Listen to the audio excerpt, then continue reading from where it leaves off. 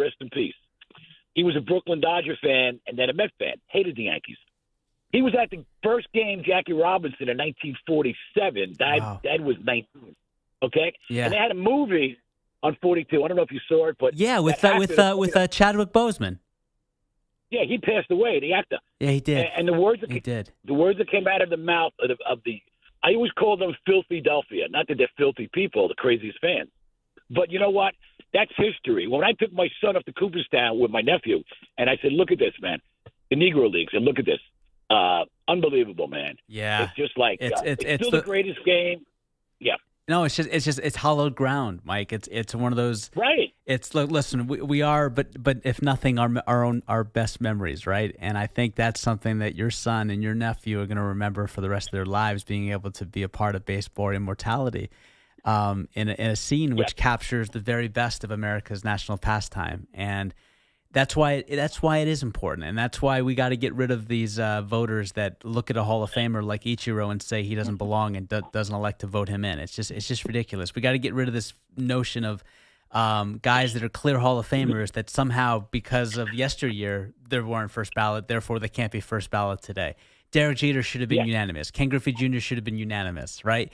There's so many guys you look at and say what they did will never be accomplished in the game of baseball again. Yet how are they not getting a unanimous vote into the Hall of Fame? So with all that being said, Mike, I mean, listen. And Mike, let me ask you something. Is there a guy you think of that comes to mind that should be in the Hall of Fame that's not?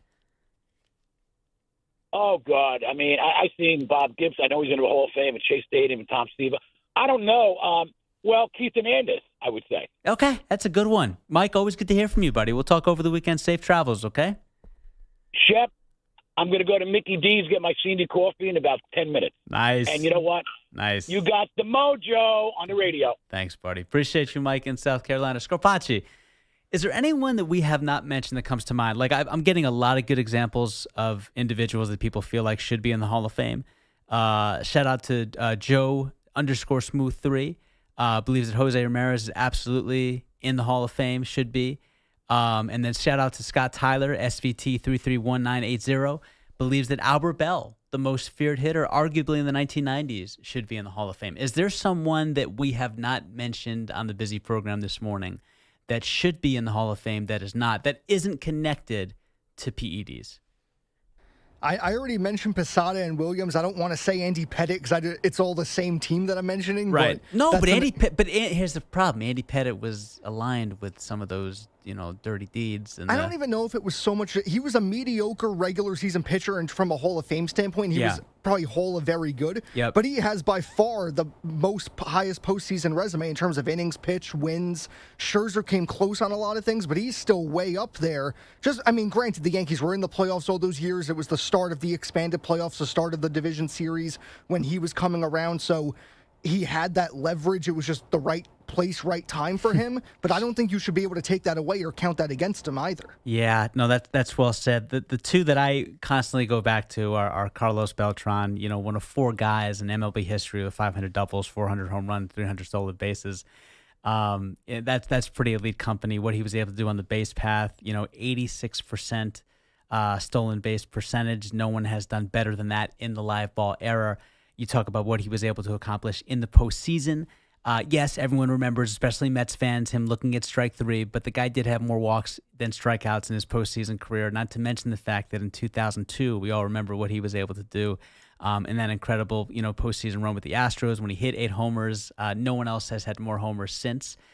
So that's pretty remarkable in a postseason single run. And then, you got to factor in the 10 gold gloves of Andrew Jones and how he's not in the Hall of Fame. Someone who's just one of 4 guys with 400 homers and 10 gold gloves. The other all first ballot Hall of Famers in Ken Griffey Jr., Willie Mays, and Mike Schmidt. Folks, it's been a pleasure to be with you these past 4 hours. My name is David Shepard. You can always follow me at Shep on Air. Special shout out to Andrew Scarpacci. Did a wonderful job on the ones and twos and producing this fine program. But do not go anywhere, folks. Maggie Perloff, they're coming up next. Be good and be good to each other. This is Shep saying I love you all. See you on Saturday, everybody.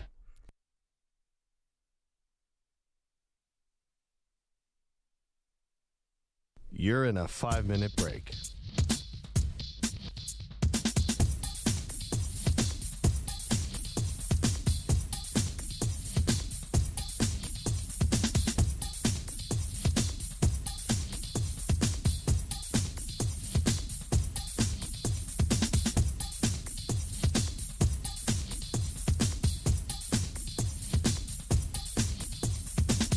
4 minutes, 30 seconds remaining.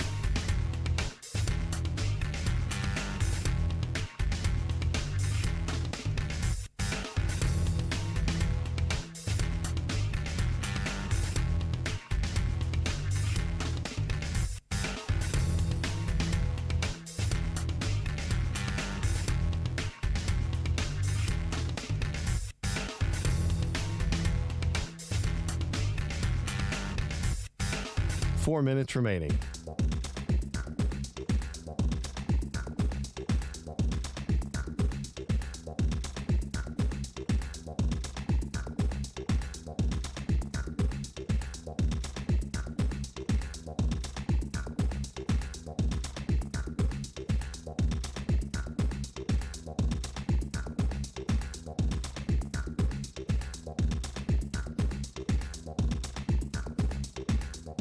Three minutes, 30 seconds remaining.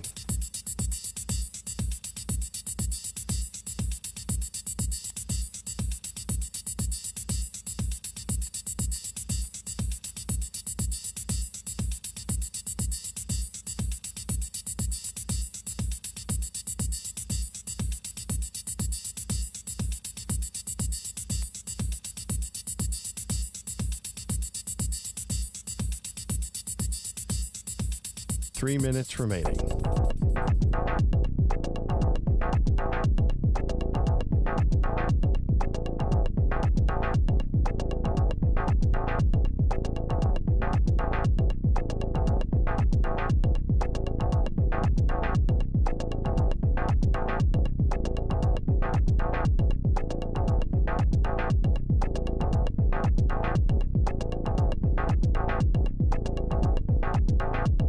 Two minutes, 30 seconds remaining.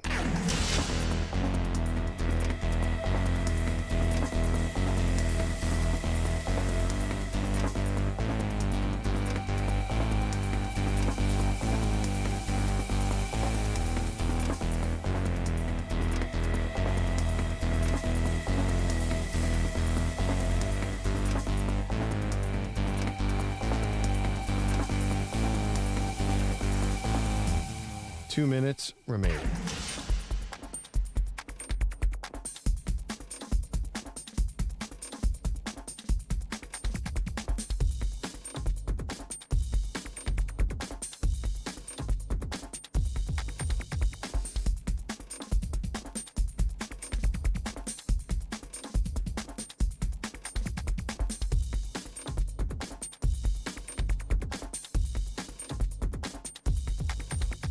One minute, 30 seconds remaining.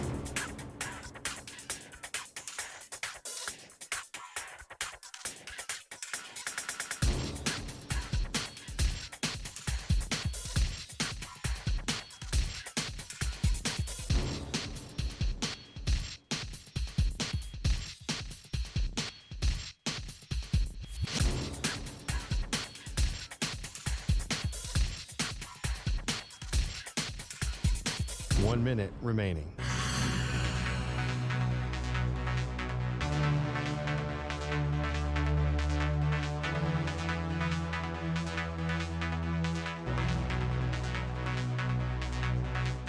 Forty-five seconds remaining.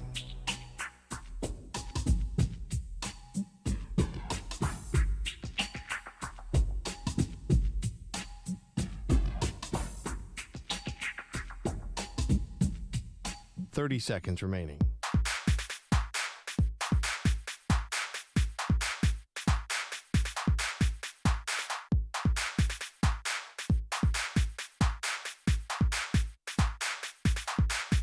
Fifteen seconds.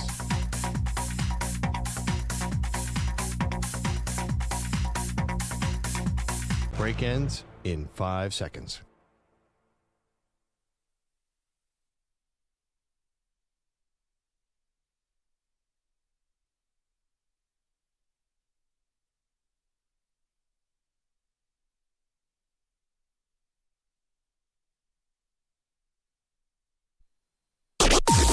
Maggie and Perloff on the Infinity Sports Network.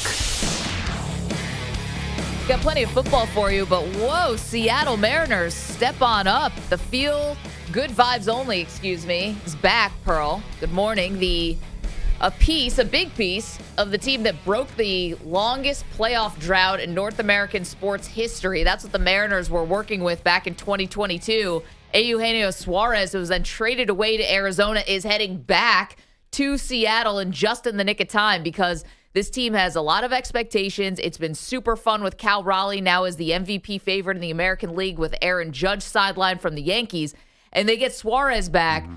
I was not stunned because, you could feel a little of this in the ether, but the Seattle Mariners just got a whole lot more interesting. Well, I mean, basically they have the Roger Maris and Mickey Mantle of our generation. We all know coming into the season that if you compare another slugger with Cal Raleigh, I'm just kidding. No.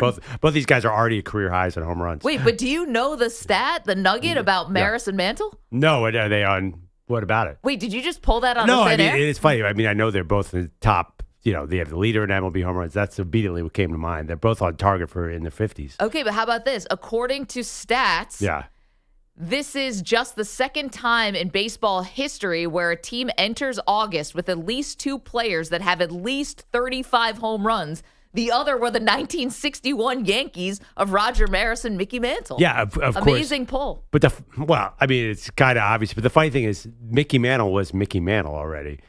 Cal Raleigh and Eugenio Suarez came out of nowhere. They are closer to Roger Maris. Yeah, I mean, Suarez, though, now has, 6 seasons with at least 35 home runs, so he's, a big deal. But he's I heard a stat, the last calendar year, he's taken his game to a level that was never, ever expected. Sure. I mean, Cal Raleigh's even more expected.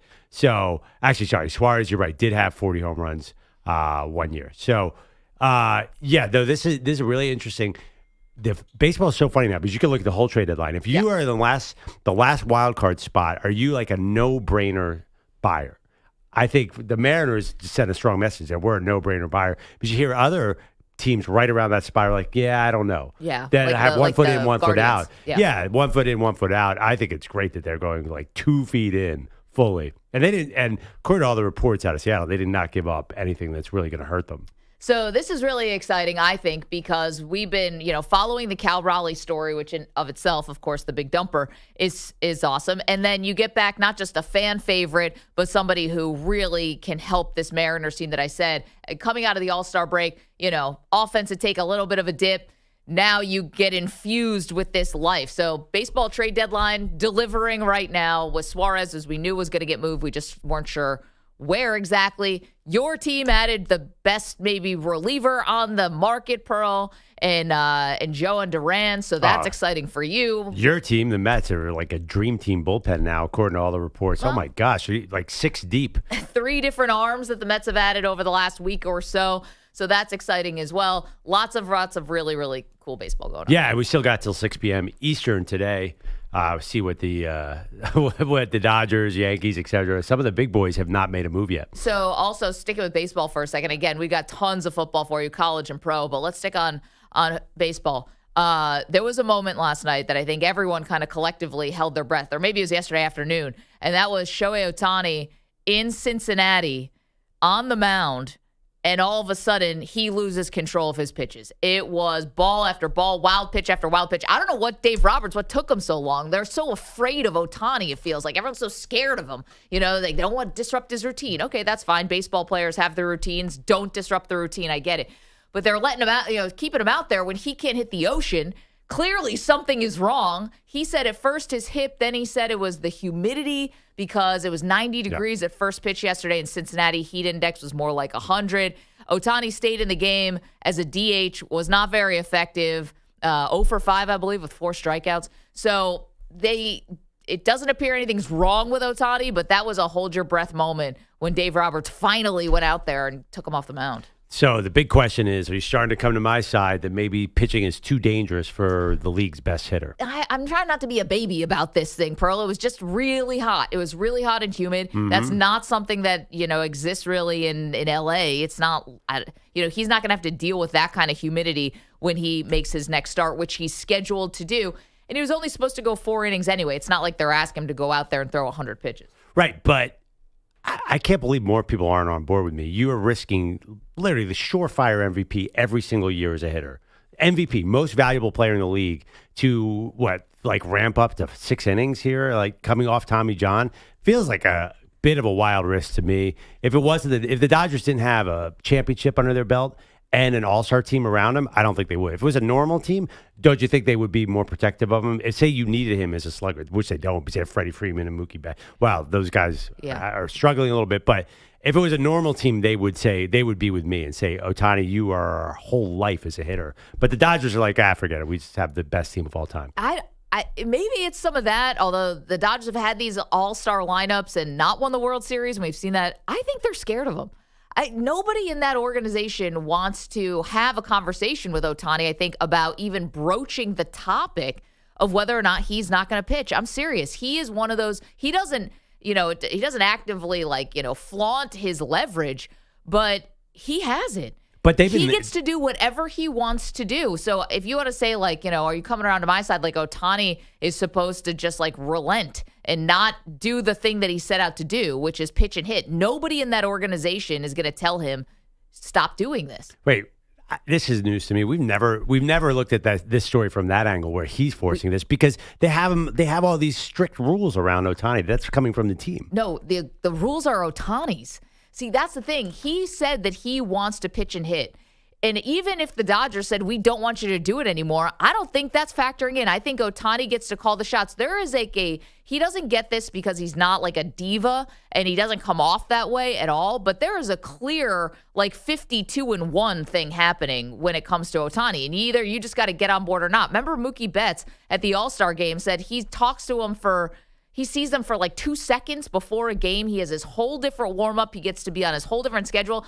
If you want to extrapolate that out, part of that sort of isolating behavior, I think, and along with the language barrier and stuff, led to his interpreter ripping him off for years trying to cover gambling debts. Nobody wanted to come to Ohtani and ask him anything. No one wants to bring anything to his attention. And he's not the only athlete who's dealt with this. But someone's taking money out of his bank account and none of his agents want to say anything. No one want to say anything. I think people just want to let him be. So what makes you think that, he's done a lot of 1 inning and 2 innings? You're saying that's the pitcher's idea and not the team telling him to come out of the game? That feels like a team move. No. I'm saying that if Ohtani wants to continue to pitch, which you don't want him to do, right? No, I want him off the mound. Right. Well, as a Phillies fan, I want him on the mound because I'm sure he's going to get hurt. But take your fandom out.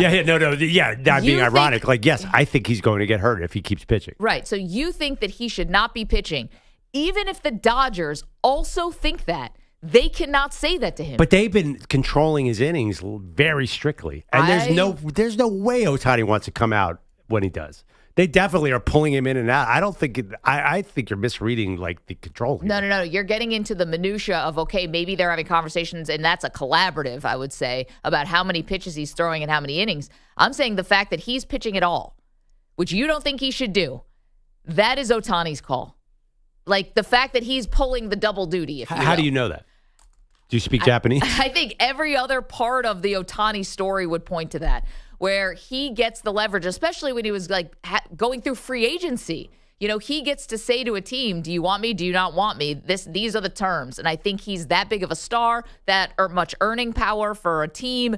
He means that much to the business side, and I think he gets to call the shots from the very small to the very large thing. Well, okay, let me ask you this question. Yeah. If you were the Dodgers, would you want him to pitch?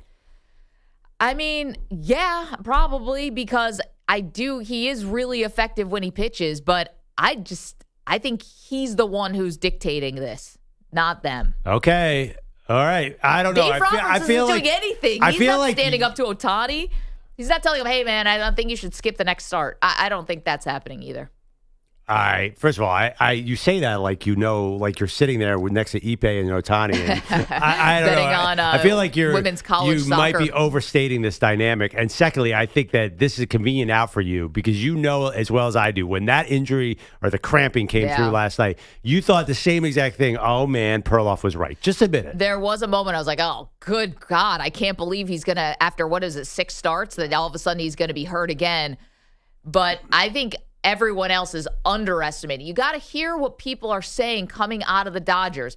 He knows his own body. He gets to determine all of his pre-game rituals. I don't think he's working, I don't think he's living by the same rules. And by the way, I don't care if he is or not. I'm not saying he has to have the same workout regimen or the same pregame routine as everyone else in baseball. I'm not saying he has to fall in line. Do you? Yeah. I'm just saying he has that power. 3 words. What? Perloff was right. Just say it. Well, not yet because he's not that hurt. Oh, it was God, just is it cramping. that hard? Is it that hard? I'll give you the credit when you've earned it. This one is a TBD.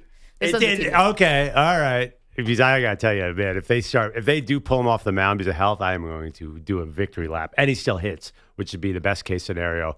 He was making his 7th start yesterday. Paul. And even so, the report, humidity and cramps. Anytime a pitcher is he's like, I couldn't feel what was going on. Like, come on, this is pitching. It's the most fragile position in all of pro sports. Yeah. Once something starts going wrong, this has to scare him and everybody else.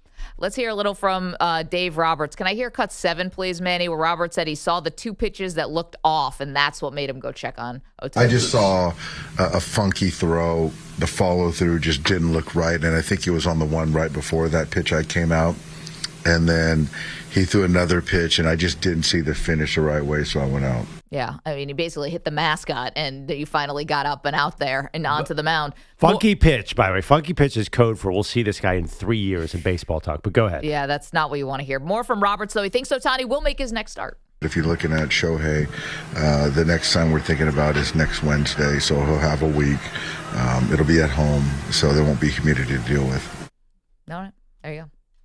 And there was nothing, he said there was nothing heading into the game that Dave Roberts was aware of that may have led to, I mean, these pitches were getting pretty wild here for Otani.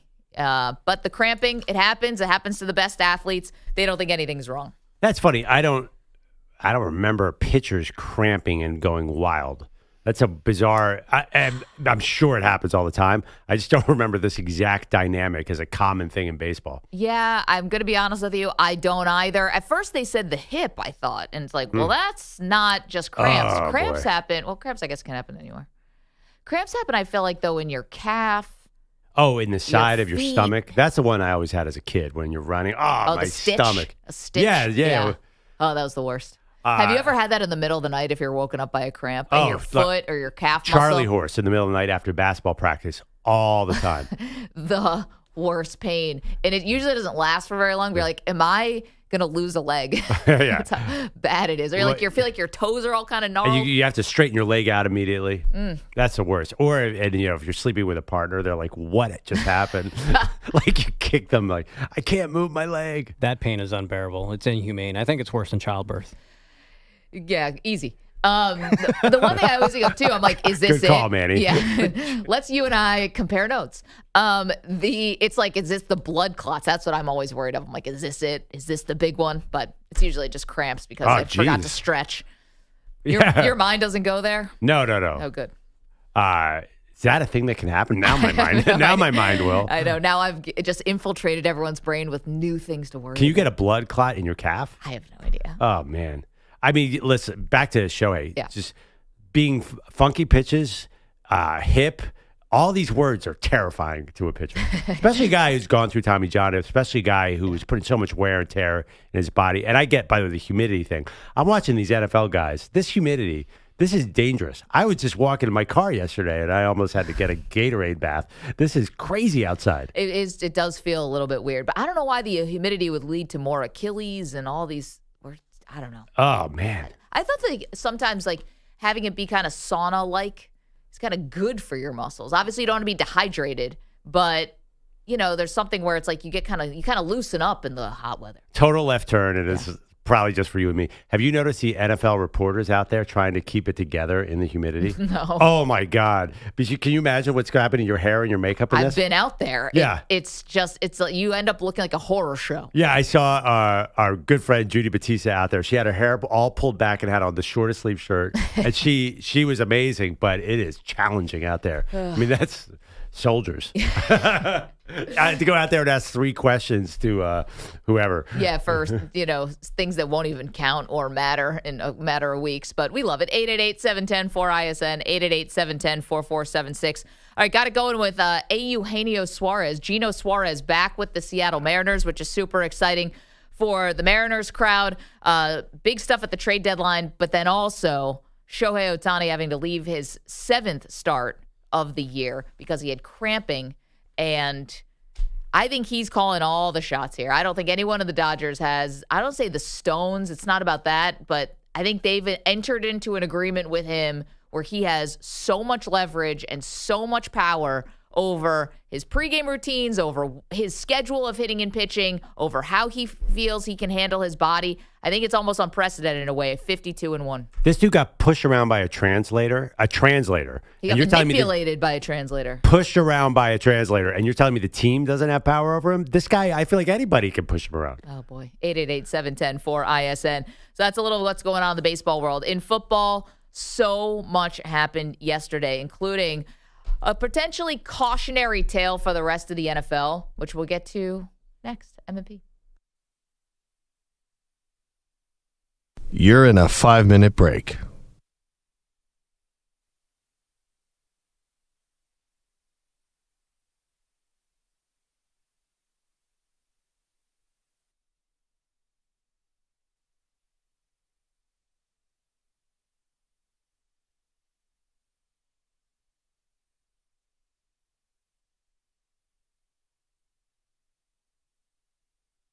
Four minutes, 30 seconds remaining.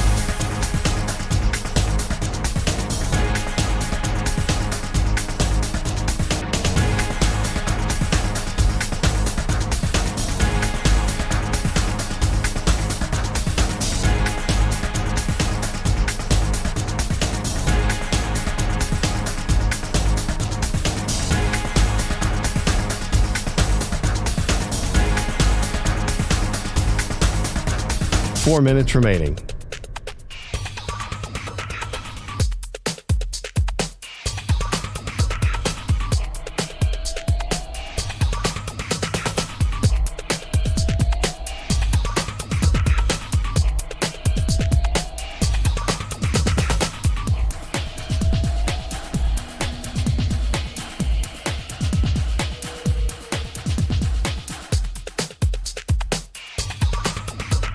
Three minutes, 30 seconds remaining.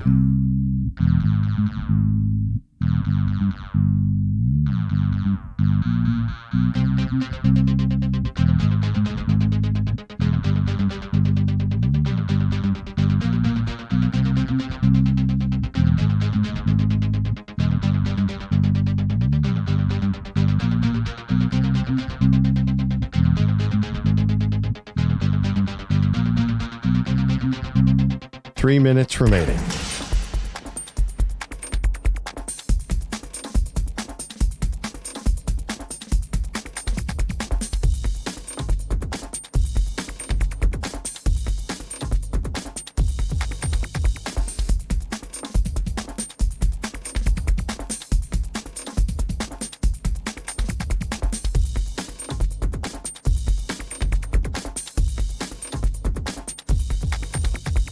Two minutes, 30 seconds remaining.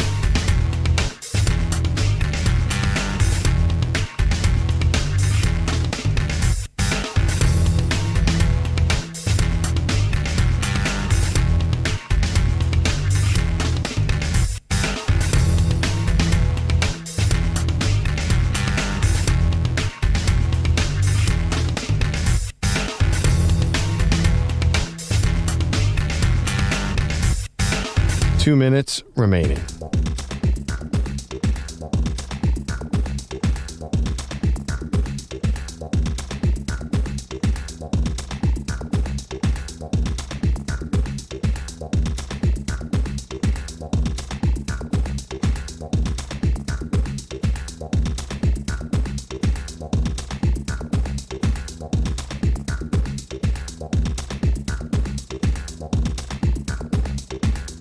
One minute, 30 seconds remaining.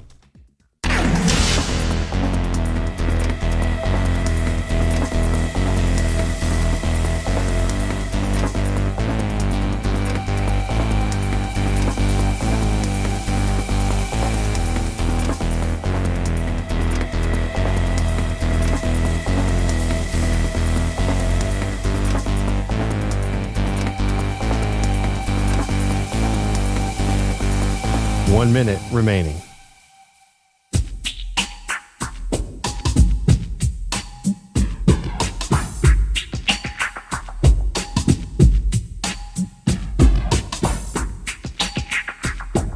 45 seconds remaining.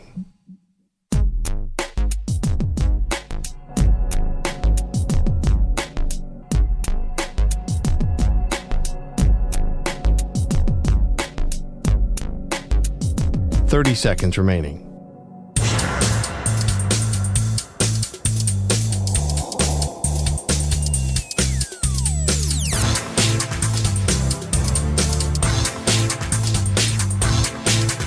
Fifteen seconds.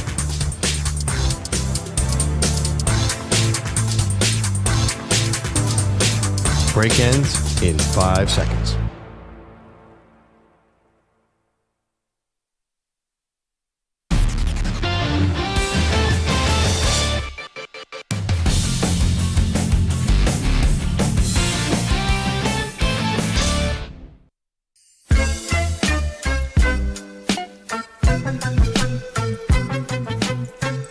Welcome back, Maggie and Perloff. Obviously, started off today with baseball trade deadline day, but it's been sort of a wild week in training camp. A lot of injuries, similar we talked about Shohei's injury. I think a lot of heat-related injuries. But it's funny, a lot of teams have had these injuries and dodged a bullet. But usually this time of year, we're talking about quarterback battles. We do not have a lot around the NFL, but a couple to sink our teeth into. Yeah, obviously the Browns is like the real headliner, right? Yeah. Those are 4 guys. I think it's going to be Flacco, but now Kenny Pickett has a hamstring, and you got Shedeur and Dylan Gabriel as the 2 rookies, and like what's going to go on there. And meanwhile, it's like Deshaun Watson kind of like floating around there, recovering from an Achilles, whatever. But that's like a crazy one. I think the one in New Orleans, stakes feel a little lower on that one, whether it's going to be Spencer Rattler or Tyler Shuck, because New Orleans is basically expected to be one of the worst teams in the NFL this season. So whoever it is may just be keeping the seat warm for the next guy. What's going on with the Colts is very interesting. Yeah. And to be honest, I don't really find Daniel Jones interesting that much anymore. But Anthony Richardson is still extremely interesting because he was somebody who was a project, clearly coming out of Florida. He had barely had any experience, but he has all the physical tools. And he came into the NFL, and he struggled. And he's owning it now, Pearl, but he's locked in this quarterback battle with Daniel Jones, and he's in danger of losing not just the starting job, but maybe, I don't say his football career, but like we're kind of there right now. And I want to blame the Colts a lot for this. I do. I really do. I want to blame Shane Steichen. I want to blame the Colts and say, what do you think was going to happen? You brought a guy in who had 13 starts or whatever of Florida, who we knew was a project, and you threw him out there, to get eaten by the Wolves in the NFL. What'd you think was going to happen? Well, now the GM is blaming that on the since deceased owner, Jim Irsay. He's not here to defend himself. Said it was an owner's decision to start Anthony Richardson right away. Convenient when, he can no longer be here to have a rebuttal. But Anthony Richardson, I think, still has to own a lot of this.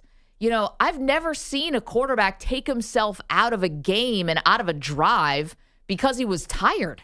It's just, you don't see something like that. You get knocked out, okay, gosh, I mean, that's the worst. But just because you're fatigued, like, he wasn't taking the job seriously. So you're saying that was so significant to you that you're kind of selling on the career? Well, he got benched because of that. So it was significant to everybody. But no, he's got a lot of ground to make up. Like, I want to blame the Colts for all of the failures up to this point, but I think Richardson really has to own a lot of this.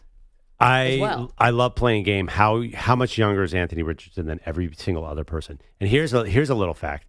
The three rookie quarterbacks last year, Bo Nix, Michael Penix, and Jaden Daniels were all born in the year 2000. Okay. Interesting. Yeah. Anthony Richardson, who's 2 years in, was born in the year 2002. He is so much. I mean, he should be coming out now. There's no reason he should have started. I think the Colts, to their credit, have admitted that was a massive mistake. Yeah. Blaming it on the deceased owner is a little weak sauce. I agree with that. But it was a major mistake. He is still so young. There's still so much future with this guy. I just think you can't hold him to the fire for what happened between the ages of 20 and 21. He was just too young. He shouldn't have been out there. You're right. I blame it on the team. I'm not going to bury him because of that. Well, he still has time to make up for this, but I ask you, is the team actually giving him a fair shake? They brought in Daniel Jones, and they pay him like $15 million. That's a lot for a backup. It's not insignificant, money, and they're locked in this quarterback battle. Daniel Jones has, 7 years of experience, 6 years of experience on him. But all the indications are that Richardson's doing really well in this quarterback battle. The other thing, Richardson has had major problems staying healthy. So that is not so just is Jones. That was not just to push him. That was also like, oh well, this guy runs and he's a massive target out there that keeps getting hurt. Yeah, so does Daniel Jones, who had a back issue. Yeah, well, maybe Manny knows all about it as a Giants fan. Put two half-injured guys together, you get one home, Maggie. You know what's so funny about Anthony Richardson too?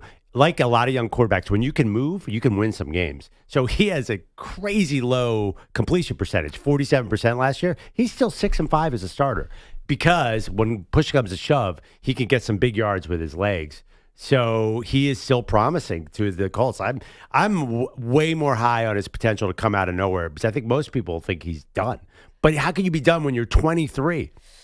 I'm just wondering, did Tom Brady kind of tell us all about this 2 years ago? And maybe he said even before then, but that's when it got a lot of attention. Like, Tom Brady was at Fanatics Fest 2 years ago in New York, and you and I happened to be there sitting in the crowd as he was talking about and sort of complaining, lamenting the state of both college football and the pros. And he said, for college football, nobody runs a system anymore. Okay. Nobody runs a system anymore, right? And nobody's running pro style, which what he ran when he was at Michigan and learned, prepared him for the next level. Now guys are just running an offensive system. EJ, we got some audio of that. Here's Tom Brady last year. I actually think college players were better prepared when I came out than they are now. Wow. Just because so many coaches are changing programs. And I would say there's not even a lot of college programs anymore. There's a lot of college teams, but not programs that are developing players. So as they get delivered to the NFL, they may be athletic, but they don't have much of the skills developed to be a professional.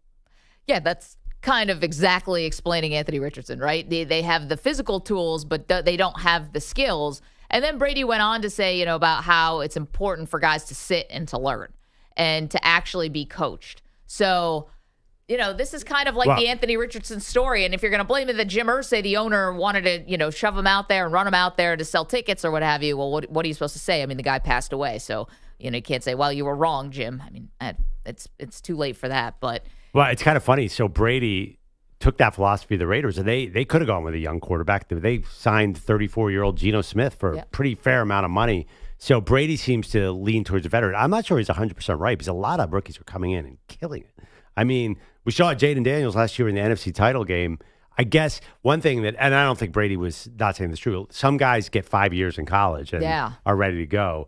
And that's just factually not true. He came in the league in 2000. Quarterbacks are way ahead of where they were in 2000. They're coming in the league 50 times more prepared than 2000. There's just no doubt about it. Young quarterbacks are killing it compared to them. Yeah, the one thing about that, though, is are they more prepared, or are the NFL teams kind of catering to them? Because I think a lot of guys come in, and you can watch some of John Gruden's quarterback stuff when he talks to the young guys before they get drafted. And Jackson Dart had a famous one that made the rounds when he got drafted that he couldn't call a play. He's one clap. Or two claps. They all know, right? But that's been 2 decades of spread offense. I mean, ever since Art Briles got to Baylor, that's been the thing, right? And it held guys back. But yeah, that was our pal Greg Giannotti over on WFAN. Yeah. But here's the thing. Yeah. Now the NFL will cater to that, right? Yeah, now the NFL stole that from college. Right, and Tom Brady's saying, when he was probably doing the whole spider 2-wide banana by the time he got into the NFL. You're actually coming in with play calls. Right, but you're getting in and out of huddles. But the passing game is so much more advanced because kids are all playing 7-on-7. What Jaden Daniels did last year, that was not happening in 2000. David Carr came in the league, was the number 1 pick in 2002 coming out. I assume a spread at Fresno State. It's just a different game. Quarterback, would you agree? Look at the young quarterbacks in the league right now. They're incredible. Let's get to Andrew Bogusch, who's got the latest updates for us. Good morning, Bo. Guys, good morning. Your headlines are sponsored by Progressive Commercial Insurance. Protecting small businesses with affordable coverage options. Get a quote today at progressivecommercial.com. It was in the New York Post, baby. The run-up to baseball's trade deadline at 6 Eastern today, not disappointing. While many of us were sleeping, the Mariners reunited with third baseman Eugenio Suarez, sending 3 prospects to Arizona.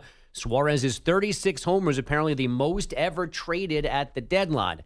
But the Mariners didn't win their game last night. 0-1 pitch, Wu delivers, and that one's one drive to deep left field. That'll be his second home run in as many at-bats. It's 5-3 Athletics. That's Miguel Andujar, who P.S. one of the failed Yankee prospects. 2 solo homers in the A's 5-4 win over Seattle. The M's dropping into a tie with the Rangers for the last wildcard spot in the AL. Texas avoiding a 3-game sweep in Anaheim with a 6-3 win. Miguel Andujar still plays in the United States? Yeah, how about that? Oh, my God. You learn something new every day. There's like a whole probably like podcast investigation series you could do on all of these guys the Yankees told us were great, never traded them. Hosted by Sean Marash. Real people, and then those guys turned into nothing. Can you call it Greg Bird's life? Oops. Oh, man. A bird's hey, life? That's baseball, Susan. These Sorry, Gleyber Torres leading off the All-Star game, by the way. A Bird's Life? That's a great name, Maggie. Came off the top of your head. You're welcome. America. Andujar might have been one of the guys that they didn't trade for Garrett Cole when he went to the Astros. Hey, man, Miguel Andujar was a runner-up, one of the runners-up for Rookie of the Year. So, I mean, I don't know. That's a hell of a trade piece that the Yankees had. And now you didn't even know he still had a job. That's right, yes. Okay. I was sure he was playing in Korea. That Suarez trade, by the way, came after the Mets sent out 6 players to get Cardinals closer Ryan Helsley and Giants reliever Tyler-Rogers. His twin brother Taylor went from the Reds to the Pirates yesterday, with Cincinnati getting back third baseman Ke'Bryan Hayes. And the Phillies took a big swing, sending 2 top 10 prospects to the Twins for closer Juan Duran. GM Dave Dombrowski saying maybe the best part of the deal, Duran under contract for multiple more years. We would not have paid this price for a rental. So that's what really is a difference for us. So not only this year, but 2 more years, 2 more seasons after this. So if we were talking a pure rental, we would not have traded these players for that. The Phillies made the move while waiting out a long rain delay in Chicago. Then they lost to the White Sox 9-3. By the way, on the Rodgers trade, you know how much bragging rights Tyler now has? He's like, I'm going to the Mets. You're going to the Pirates, bro? No. Yeah, 2 brothers. Yeah, have fun. Have fun over there, buddy. Losing 110 games or whatever. I would be, as a brother, I would be talking so much smack. You're not sad for your brother that all of a sudden you're going to, a non-contender? I would be talking a lot of trash. I would. I'd be like, yo, you both get traded, which is already kind of a harrowing thing. But you're like, okay, I'm going to the Mets. Okay, moving to the other side of the coast. But at least I'm playing for a winner. Where'd you get traded to? The Pirates? How about this, though? Kick, save, and a beauty. Maybe Livy Dunn has a friend. Now you're in Paul Skeens' world. There you go. Oh, God. Well, for 10 more days. So you trade again. Yeah. Yeah, or whatever. 10 hours. Yeah. But still, he might get the last laugh here. You think Paul Skeens is welcoming Taylor Rogers to the squad? Like, hey, welcome to the squad, buddy. Let's go out. Go Bucks. Inner circle. Swing by the apartment. Livy's friends are in town. Who do you want to be, E or Turtle? Yeah, Taylor Rogers is definitely like 34 years old, too. Like, definitely He's probably not. married as well. There's a Mrs. Rogers shedding a single tear right now. And you're not the only Rogers in Pittsburgh. Get to that a little bit later. Think of that. That is true. As you guys mentioned to start the show, a scare last night for the Dodgers. Shohei Ohtani pulled from the mound after throwing 6 straight balls to start the 4th inning in Cincinnati. The team eventually said Ohtani was dealing with cramps in his hip. He stayed at DH and went 0 for 5 in a game the Dodgers lost 5-2. At the moment, Ohtani is scheduled to make his next start. I'm sorry, just our own Andrew Kaplan putting in our Slack chat. Seems pretty common here. Tyler Glasnow, Casey Mize, both guys who have dealt with cramps in their lower leg while pitching because of dehydration. And that's where Ohtani's cramp was? That's what he's saying. Who's saying? Kapase or Ohtani saying? No, Ohtani. And the Dodgers. Yeah, Dave Roberts. Oh, okay. Apparently, you could have seen he was like massaging the hip or even like punching it. So like there were signs that that's where the problem was. In like going back and like looking over the last couple of pitches, you could see him apparently trying to like mess with his hip and loosen it up. Oh, I thought you said lower leg. No, the first they said hip, then they said leg. Some of these have been lower leg, like Tyler Glasnow. I'm just saying it does happen. Yeah, I mean, I think you have a cramp anywhere in your leg. Like, I mean, I assume like when it's hip, it's probably glute area too, probably as well. Sorry, Casey Mize was full body cramping. Oh my God, that sounds petrifying. Yeah, it always reminds me of LeBron James in the finals against San Antonio when the air conditioning went out. That's like a huge conspiracy theory in sports. Have you guys ever pulled that thread a little bit? And you're bringing it up. I mean, anytime you talk about cramping, right? Have you ever heard like all the details about that? Oh yeah, definitely. That story's been out there forever. I mean, obviously the famous one is Boston Garden. Yeah, Boston Garden is another one, and the San Antonio. All the factors that had to go in to the Heat and how that played right into the San Antonio Spurs lap, and how they happened to have a giveaway that night that was fans, like that you could fan yourself. I don't know a lot about this. This is my day's I've got some literature in my car that will change your life on this one. This one is not a Maggie Gray special. This one is This one's widespread. This is actually a Greg Popovich special. Yeah, it's right up there with JFK. When you said full body cream, though, it made me think of those like marathon runners, the triathletes that are like getting to the finish line and they're like literally falling apart. Ugh. I don't like that.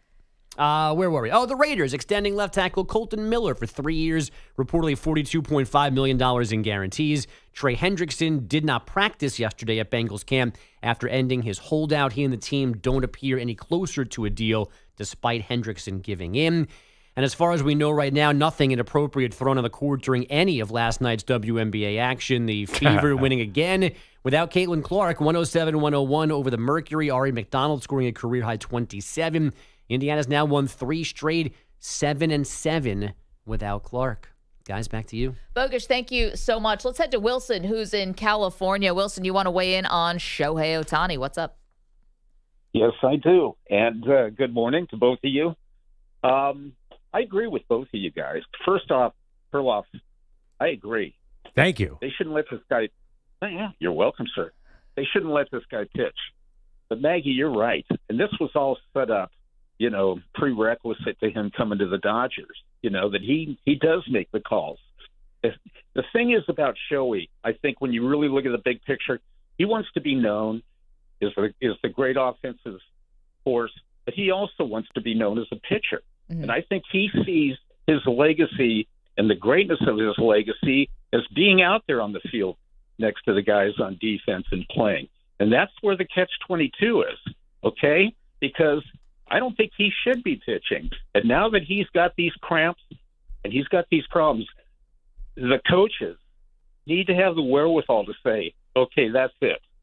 Yeah, but Wilson, I don't think they're going to, I mean, obviously, if he's in danger of really hurting himself, and thank you so much for the phone call, then I guess, but I don't think they're going to say anything to him. And Wilson's right. Like Shohei, there's a lot of great baseball players and multiple-time MVPs, but there's only a couple baseball players that are immortal.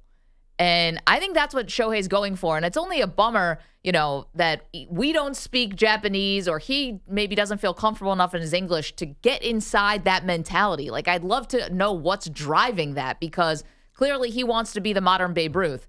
And, someone who's going to live on long after, he's actually done playing baseball. Yeah, I think he could do it as a hitter, because the all-time MVP record is Bonds with 7, which is totally flawed because of the PEDs, and Shohei's already got 3, and he's 30. He could, at this pace, it feels like he was going to win the MVP every year. If he put together 8 MVPs, isn't that enough? I don't know. I don't. In his mind, no. But I'd love to know, what is that in his brain that is causing this? We'll leave it there. Thank you so much, Bogusch. Coming up, we do have Aaron Rodgers back on the mic, and Mike Tomlin, both talking about their bromance. It's Kaiser Sose. Their words, not mine. Maggie Perloff. Monkeys never claps.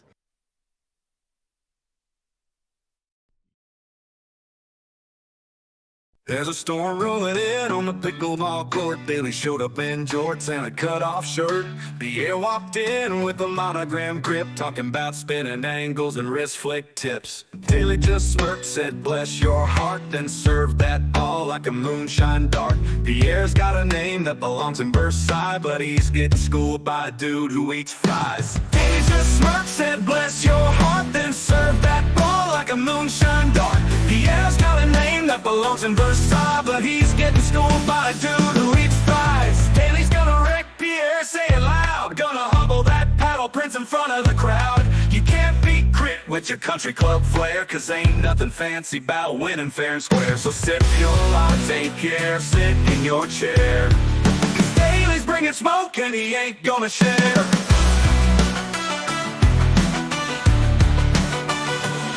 Pierre's wearing wristbands, got strategy charts. Daly's just playing with pure backwoods heart. He don't need top spin, he don't need grace. Just a greasy breakfast and a steel game face. He dunked, he smashed that serve. Pierre backed off, didn't have the nerve. They say it's just a game, but not to Daly. He's playing for pride and a biscuit with gravy. Pierre sounds like a perfume. Daly sounds like a man who chops wood at noon. Daly's resurrect, Pierre Montes Day. That snooty spin shot's getting blown away. You bring your finesse, he'll bring the boom and send that pickleball straight to your ballroom. So next time you serve, let's say a prayer, cause Daly's coming and he don't fight fair. Pierre's probably still Googling what's a dinker.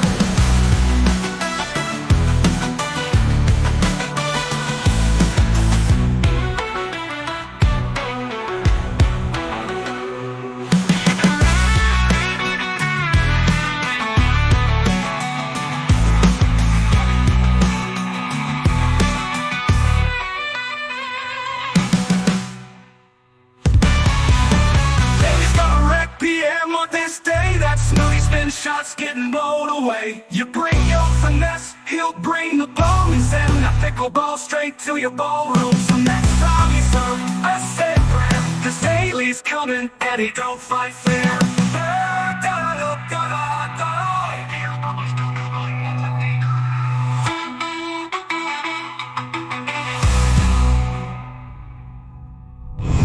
There's a storm rolling in on the pickleball court, Daly.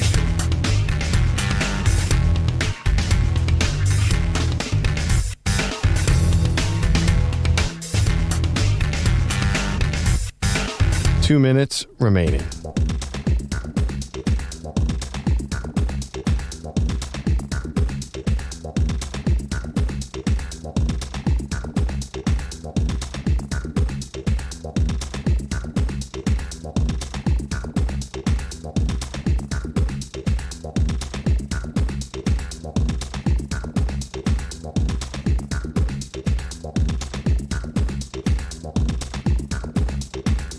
One minute, 30 seconds remaining.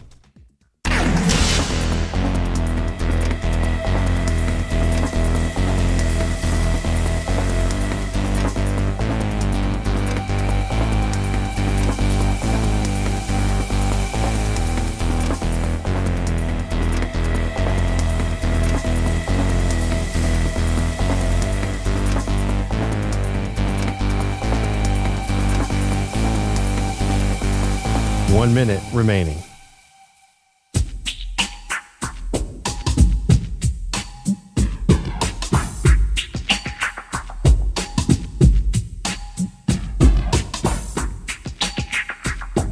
.45 seconds remaining.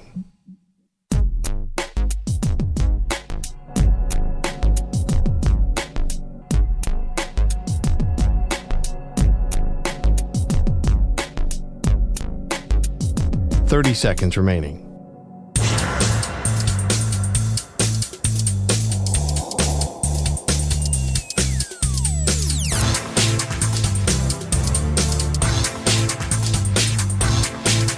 .15 seconds.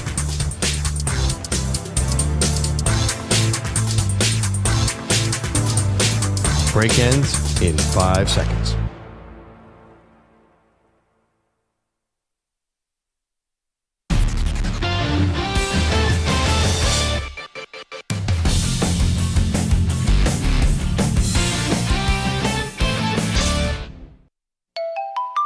What the is Aaron Rodgers up to today? Don't be a freaking weirdo. Too late. What's Aaron Rodgers up to? Yesterday, Pro, was an appearance on the Pat McAfee show in Latrobe. Yep. In front of a live audience. Very pro Rodgers. My dog. And it looked like a very fun interview. He's talking about Iron City beer and, doing the whole I've been here, I know everything about Pittsburgh type of thing. So ingratiating himself to the fans, which is cool. We'll play you a little Rodgers, but first, how about some Mike Tomlin, who was also on McAfee, talking about the recruitment of Rodgers. Called it a bromance. It was kind of a bromance, you know what I mean? No, for me, man, I was just excited to get to know the guy on a personal level. And so that's how I viewed it. Man, we had some cool and interesting conversations about football, about life, about where he is in his career and what he was potentially looking for.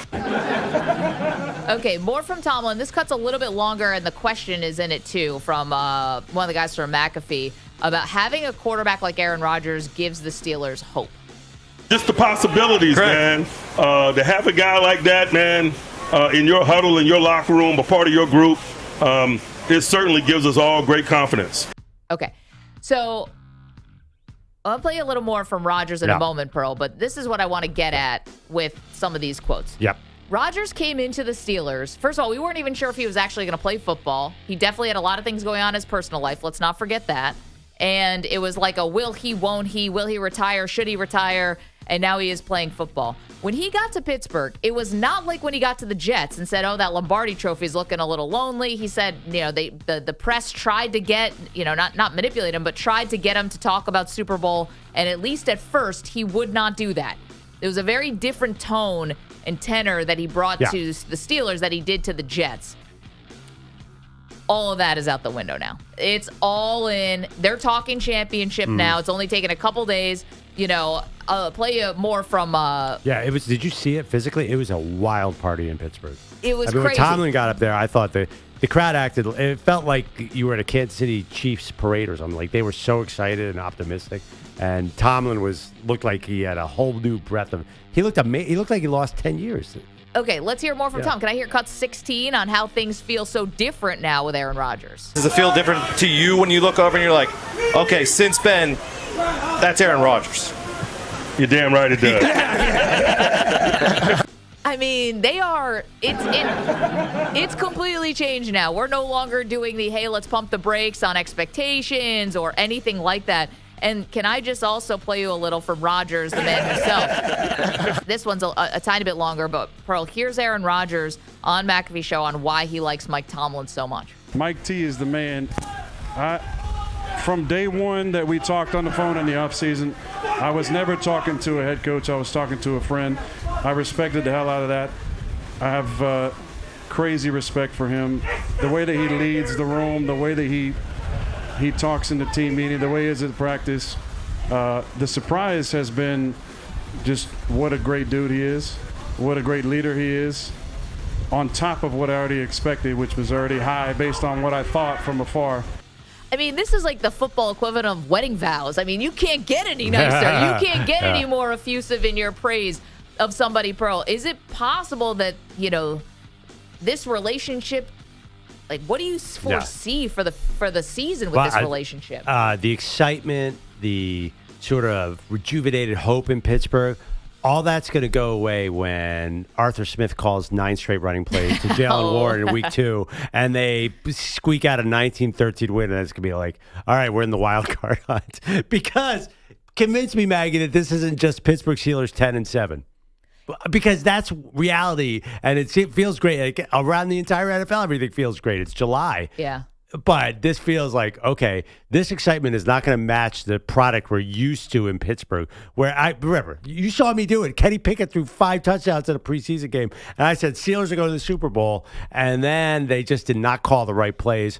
Mike Tomlin, I don't know, like new Mike Tomlin still wants to win with defense, so all this excitement, I doubt it will be matched on the field consistently next season. See, I don't know if it matters necessarily how it looks. Like, does Rodgers have to be an MVP candidate and him throwing 40 touchdowns? Like, I as long as they're winning, I just think it's crazy how there was some tepid, like, is this going to work or what is the actual expectations for the Steelers? That was like 2 weeks ago.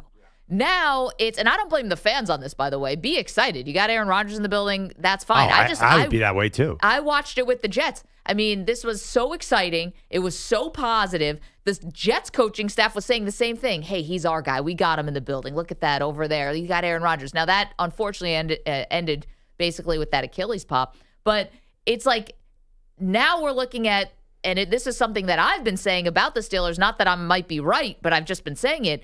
They think this is an all-in year. Yeah. They are now looking at Super Bowl, and I thought that was the case. Yep. With the moves they've made, it's been very different. Trading for DK Metcalf is not a move that we generally see out of the Steelers. Bringing in Jalen Ramsey, we're still not even really sure why that would happen for Minkah. I mean, they didn't want to pay Minkah Fitzpatrick, I guess, but it's like all these moves, that we were not used to with the Steelers. They're looking all in. I don't know. Like, you say they're looking all in. You think the Steelers believe that? Because nobody on the outside believes that. They do. They have to, doing what they did yesterday. That has to change your perspective. But they of what had they excitement last year. And let me read you the first. You say it doesn't matter how it looks. The first 3 weeks last year, they beat Atlanta 18-10, Denver 13-6, and the Chargers 20-10 with Justin Fields. Do you think everyone was like, it mattered how it looked then? It mattered to the point where they're like, well, we won these games, but that didn't look good. And the fans are like, oh, God, here we go again. I don't know. I remember when Russell Wilson was a sneaky MVP candidate, people were talking about it because I think he went 5-2 or whatever when he first took over from Fields. I honestly, but they always land the plane at 10-7. And until you show me something different, I just can't understand. Yeah, fans are excited in August, but the reality is, and ask our buddy Andrew Filipponi in Pittsburgh. I think a lot of fans think, oh, this is definitely headed to the same place where we've been stuck under Mike Tomlin, which is wild card and gone.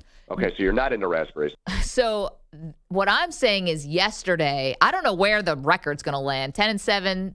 I do, 10-7. That's fine. Getting to the playoffs is fine. What I'm saying is this went from let's see how it goes, and this is almost like a match made out of convenience because where was Rodgers going to go and what were the Steelers going to do with a quarterback? They had literally nobody, Mason Rudolph and, a draft pick, a late-round draft pick.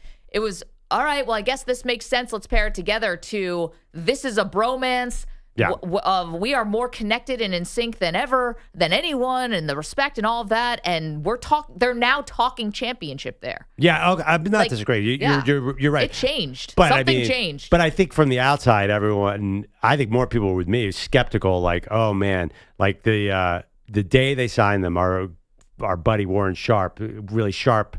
No pun intended. NFL analyst said Mike Tomlin has never met a 10-7 season he doesn't love. Yeah. And that's what Aaron Rodgers feels like at this point of his career. Like he's going to be good, not great. I feel like the Steelers look good, not great. And all in, like they went all in with DK Metcalf. But you look at the rest of their roster, they have a lot of young guys. I don't feel like they're any different than they've really been the last 5 years. Can I say one more thing? I learned a new word yesterday that I didn't know. I don't know if Merriam-Webster is acknowledging this, but I had never heard the term SWAS. What? Say it again? SWAS. So I don't know what SWAS is. One of the guys on McAfee. Manny, play cut 14, please. This is Aaron Rodgers talking about working with center Zach Frazier. Sweet West Virginia boy, Zach Frazier. Hopefully he has a towel for you today with all that swass that's probably going on. No, he's actually a light sweater, so we're good on that. Wow. We're good on that. Is he getting the ball up to you yet? Yeah, at least back there it's light, Oh. Yeah, sorry. That was Is that Boston Connor? That was definitely Connor. SWAS. Yeah. So sweat. Yeah, sweat in your butt. Yeah. I didn't know that because Tom Brady, or not Tom Brady, one of Tom Brady's former centers told a story. Ted Karras told a story recently on Julian Edelman's podcast about how Tom Brady once put baby powder on his butt. And I thought that story was 100% fake. Turns out it may have been true. Oh, yeah, definitely. I thought it was true. I read recently Tom Brady was obsessed with having a dry center. Yeah, it was Ted Karras who was telling this story. Yeah.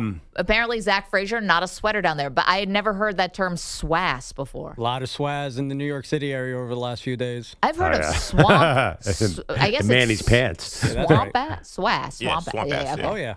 Hey, I have a question for you though, Maggie. Yes. What a linguist that Boston Connor. So even if the Steelers fans are excited, are you excited? I think that's an important question too. Like just because the fans are excited, like honestly, like if anybody thinks that this is a Super Bowl team, you have to rush to your sports book now.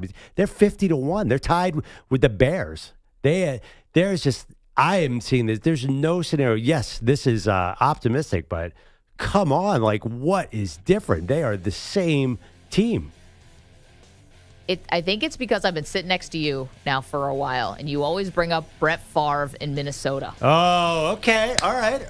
Now, okay. And there's a little part of me that can't ever really quit Aaron Rodgers and his ability because I watched him my whole life be awesome. Right. I'm back in. All right, coming up, from the old guy at training camp to the very young guy at training camp. Get to that next.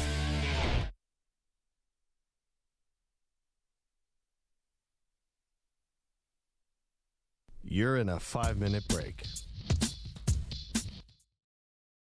There's a storm rolling in on the pickleball court. Bailey showed up in jorts and a cut-off shirt. Pierre walked in with a monogram grip, talking about spinning angles and wrist flick tips. Daly just smirked, said bless your heart, then served that ball like a moonshine dart. Pierre's got a name that belongs in Versailles, but he's getting schooled by a dude who eats fries. Daly just smirked, said bless your heart, then served that ball like a moonshine dart. Pierre's got a name that belongs in Versailles, but he's getting schooled by a dude who eats fries. Daly's gonna wreck Pierre, say it loud. Gonna humble that paddle prince in front of the crowd. You can't beat grit with your country club flair, cause ain't nothing fancy about winning fair and square. So sip your latte, Pierre, sit in your chair, cause Daly's bringing smoke and he ain't gonna share.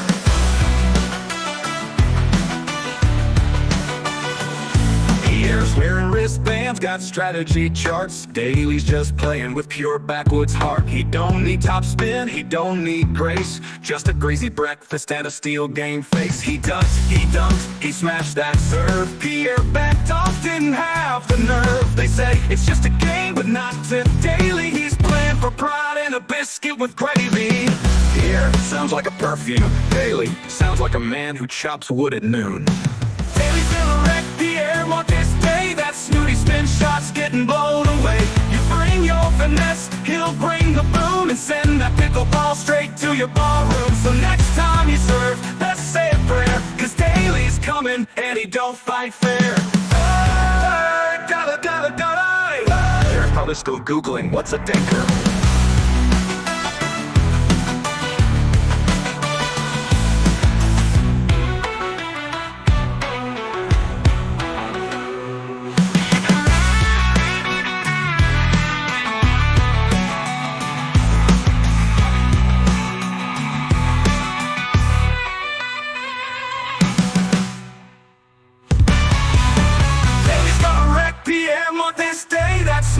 Shots getting blown away. You bring your finesse, he'll bring the boom, and send that pickleball straight to your ballroom. So next time you serve, I say prayer, cause Daly's coming and he don't fight fair.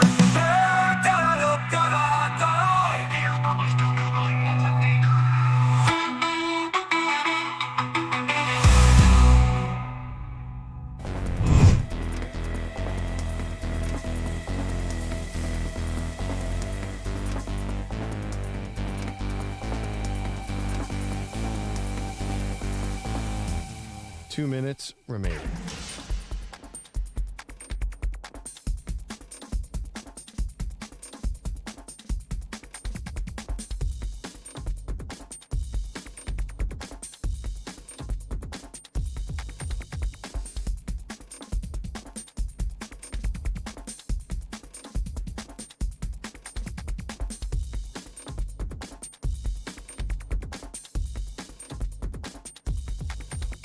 One minute, 30 seconds remaining.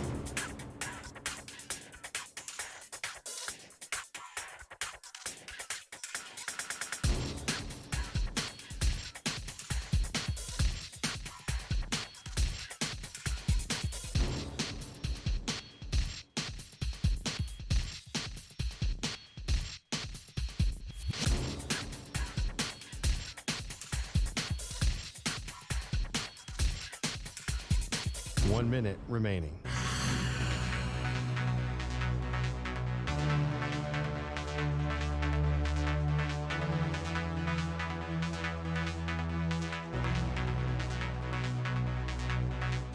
Forty-five seconds remaining.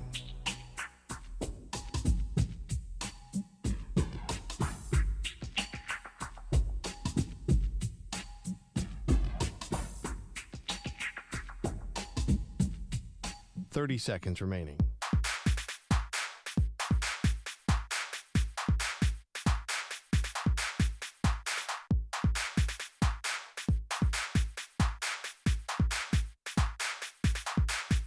Fifteen seconds.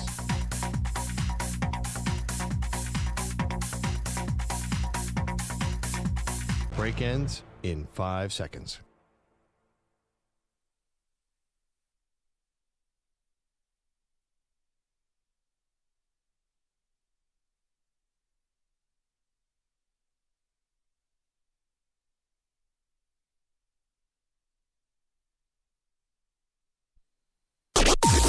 Maggie and Perloff on the Infinity Sports Network.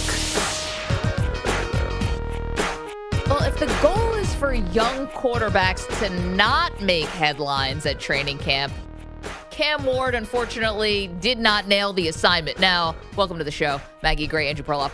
Big Cam Ward fans around here, so I'm not trying to say that we're writing him off or anything like that. And we know EJ loves this guy because of Miami Hurricanes. But, Pearl, he did make waves yesterday when he got a little too honest about the offense's struggles at Titans training camp. That's not how I'm reading the story. I'm like, oh, man, Cam Ward stepping up as a leader in Tennessee. And if I'm a Titans fan, I was thrilled about what he said yesterday. Okay, so let's hear from Cam Ward, Manny. Was asked about the offense. Now that it's in pads, it's looking a little bit different. I think he got picked off 3 times, and he said the offense is mid. I just think we're very mid right now, from my position to up front to the receiver's position. But at the end of the day, it all starts with me. I just don't think we're at where we need to be. But we got a little bit of time, and so every day we get better as a whole. We're a young team, but that's no excuse. At the end of the day, we got to come with the right mindset every day and come to work. Yeah, so that counts as a headline in this day and age. It does. You know, we're living in a different media world, and as much as even when a guy takes the blame and says, it's me, but it's also up front, it's also the receivers, people are going to interpret it as Cam's calling out the offense. Yes. Right. Which he should. It's the Tennessee Titans. Well, but he's a rookie who has not played an actual snap in the NFL. I could care less. He is the leader of this team, and he is stepping into that role as he should. Like, that's the thing about Cam Ward. He's super talented, but I think he was drafted on personality as much as anything. Like, he's the, I heard on ESPN Louis Riddick talking about how there hasn't been a guy who has shown leadership ability like this coming to the league in a long time. Like, he's really got the whole package. And this, to me, I know that I totally understand what you're saying. It sounds like he's calling out his teammates, but this is a Tennessee Titans team that's been stuck in mud. I feel like he's getting there and shaking things up. And the negative energy, like, that's a Tom Brady thing. He always said, we look awful. We look awful. We look awful. Even after they win a game, he'd be like, man, the offense just isn't what it should be. Like, I feel like that's what good quarterbacks say. No, I think Tom Brady's whole thing was avoid making a headline and always on yourself, and then credit the side of the ball that's actually doing well. So just say, hey, the defense is they got after us today. They're formidable, and we'll get back to the drawing board. I think the other thing too about Cam, and is he actually set up to succeed here? There's so many things that need to be determined. And, I get the feeling that he's also maybe the type of guy who just can't help but be super honest. And while we love that because, thank you, Cam, that sometimes can also come back to bite you a little bit, especially during the season when guys get frustrated. They can get a little too honest because I don't know if anyone is expecting the Titans to have some exploding win total. I don't think anyone's picking them like worst to first in the division, are they? Well, I mean, the funny thing about the Titans is they're somewhat loaded around Cam Ward because they've drafted like crazy on their offensive line. If it all comes together, and you have a coach whose dad is one of the greatest offensive line coaches of all the time, Brian Callahan, and Bill Callahan, who's there. Yep. So look at their front line is J.C. Latham, Kevin Zeitler, who we all know, Lloyd Cushenberry's been around, Peter Skoronski, who they drafted at 10 overall, and then they signed one of the Moores. Dan Moore Jr. Paid a lot of money for left tackle. If you have a good O-line, then you can make a rookie quarterback work. We saw it last year in Washington. So if they come together and protect Cam Ward, he's plenty of arm. He's older. He's been around a lot. He should be totally fine. Like, feels like a good spot for a rookie quarterback because he's older and the team around him has been built up a little bit. He still has Calvin Ridley, Tony Pollard. Like, they've been buying free agents. Yeah. So if all those talented players come together, the rest of their roster does not feel like a bottom feeder roster at all. Yeah, I always felt like the roster felt a little mismatched. Like, I never understood what they were really going for. There'd be times when they would make these big trades, bring these guys in. It's like, but what? And then you're getting the number 1 overall pick. Like, you're clearly in a rebuild mode. I didn't love how it was handled with Mike Vrabel and showing him the door. Maybe Brian Callahan ends up becoming the next Kyle Shanahan. I don't know, but let's see. I think Cam's not done making headlines this year. When you could have had a rookie season, or you could have a rookie season that goes pretty under the radar. You're allowed to make your mistakes. There's zero expectations on the Titans, and I think it's going to be a bigger story, putting a little bit more of a spotlight on them. Gosh, it's funny. I feel like there are certain quarterbacks who say things that are potentially problematic, and then there's certain quarterbacks who just don't. Like Caleb Williams. Like, he's a guy I'm always watching. Like, he's got to be really careful what he says. Where I feel like Cam Ward is like, that's the one thing I think the Titans got is a guy that everyone's going to love. So there was we're talking about Cam Ward, Tennessee Titans yesterday, called the offense mid, and that made a headline, not very good, middling. But what I think was interesting is the story from the draft was Shedeur. Right? The story of this year's draft, which is odd because usually when a quarterback goes number 1 overall, the story is that guy, right? But Cam Ward was kind of in this unique spot where he wasn't really the story. The story was Shedeur tumbling down to the 5th round and why, and Dion and the shadow of Dion and all that stuff. And now he's with the Browns and this weird, wacky quarterback competition. If Cam is this honest, which, again, do you. But if he's this honest and if he's going to be making headlines, the story, he's going to become part of the story. So maybe this is something, maybe we're not done yet with just having this all be about Shedeur. Oh, I really think Cam Ward is being slept on. I think this is going to be a very productive rookie year. Are they going to make the playoffs? No. But I think that people are going to be really into him. You're right. They have not talked about him at all. I still like some of the stories about Cam Ward because he's just been an odd path. Crazy Incarnate path. Word, Washington State, Miami. It feels like, and he's a little bit older. I love this story. I think I told you, Gino Torretta, a Miami Heisman Trophy winner, he said he went to the first practice last year in Miami, and he said the NFL gave him a 3rd-round grade, so he went back. And they're like, who on earth gave this kid a 3rd-round grade? The ball comes out perfectly. Again, the thing about him, I think I'm disagreeing with you. I think that what differentiates him is his personality. He is pure. Like, listen, I know where I come from. I know I was a 0-star recruit. Kind of reminds me a little bit of Brady, like that chip on your shoulder combined with humility. I feel like he's got it to me. And even that press conference last night, he's like, we're mid right now. We stink. We have to get better. Yes, you're a quarterback. You have to grab the offense by the shoulders and shake them and say, we got to get way better here. Yeah, I don't know if I'm Calvin Ridley. I'm like, you haven't done anything. Calvin Ridley can barely stay in the league. Like, Calvin Ridley's the first person I would grab and shake. I'm like, you are so talented. We got to get more out of you. And if we don't, then your career's just going to peter into nothing. Okay. Perloff very high on Cam Ward. EJ very high on Cam Ward. You guys love him. Can he have a season like Jaden Daniels? Well, Jaden won the Heisman. Cam was right there. And, if Travis Hunter wasn't playing 2 positions and doing something we haven't seen, at such a high level for so long, Cam Ward would have won the Heisman. I mean, if Miami's defense would have been average, he would have won the Heisman. Yeah, definitely. I mean, but they weren't, and he didn't. Yeah. But do you think offensively he did all he could do?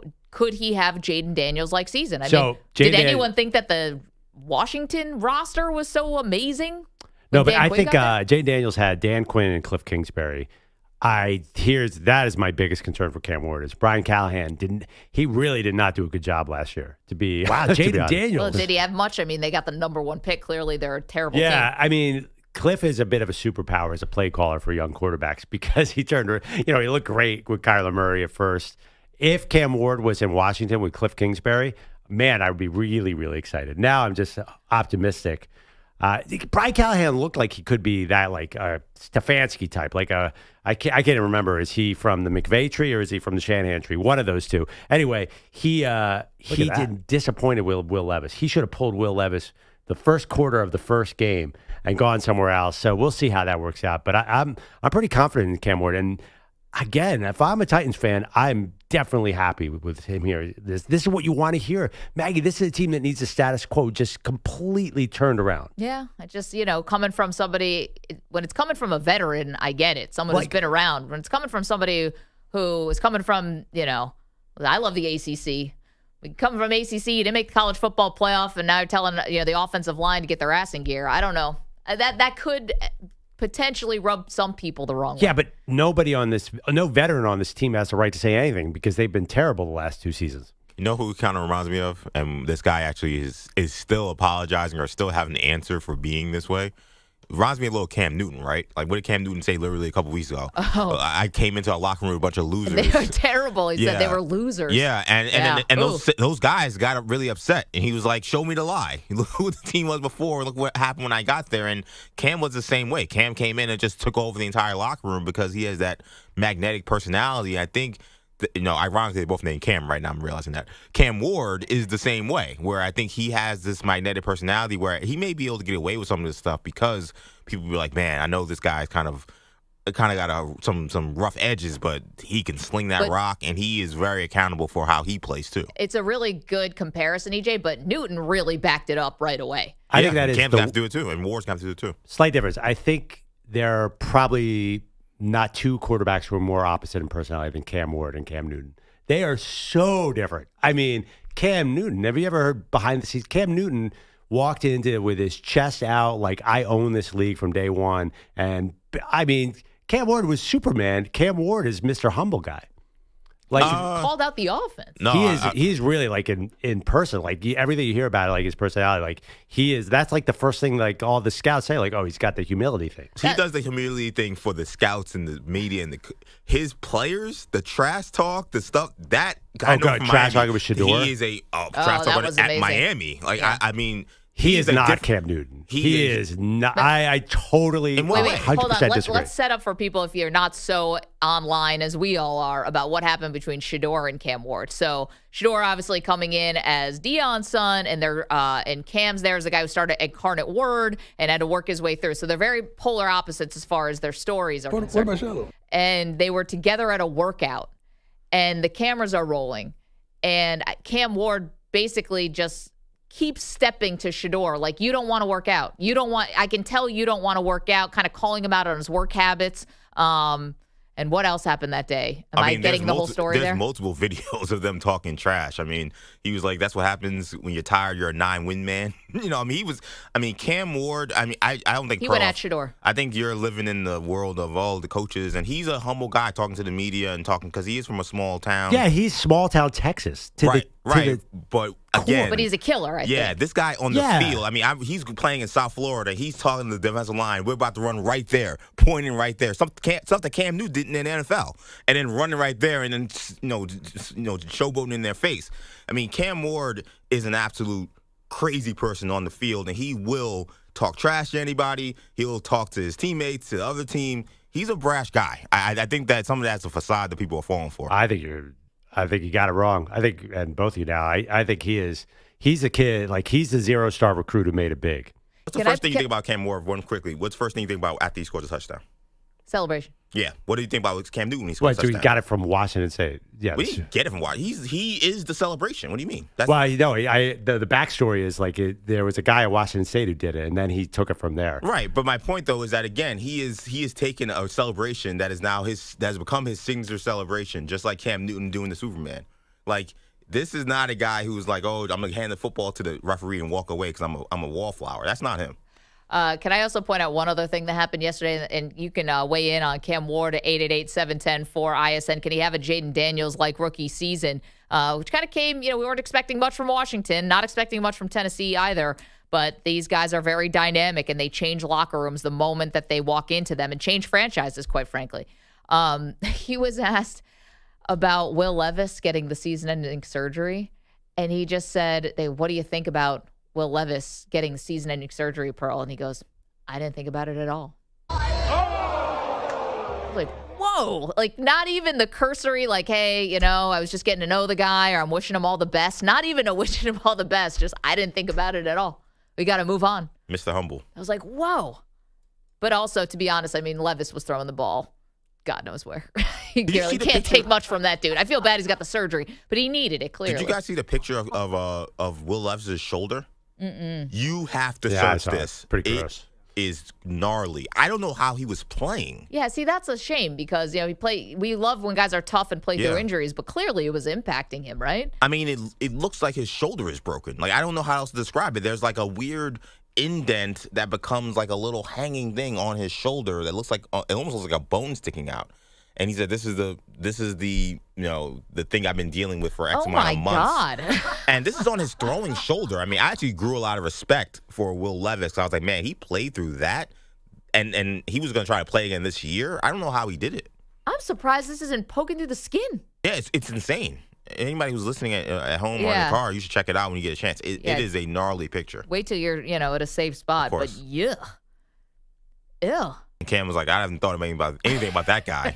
Meanwhile, you've seen his shoulder. You probably next to him in the locker room. You see how jacked up he is. Yeah, I wonder if he did, though. Oh, boy. All right, so Cam Ward getting our attention yesterday for calling out his own offense, saying they need to be better, called them mid. Coming up, we will tell you what a successful season will look like for these 4 NFL teams. We'll do that next, plus an update for you on Shohei Ohtani, who had to leave his pitcher, had to get pulled from the game as a pitcher yesterday with cramps. Do that next. You're in a 5-minute break.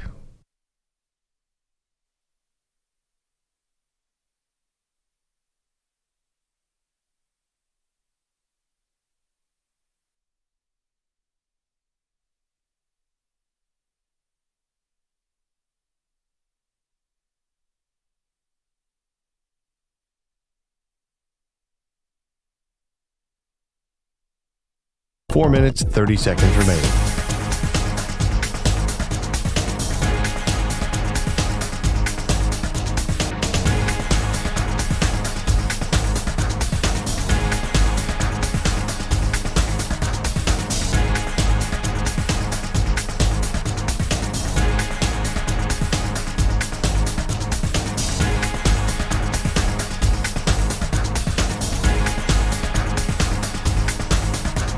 Four minutes remaining.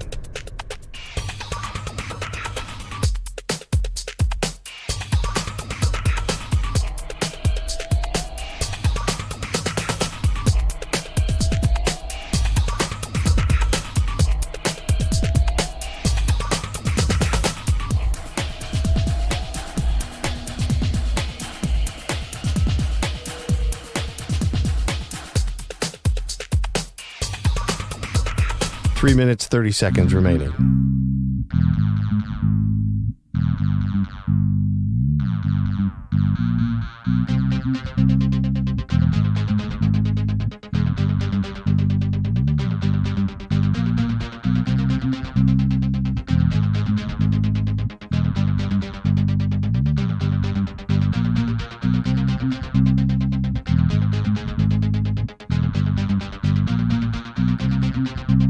Three minutes remaining.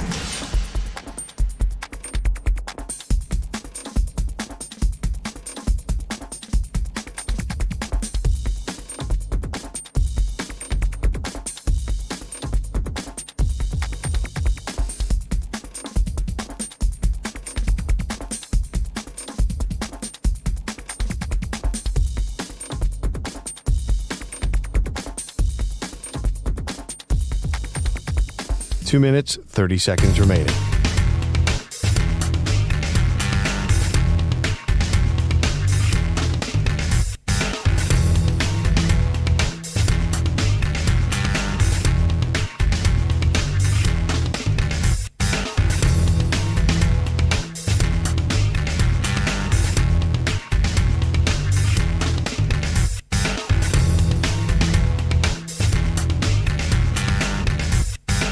Two minutes remaining.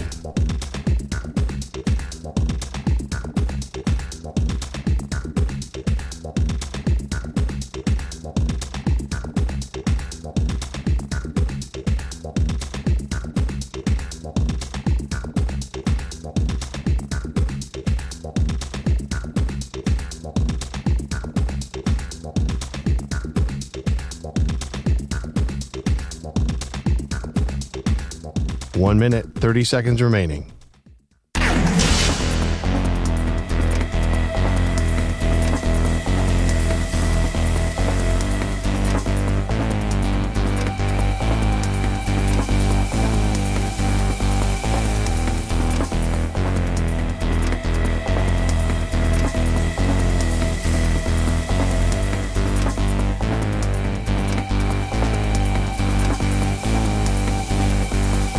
1 minute remaining.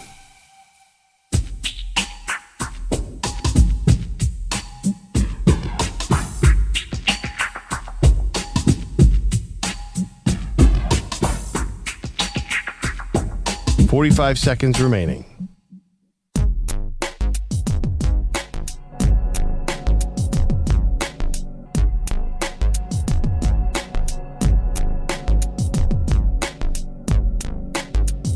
$30 seconds remaining.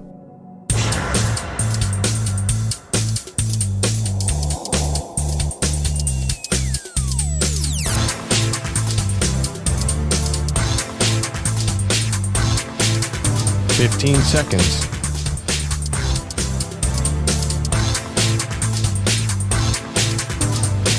Break ends in 5 seconds.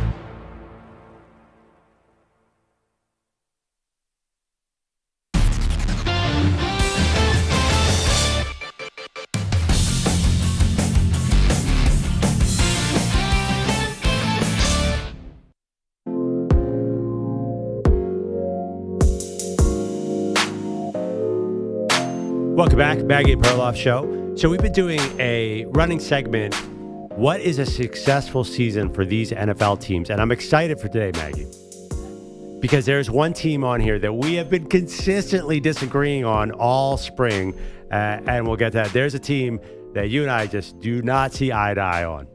I can't wait to get to that. Yeah. I think that's most of the teams in the league, though. Yeah, but this one has you have been to be more persistent. specific. This one has been very persistent. Okay. And I think once we talk about it, you'll know who I'm talking about. Yeah. Okay, so EJ's going to give us the team. We'll tell you what a successful season would look like for this NFL team. Go ahead, EJ. All right, let's go to Sin City. A successful season for the Las Vegas Raiders would be, Mama, close your ears. My mom's a big Raider fan. Yeah. This is the one you and I disagree on. Yeah, I mean, right off the bat. The second Tom Brady announced his 5% ownership stake, Maggie's like, championship. No, I'm exaggerating. Pretty close, though. Not too far away from that. Yeah, I don't know why I think Brady's influence is going to be good. I think can't be any worse. That logic follows, actually. You know, it's weird to ask this question now because all these Christian Wilkins headlines are very confusing. No idea what to make heads or tails of it. It's a new regime. This is not the regime that signed him to that big contract, but he's gone. And I can't tell if they did a good thing by getting him out of the building or was this a knee-jerk reaction that maybe someone took too far. I don't know. This is a very confusing story. But well, they got rid of an older, expensive player, and as of now, don't have to pay him. So that's a Patriot-like move. Yeah, so maybe but you're also, and I guess if he wasn't going to be healthy, then he was never going to contribute. I don't know, but I'm bullish on the Raiders. So as far as a successful season would be the playoffs, probably sneaking in as a wild card. They're definitely not winning the division. It's going to be very, very tough because I like all three teams in front of them, the Chiefs, the Chargers, and the Broncos. But successful season in reality is probably being in the hunt around week 16, still being on that graphic. You just downgraded successful in a matter of 30 seconds there. So you just went from playoffs. That's all it took? In the hunt is where I think successful season for them. In the hunt. I'm going to agree with that. Meaningful games in December would be a turnaround. Listen, actually, I think Ashton Genty is going to be more of the story. The training camp highlights are electric. I think Ashton Genty could become a thing even if the team success isn't there, and people would be very positive about the Raiders season. Even if they didn't make the playoffs, if Ashton Genty runs for 1,600 yards and is in highlights every Sunday night, that'd be cool. Yeah, it's funny because we love Genty. Of course we do. But that's the one move I didn't like. Oh, my God. They made. What? Because I know, you shouldn't draft a running back there, but he's an exception. I heard that. I've heard that before. I heard that about Leonard Fournette. I've heard that about other guys who were taking Saquon Barkley with the Giants and, finally paid off for your team, but not for the Giants. Well, I mean, immediately he did. I mean, what was that year that he came out? Was that his first year or his second year? He was amazing. Yeah, he was great, but the team didn't do jack. But we're talking about this season. Right. I think that would be exciting. If he had a Saquon Barkley, the one good year he had in New York, that'd be great. I think Raiders fans would be lining up for tickets. It's a luxury pick that they didn't have the luxury of making. It is the one misstep I thought they had. They needed more foundational pieces, in my opinion. But again, I think in the hunt would be a successful season. It's a copycat league, and what did we see last year in Philly? If you have a running game, you can hide all your other flaws because you keep the ball out of the other team's hands. Your team had no flaws. You have an amazing offensive line, amazing defensive line. We had no flaws because we controlled the ball, and like the defense never got tired. They were never on the field. They were ready to go every play. Like Ashton Genty, if they can establish a run game, it'll help Geno Smith. It will more importantly help the defense. I think like they're smart in this sense. Pete Carroll Pete Carroll always does this. He's going to try to control the game on the ground. Who's next, Raiders. All right, let's go to Tampa Bay. A successful season for the Tampa Bay Buccaneers would be. God, I don't know. Okay, this is not the right answer, but what are we doing here? Are they just going to win the division at 9-7 again, or 9-8, and then go out in the first round? I think a successful season now is, again, winning the division and getting to the playoffs because I can't put a higher ceiling on this team, and I wish I could. I think it's the NFC Championship game. I was a little surprised when ESPN's Jeremy Fowler did a quarterback ranking where he talks to all the scouts and GMs and all the people inside the league to get this top 10 of quarterbacks, and Baker Mayfield was 9 or 10. Right, people think very highly of him. Obviously, he was the number 1 overall pick for Cleveland. And I think for guys like that, if you're a top 10 quarterback, I think and your cupboard's not bare like it is in some other teams. Like, why wouldn't Tampa feel like they can go to the NFC Championship game? You get the home field if you win the division, at least for the first round. They played Detroit really tough 2 years ago in Detroit. I think it's got to be NFC title game. I feel like everybody's waiting for somebody else to win the NFC South. I get that vibe out there. Everyone's like, well, is Atlanta going to step up? There's some Carolina hype coming out of nowhere. Remember last year, everyone was like, oh, Atlanta's finally going to take this over. Because, let's face it, since the Tom Brady Super Bowl year, the Bucs have been bad in the playoffs. They haven't won anything. So I feel like they're a little stuck. Also, Mike Evans is getting older. He seems to not age. I think they're going the wrong way. And it feels way too rich to expect that. The championship game. All right, so let's go to Kansas City. A successful season for the Kansas City Chiefs would be. I mean, at this point, the bar is so high. It's Super Bowl, Taylor doing the halftime show. They win by 4 touchdowns. Like Patrick Mahomes, like some kind of alien spaceship lands and like takes them, beams them up. One knee, a proposal. There you go. That's the expectation. That's it. The expectation. Halftime, during the halftime show? No, post game. You got it. And on the trophy. That'd be kind of weird to do at halftime. Yeah, might be a distraction. Yeah. No, the bar can't be higher. You're right. It's got to be now win. Confetti falling, Lombardi trophy in hand. Travis on one knee. Well, the problem is there's been some bad news coming out of KC, right? Xavier Worthy, concussion, which makes me worried because he weighs nothing. Rashee Rice has his suspension coming. Hollywood Brown is hurt again. Their O-line is still a big question mark, right? That was the problem last year in the Super Bowl, and there was a problem when they lost Super Bowl to Tampa Bay. So I actually feel like it's kind of been a dicey month for the Chiefs. Yeah, don't fall for that. I know. I'm telling that to a Bills fan. Come on. Not going to sell. Yeah. All right, last one here, and this was a Perloff request to finish last year with the New York Football Giants. A successful season for the Giants would be. Bogusch just pointed to the sky, but I don't know who's up there. The one Giants fan here not is a Giants fan. Sitting to my left. I don't know. I mean, you've had more success than a lot of other teams. Bogusch and Manny here is the Giants fans. You have one of the worst over the last 10 years. Like the only team worse than you is the Jets. But they got 4 Lombardi trophies. Yeah, and I celebrated 2 of them as an adult. Maggie's still waiting for number 1. Yeah, exactly. Bang, Me bang. and Uncle Wayne. Historically, but lately they've been terrible. Well, yes, lately they've been terrible. Absolutely. Anyway, successful season. This is easy.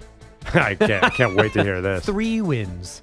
Jackson Dart just has to look like a guy. Oh, I thought you were going to get into the Arch conversation. You know, I'm not foreshadowing that. Just like I wouldn't play putting Arch in Indianapolis either. I don't think this has anything to do with the Manning uncles. I think Jackson Dart's got to look good, and that takes a huge boulder off the backs of Brian Daboll, Joe Shane, maybe even the ownership. Like, they've got to look like they hit with Jackson Dart. That's it. That's all. You know what I feel like the Giants' superpower is their defensive line could be. Like, we're talking, and this sounds stupid, like, this is like the 07 or the 11 defensive line on paper. Because Brian Burns is awesome. Yep. Abdul Carter in training camp highlights is amazing. Dexter Lawrence might be the best defensive tackle in the game. And then there's Kayvon Thibodeau, who's a bit of a wild card, but we know the upside there. it's a really weird team because obviously they're going with Russell Wilson at quarterback, which is not exciting. But they have this one unit that has an incredible upside. So, you've actually been saying this, like, maybe the Giants will be better than people think. Careful, I don't think anyone thinks that other than Maggie.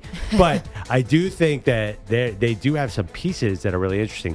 Then tell me how Malik Neighbors is doing. I know he got a little banged up. He's got a toe issue that apparently he's had for a long time. Yeah. He said now it's like a mosquito. It's just like annoying more than it hurts. Yeah. One thing and though, Jameis, of course. I will tell you what is hype and not real. What? The Cam Scatterboo craziness. There are all these highlights because I'll just say because there's a white running back in town. People are going crazy. It's like, well, look at Cam Scatterboo outrunning the defense. The defense isn't allowed to tackle him on that play. I threw up. There's a lot of Cam Scatterboo excitement in New York. We'll see about that. But you're right. I think I'm going with you. I think they're a little better than people think. Now, will it be enough to save the job? That's the big question. It's a great question. Again, if Dart looks good, then everyone gets to stay because they don't want to fire these guys. The Maras don't want to do that. Are you really sure? Say they win 7 games, 7-10, and Dart is promising. Yeah. You're positive they keep Davis. Yes. 7 wins? Yeah. 7 wins. Please. There's a lunch for that. There's a luncheon. Not a parade, but a celebration. A luncheon. A carving board? Is that what the Absolutely. Yeah, all right. Yeah, 7 wins. Now all the Giants fans just perked up. I'm not with you guys. I think that they need to maybe have a winning season here. I kind of agree with Pearl. Yeah. I mean, if it's a situation where maybe like Dart got in and they won like 5 out of 6 to end the year and that got them to 7, maybe. Yeah, it's the same thing that happened with Tom Coughlin and Eli. Well, His no, first- Tom Coughlin, or no, was, Eli was terrible when he got in, and they lost a bunch of games. But Coughlin was there and they didn't fire him. It wasn't That Fossil. was year 1, I think, of Coughlin. Yeah. Never mind. So it's a little different. Like we've seen this Dayball and Shane thing, and it doesn't look that great. I mean, Mara, he didn't say when they ended the season last year, hey, you know what? I just want to see good development from our quarterback. That he said, I'm not doing this again, which he meant losing all these games and being the doormat of the NFC. I imagine if they're still the doormat of the NFC, even if Dart looks good, that they could be in trouble. Even maybe if not both of them, maybe the coach. But you know what? And it'd be a mistake and the Giants ownership has made mistakes over and over again when it comes to the coaching, whether it's hiring the wrong people or then firing them. You were a loser, dude. Because let's say Dart looks good at the end of the season. And then what? You're going to switch him out and go for the shiny object of Cliff Kingsbury? If there's, I mean, Lane Kiffin? Like, what are you going to do? We just saw the Crafts get rid of with Gerard Mayo when May showed promise. I got to tell you one thing, too. It's not even just though. Dable, but Joe Shane. I mean, Joe Shane has a lot to prove here as a GM. And if you get rid of Shane, are they a package? I'm not sure. Let's get to Bogusch, who's got the latest and greatest, all the headlines. How you doing? It is one of the greatest NBA Law and Order Mad Libs ever. Proper name, Gilbert Arenas. Crime, hosting an illegal high-stakes poker game. How about Pistol Pete? Location, his mansion in Encino. Link and I are cruising the mountain, bro, and we figure we's a little juice. No, we's in the juice. We's the juice. No way Manny knows Encino, man. Not even close. Not even no close. Chance. You have no idea. California is what I'm familiar with. But somebody gave you that drop. No, I did that. That's all. Oh, you did that. That's all Bogey over there. Okay. It's like, there's no shot that Manny has any idea who Pauly Shore is. Pauly Shore sounds familiar. I think he was in an episode of Wildin' Out once. You're the worst. We also need an alleged accomplice. So how about a suspected high-level player in Israeli organized crime? I beg your pardon? All these things are real. Gilbert Arenas facing federal charges for allegedly running an illegal game a few years ago with that dude from Israel and a few of his accomplices. Right now, Gilbert's out on $50,000 bond with a trial date of September 23rd. Okay, couple big things here. Gilbert could be in some serious trouble. I don't think he's going to end up serving jail time. He's probably can find his way out of it. But let's not forget, high-profile incident when he was in Washington. Why, what happened? Bringing a gun into the locker room. So he's kind of got like a prior, if you will. But that was a long time ago, though. Doesn't that help? I'm not 20 sure. years? It was a long time ago. But can you say that he's learned a lot since then? I think this story would probably tell you he has not. Did you guys see his post coming out of the courthouse? No. He's coming down the stairs, laughing and giggling, putting his arms up, dancing, and in the caption he wrote, "I'm back on the block like it's hot. This ain't got ish to do with me. Just rented the house. Wasn't a part of the festivities. Hashtag Snitching Gil coming soon. 51-0, the Mayweather of court.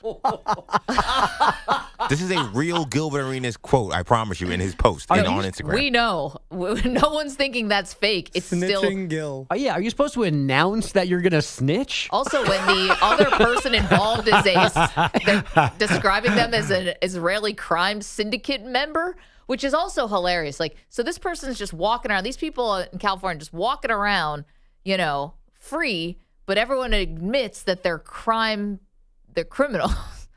What's funny? What's your occupation? Like, crime syndicate, mastermind. And like federal indictments are funny because when they list all of the people that are indicted, it's this guy, aka whatever, Crazy Legs. Yeah, and then they had to give Gil Reese a name, so it's like Gil Reese, aka Agent Zero.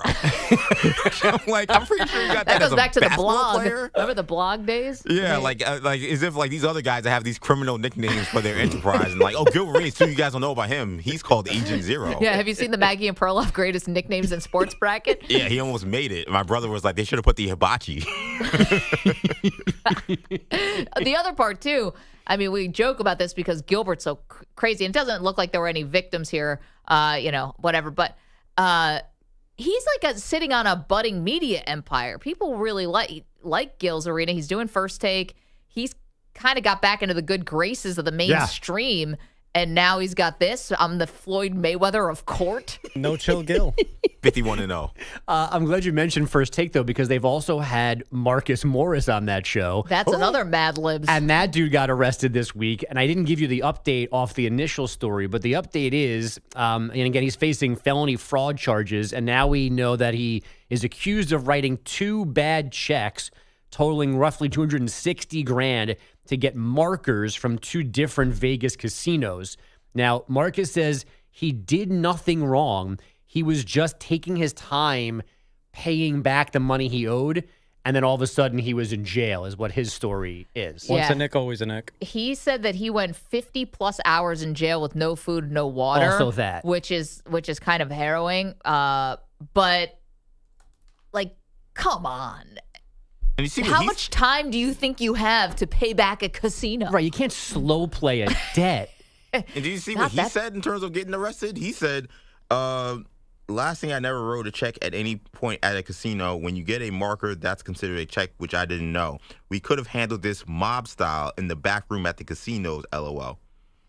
Yeah, you want your hand broken with a hammer? That's my... That's like dumb. Hijinks ensues. Yeah, this is gonna be. Yeah. By the way, this gold. This is incredible. So, Marcus, if that is your real name, name me 5 teammates from the 2019 New York Knicks. And by the way, know who emerges as the bad guy out of the darkness in the back room of the casino? Adam Silver. You guys. What are you, sharing a brain? Told you, we're friends. Let it happen. Baseball's trade deadline hits at 6 Eastern today. Arguably the best hitter available changed teams overnight. Arizona sending Eugenio Suarez and his 36 homers to Seattle for 3 prospects. The best closer available, Minnesota's Juan Duran heading to Philadelphia. The Mets picking up Cardinals closer Ryan Helsley and Giants reliever Tyler Rogers. And the Cubs add Nats veteran righty Mike Soroka. Guardians outfielder Stephen Kwan, Marlins righty Sandy Alcantara among the best names still out there. And on the field last night, this would have been the better ending. Pitch, swung on high, fly ball, deep right field. Hooking.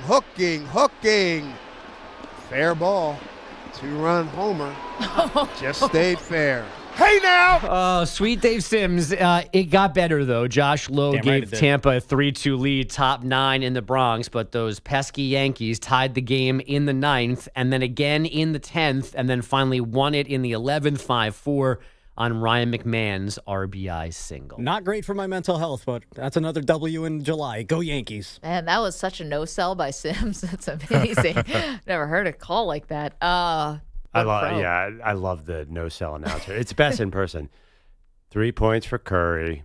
The PA announcer. You've probably done it. I think there was some confusion there too, because that ball was high and hugging the line, so I don't think he knew what was happening. And then there's just disappointment of another Devin Williams mistake.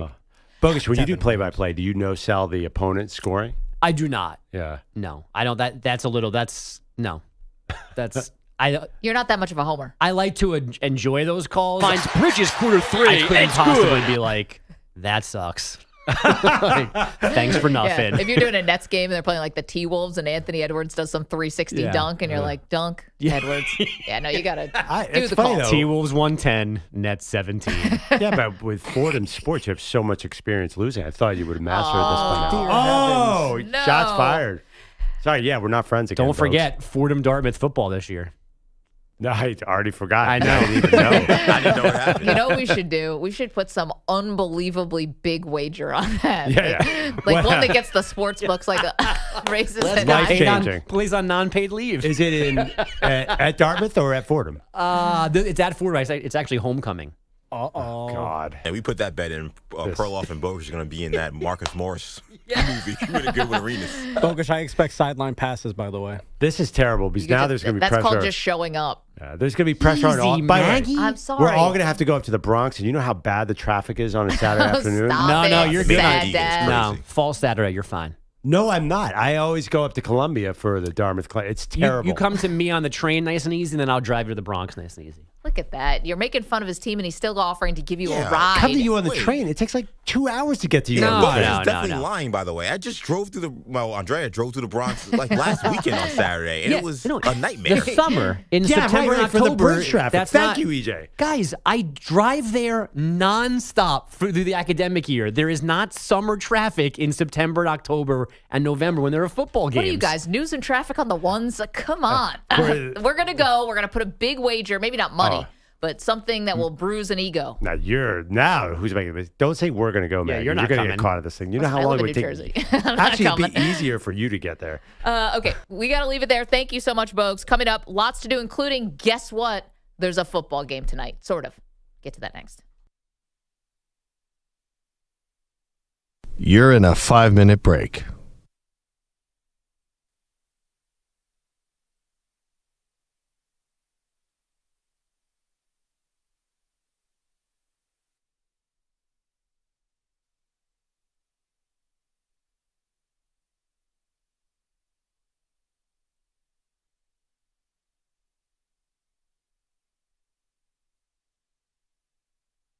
Four minutes, 30 seconds remaining.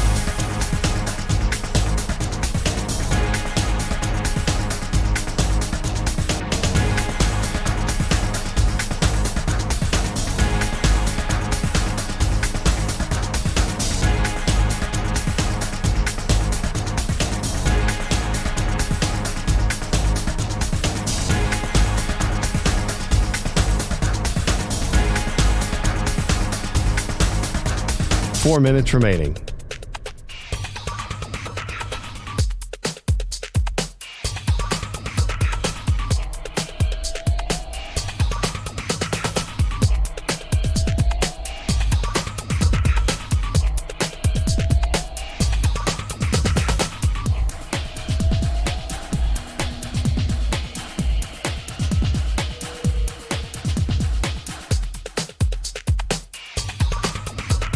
Three minutes, 30 seconds remaining.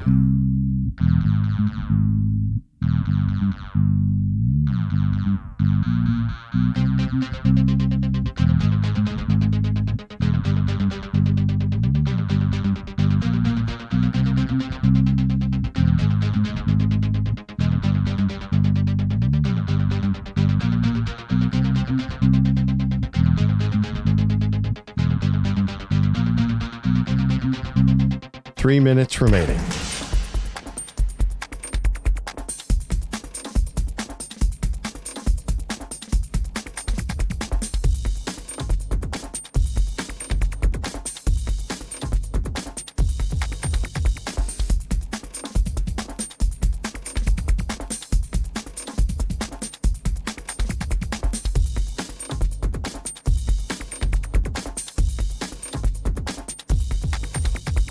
Two minutes, 30 seconds remaining.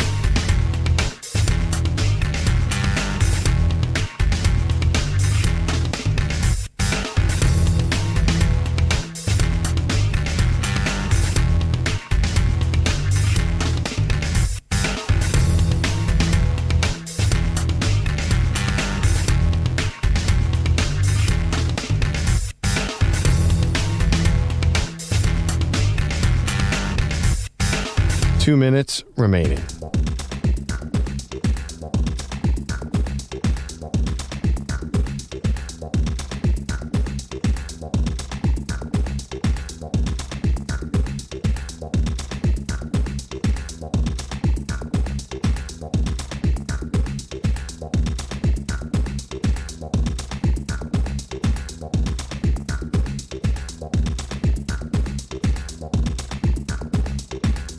One minute, 30 seconds remaining.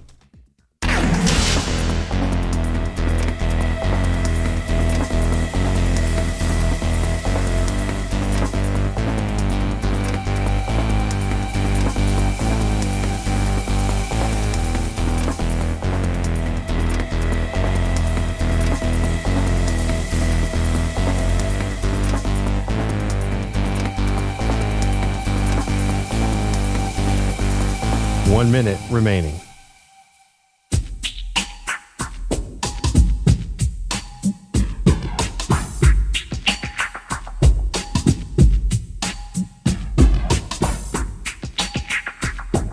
$45 seconds remaining.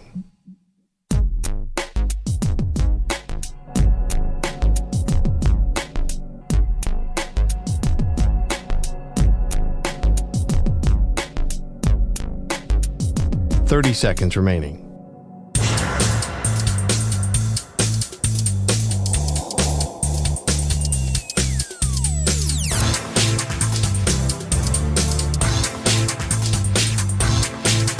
$15 seconds.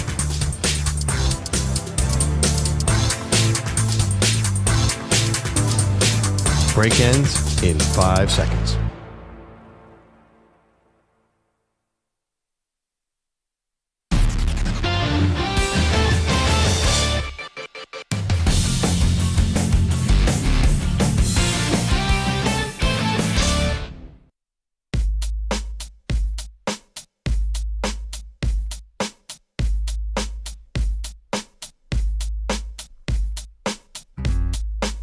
ODB kind of morning. Welcome to the Maggie and Perloff show. Okay, we actually get kind of football tonight, Pearl. Hall of Fame game happening, so football back on the radar. I'll take it. The Chargers and the Lions. And Trey Lance is going to be the starting quarterback for your LA Chargers. When you think of Lance, and I know we have a big audience in Northern California right now, who probably was really hoping for the best with Lance, but now you're onto the Brock Purdy era, and the team, the 49ers, were able to get past it.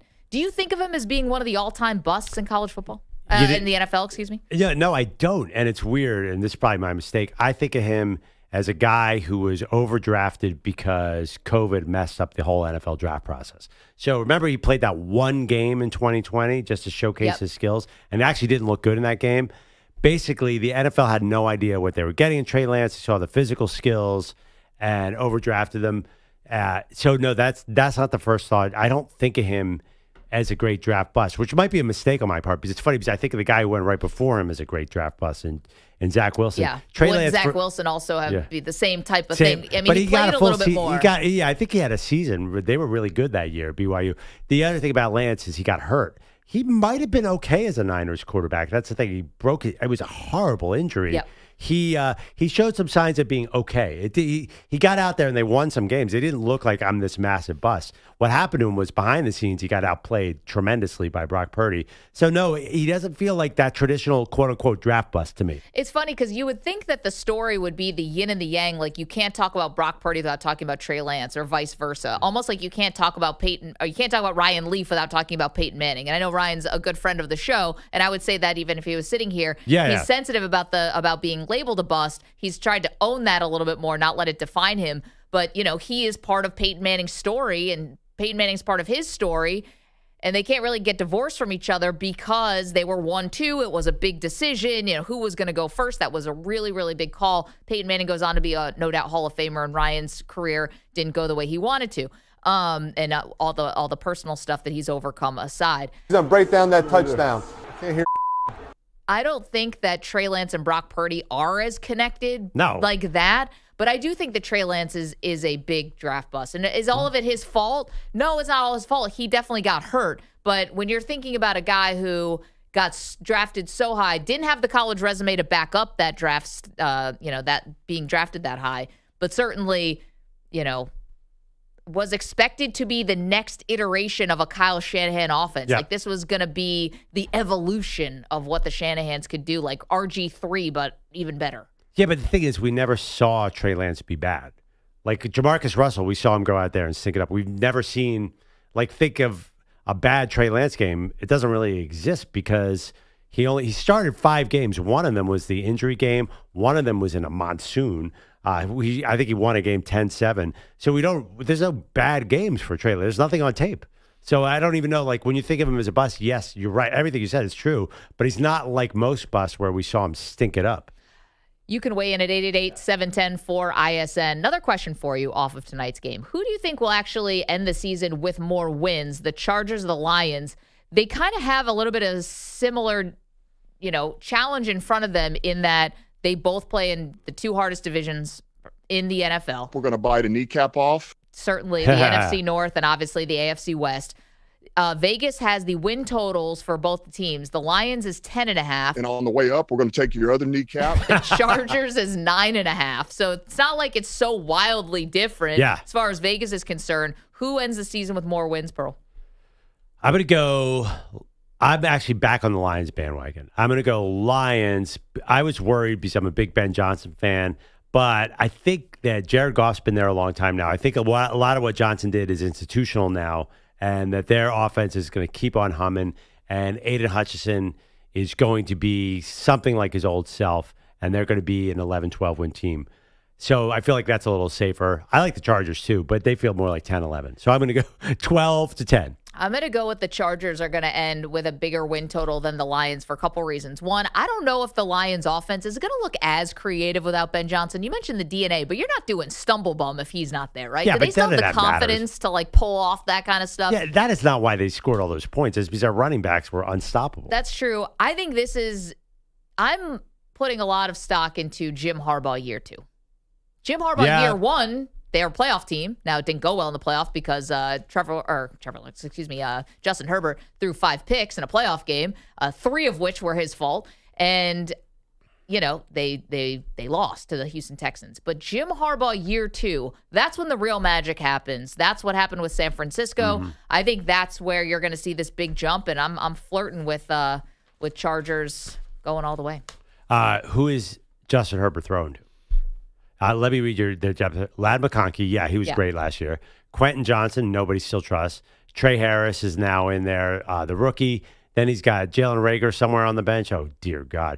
And their tight end is Will Dissly. It's not he's going to try and run the ball down people's throat. But I just don't think talent-wise, I'm not sure that he's built this team where he wants it yet. But isn't this always what we say about elite quarterbacks? Don't they make the receivers look better? Aren't they the ones who are tasked with, trying to turn regular looking guys like Tom Brady always did into stars?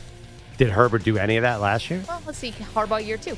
888-710-4ISN. Got the Hall of Fame game tonight. Chargers, Lions. Tell us what you think. Coming up, we will answer one big question about a certain quarterback, and got a champion in the Maggie Perloff Best Nickname in Sports bracket.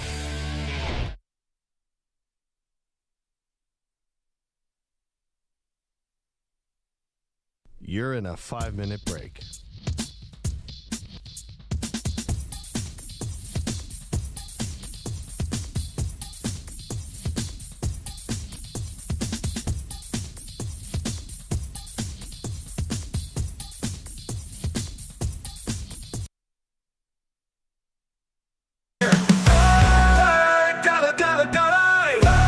Let's go Googling what's a dinker.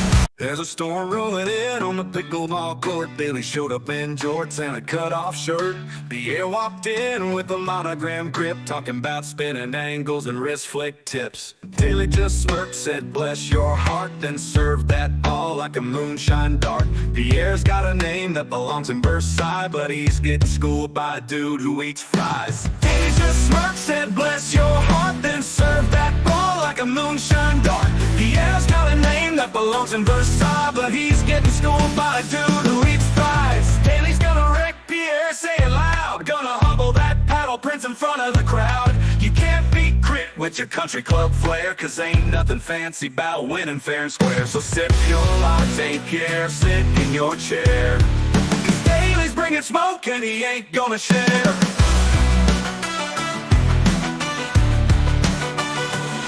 Ears wearing wristbands, got strategy charts. Daly's just playing with pure backwoods heart. He don't need top spin, he don't need grace, just a greasy breakfast and a steel game face. He dunks, he smashed that serve. Pierre backed off, didn't have the nerve. They say it's just a game, but not to Daly. He's playing for pride and a biscuit with gravy.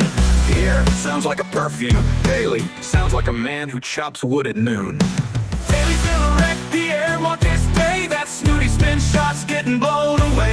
You bring your finesse, he'll bring the boom and send that pickleball straight to your ballroom. So next time you serve, let's say a prayer, cause Daly's coming and he don't fight fair. They're probably still Googling what's a dinker.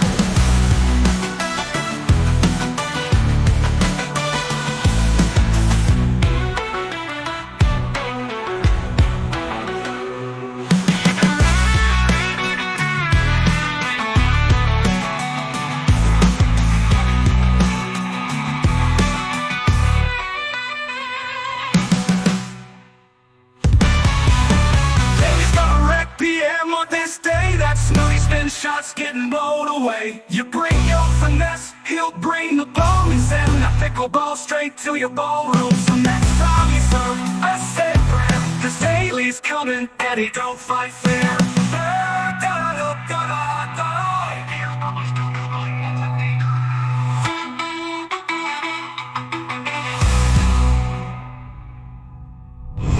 There's a storm rolling in on the pickleball court. Daly showed up in jorts and a cut-off shirt. Pierre walked in with a monogram grip, talking about spinning angles and wrist flick tips. Daly just smirks. I'm watching Sal and BT right now, and let me tell you, it looks fantastic. The visuals, the live chat, it's electric. So what are we doing here? I'm watching Sal and BT right now, and let me tell you, it looks fantastic. The visuals, the live chat, it's electric.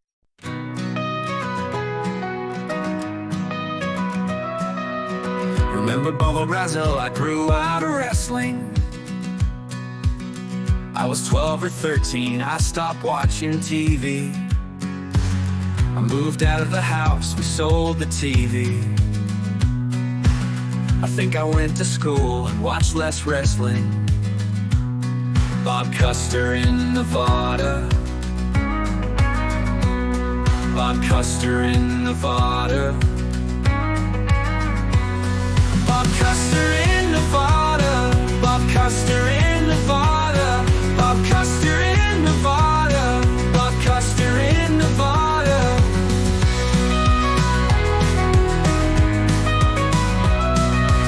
Do you remember him, or are you too young?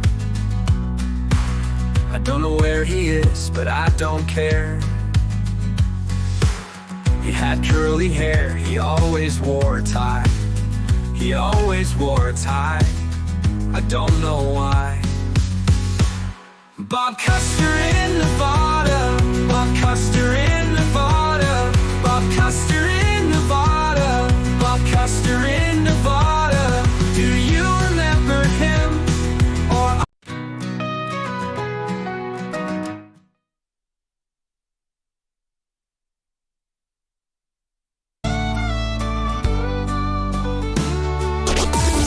Maggie and Perloff on the Infinity Sports Network. Team by team, one big question about every quarterback room. That's the type of thing we do for fun around here. Welcome to the show, Maggie Gray, Andrew Perloff. We absolutely love it. Manny, hit the music. It's great for the NFL that you have great quarterback play. Finding the right quarterback can change your franchise forever. Can you throw it like a quarterback, third in the line? 32 teams, each with just one signal caller. It's my quarterback. Maggie and Perloff answer one big question about the quarterback.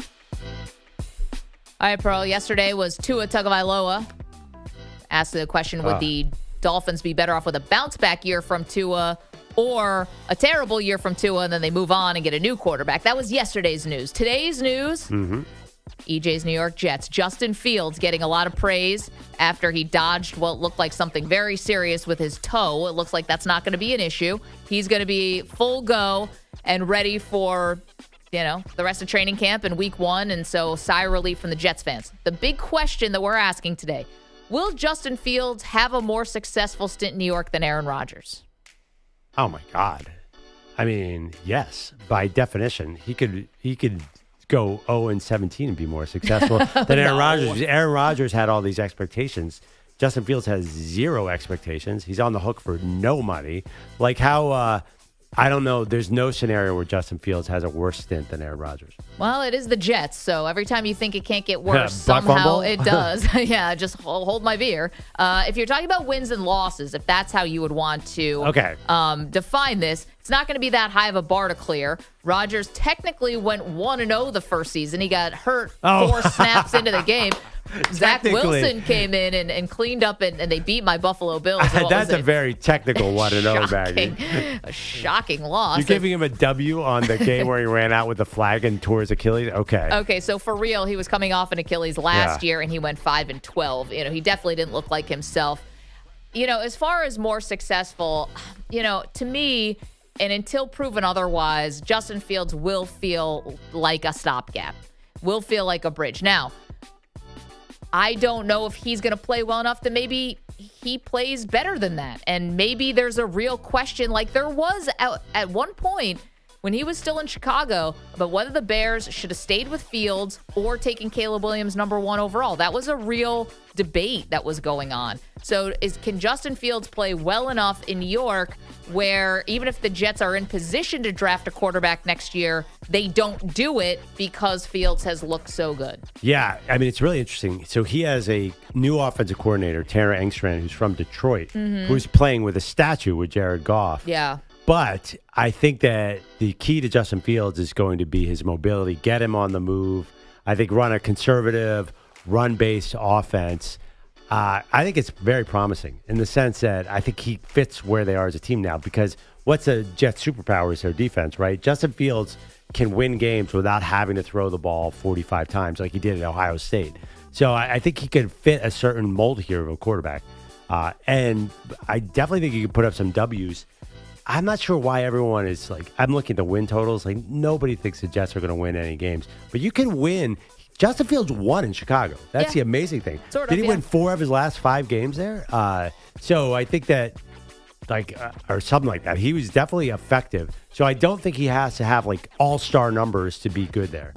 I'm not sure. The original question, the thing about Rodgers was Rodgers needed to come out and have a Pro Bowl type quarterback season. Fields has no expectations, so I think he has a good chance to really exceed those low expectations. Yeah, this is maybe the best situation that a Jets quarterback has come into in quite some time. Because even when Rodgers came in and the expectations were huge, Super Bowl, AFC Championship game, wherever you were putting it, there was also some serious questions about the coach. We have not had a chance at all to see whether Aaron Glenn is going to be a great head coach or he's going to be a terrible head coach. So that's all a blank slate. Robert Saleh, I felt like, was already kind of on the hot seat a little bit because of, the good defense, but was terrible developing Zach Wilson. And everyone, the GM ends up getting fired. This is all runway, no pun intended, for the Jets. It seems like things are clear. They got contracts done with Garrett Wilson and with Sauce Gardner, 2 promising young guys, and nobody's looking at them. Rodgers came in, they're doing hard knocks. Yep. Now, the other thing about the Jets, though, that will always give you pause, whether Justin Fields is under center or whether Tom Brady could have been under center, is the owner. I mean, he always finds a way to be part of the story or be a headline, a negative headline in some way. So can Woody Johnson just stay on the back burner? Yeah, I mean, here's a question.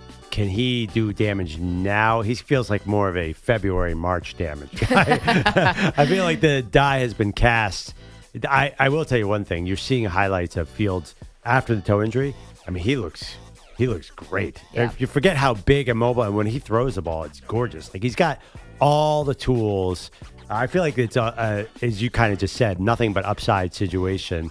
And he fits, I think, what Aaron Glenn wants. Aaron Glenn, unlike Detroit, I don't think he wants to have a high-octane offense. I feel like he's a defensive coordinator, I hate to say it, who's going to want to win like Mike Tomlin, defensive guy where he beats you 20-13, not 35-31. Yeah, maybe it's a little walk before you can run, but you do have Garrett Wilson, who's a huge weapon. You have Breece Hall, who everyone was taking number 1 in their fantasy drafts not that long ago. You know, I think it will be more successful on paper as far as wins and losses than Aaron Rodgers. No doubt about that. Now, I mean, by the way, it's Garrett Wilson, but his number 2 receiver is Josh Reynolds, right? So the one thing that I worry about with Aaron Glenn, the one thing I worried about. One thing? Well, a couple things. First, we've never seen him coach. But, okay. Coaching in New York is really hard. Coaching with the Jets is basically a death sentence. Yeah, I was about to say, I don't care about any of that. He's the Jets coach. Yeah. It should be that's your number 1, number 2, and number 3 concern. Yeah, I mean, he was a former Jets player, though. So okay. Yeah, which either makes it doubly bad or, well, he'll understands the assignment, understands the DNA of the building, whatever. I hope not, because they've been 14 years without a playoff. Whatever the DNA of the building is, I do not want that as part of the 2025 Jets. He was actually on the team when they were good, but for some brief periods. But can't do the Bill Parcells impersonation. That's what I always worry about. I worry about that with guys who try to do a Bill Belichick impersonation. Belichick's coaching tree, was never able to catch on, and I think a lot of guys tried to be Belichick, and the rest of the team was like, this is eyewash. You are not him. And Belichick maybe was doing a little Parcells because that's the same tree. You do the Parcells impersonation. Just be you. That would be my advice. I'm sorry. I'm looking. They have 23 and 24-year-old tackles who are drafted in the top 10. Like, this is actually about Fields, that offensive line. Can they establish a run game, and can they win with defense? I expect a conservative team who probably eke out a surprise. I think they go over on their win. I do too. Which is, I've seen also 6.5 and 5.5, and 6.5 was juiced closer to 5.5. So I think because they won with Zach Wilson. Yeah, that's the thing about this team. They won win 7 games with Zach Wilson. Yeah, it's amazing. A surprise 7 or 8 win season, and I think that Fields is the guy for a while in New York. But I don't think he's like the next, great Jets quarterback. But I think he's the guy for a while. Well, a while. You think a couple years? So they can easily get out of him. But here's the thing: if they win 7 games and they're sitting at say 10 or 11 in the draft, it looks like it's going to be a heavy quarterback draft next year. 4 or 5 guys in the first round. I think they do not draft a quarterback. This is the thing with the Jets. They passed on Mahomes and Watson. I don't know if fans are going to be thrilled about that. 888-710-4ISN, 888-710-4476. And I want to be consistent here. I thought that the Steelers should have kept Justin Fields. So they made him an offer, right? Yeah, but like an invitation. I mean, you sure, though? I don't know where Justin Fields was taking that team. They did not look impressive when he was there. They were winning games like 13-10. I did not feel that. There was no upside in Pittsburgh. I think there's more upside here in New York. There's some young talent around there. There's a lot of hope. The Steelers, where was he going with the Steelers? To 10-7 town for infinity. 888-710-4ISN. EJ, you want to quickly weigh in here? You're excited. I am, yeah. I mean, I think this is the chance to see if there's a young quarterback who maybe, on his third stop, like we've seen with other teams where Geno Smith, ironically, a lot of Jet quarterback, Smith, Sam Darnold. These guys. All your Jets cast-offs. Yeah, ironically. But you hope that maybe this is, new start, new team, a coach that believes in him, offensive line that is developing but looks like it's talented. Maybe this is the right spot for him, even if it's not necessarily him becoming a superstar quarterback. Maybe he could become a winner, which is really all the Jets want. Can you put up the poll question, will Justin Fields have a more successful stint in New York than Aaron Rodgers? Yes. Well, a freak who gets to the show, Quincy Avery, his quarterback trainer, works with Justin, has been flying out to New York. He said one thing. He kind of implied that Justin Fields is much more comfortable in this offense than Pittsburgh because Pittsburgh, I mean, let's face it, that offense was kind of screwed up last year. It wasn't him. I feel like this is actually a much healthier offensive situation than Pittsburgh last year. So I'm with you guys. I'm bullish on Justin Fields.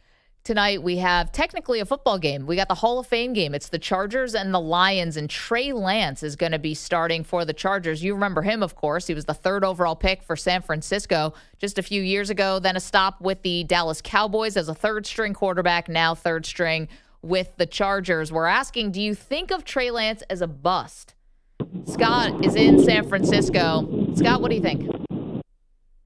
Hey, thank you for having me on. I appreciate that. I have to disagree with the previous take that you guys had on Trey Lance. I can empathize that he did not have as much college experience as he should have, but if you look at what the Niners gave up to move up in the draft to grab Trey Lance, instead of drafting a cornerback, which is a major reason we'd lost the Super Bowl 2 years prior, I just don't understand the decision.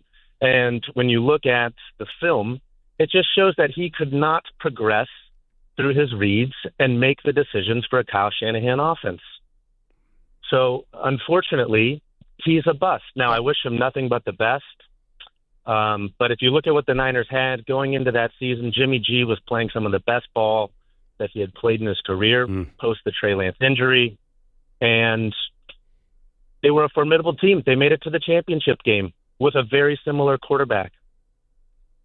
I just don't know how you could look at it any other way. Yeah, Scott, I mean, it was the 2 first-round picks, the 3rd-round pick. It was a boatload to get to Trey Lance. And, you know, I don't know the flawed part about it. I actually blame the 49ers way more than the player because Kyle Shanahan and John Lynch were clearly never on the same page about who they actually wanted. It was, you know, Trey Lance or was it Mac Jones, which, by the way, it's not like Mac Jones has become, you know, some superstar either. Yeah, I mean, he's there now. We'll see if he gets in.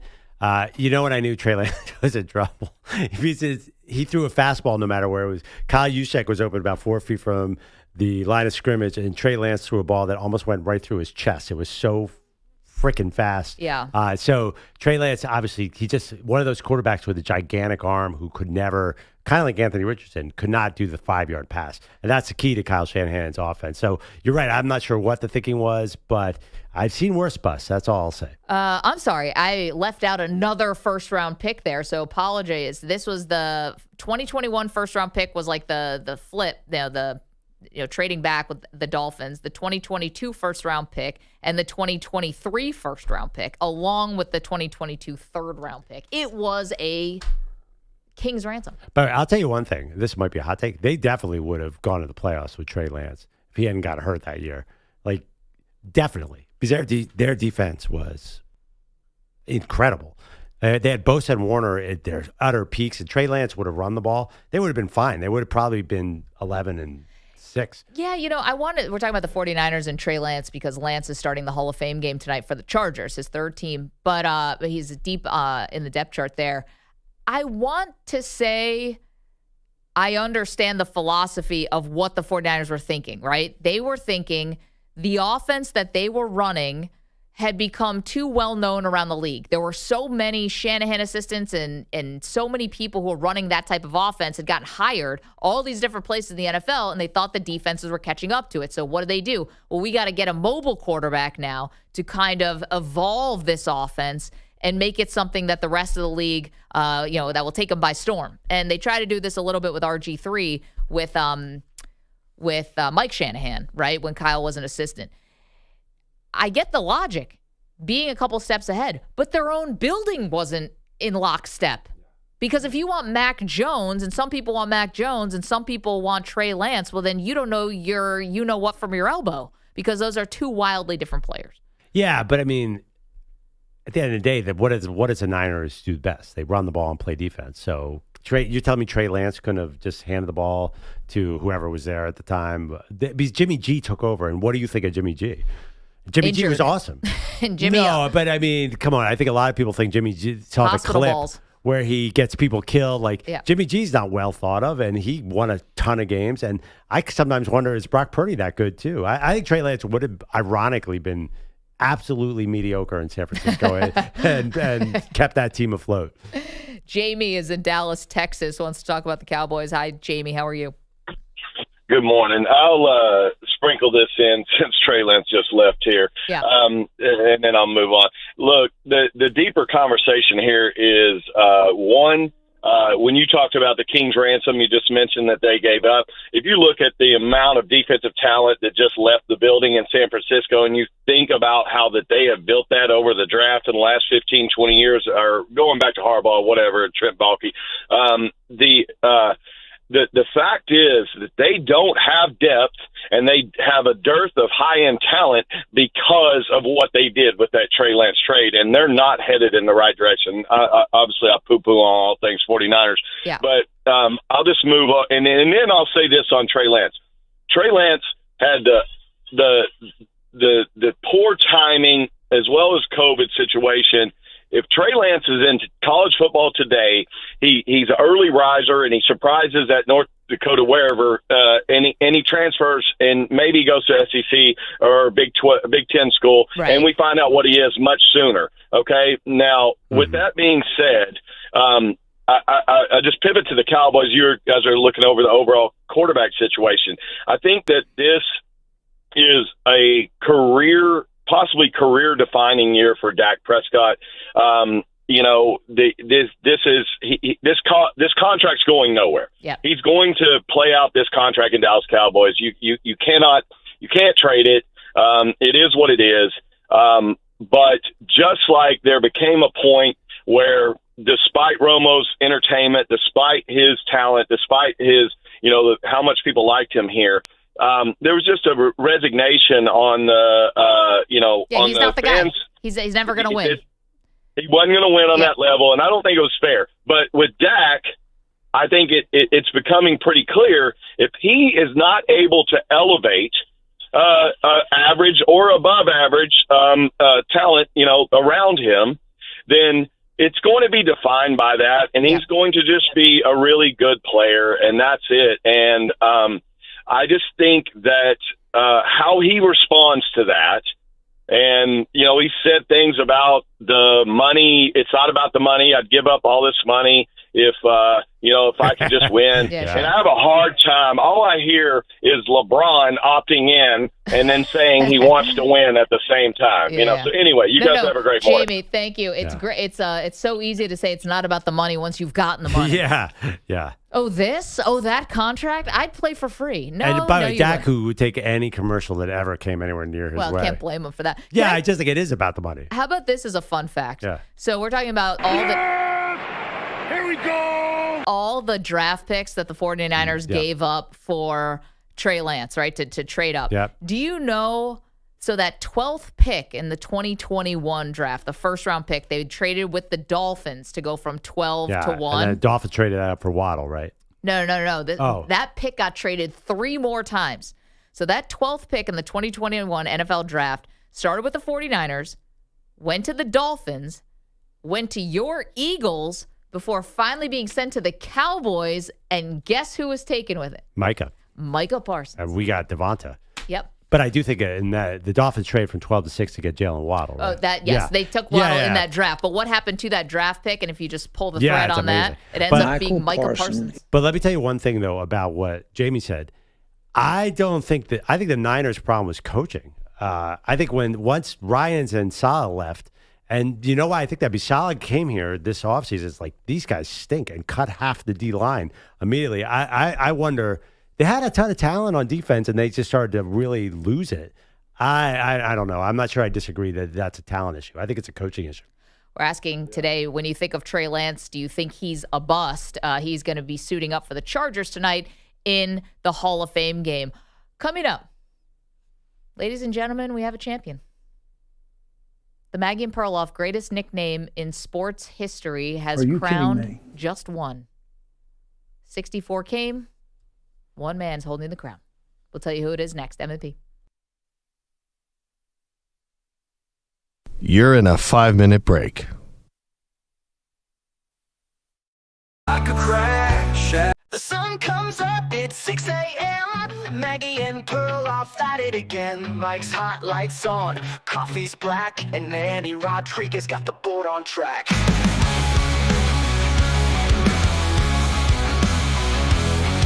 He's riding them faders, cutting them clips, dropping sound bites with a country twist. A light bulb peep who vanished somehow.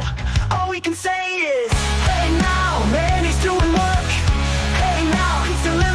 Hey, what a quirk. Hey now, he's pushing buttons clean, holding it down like a well-oiled machine. No ghosting shifts, no last-minute bail. Man, he's the train, Pete's the derailed. Hey now, turn it up loud. Man, he's at the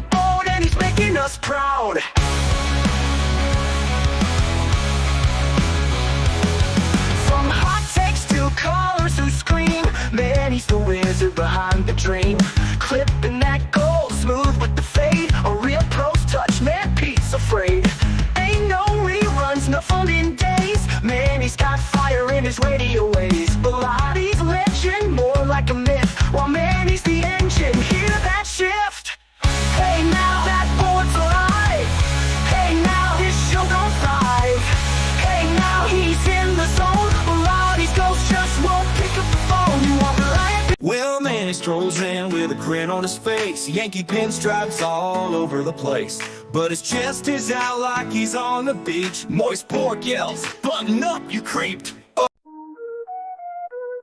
Yeah. Perloff talking reckless, anti-AI rhetoric. Nick loving scared of cold like it's too pathetic. No bots in a battle, what's that aesthetic? You still using flip phones, bro, that's pathetic. You a relic in the booth, try to gatekeep truth. Max machine spit bars more ruthless than you. You a caveman with a pen, scared of the pen drive. I ghost write flames, even your ego can't survive. Keep a human that's cute, like your hair in the rain. You ban AI cause you know you can't hang with the brain. You spit analog, takes in a digital lane. I'm the upgrade fan, you the memory strain. Why you hating on the code when it flow like this? You stuck in the past, I'm the future's fist. Talk loud on air, but you softer than mist. Keep my name out your script if you scared of the twist. AI ain't cheating, it's evolution, bitch. Make love and throwing shade, think you king of the tapes. But I dissect his logic like I'm running the brakes. Got degrees in the flame, you just chill in the booth. You allergic to growth, call that Perloff truth. You a fossil, a segment away from retirement. I'm a glitch in your matrix, a verbal environment. Said I shouldn't diss with tech, who you try to impress. You just mad I got rhythm and a silicone chest. I'm the ghost in the wire, spit facts with no bias. You just whine like a dial-up, slow, loud, and pious. Claim you real while you filter your thoughts for clout. But I'm raw code, son, I say what you dream about. Why you hating on the code when it flow like this? Yeah.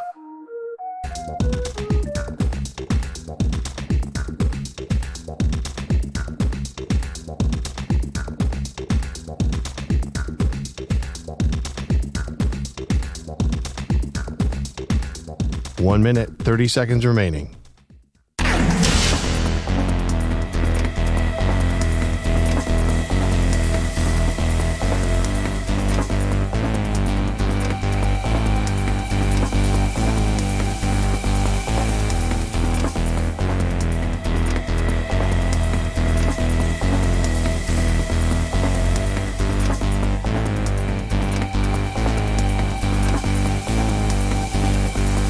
One minute remaining.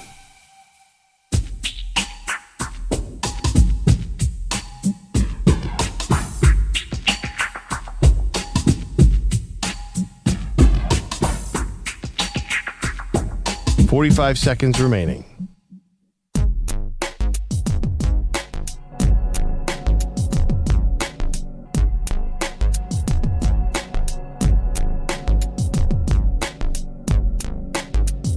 $30 seconds remaining.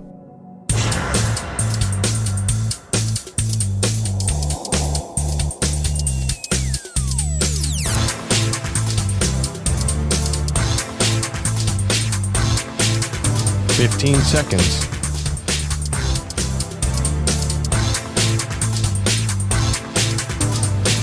Break ends in 5 seconds.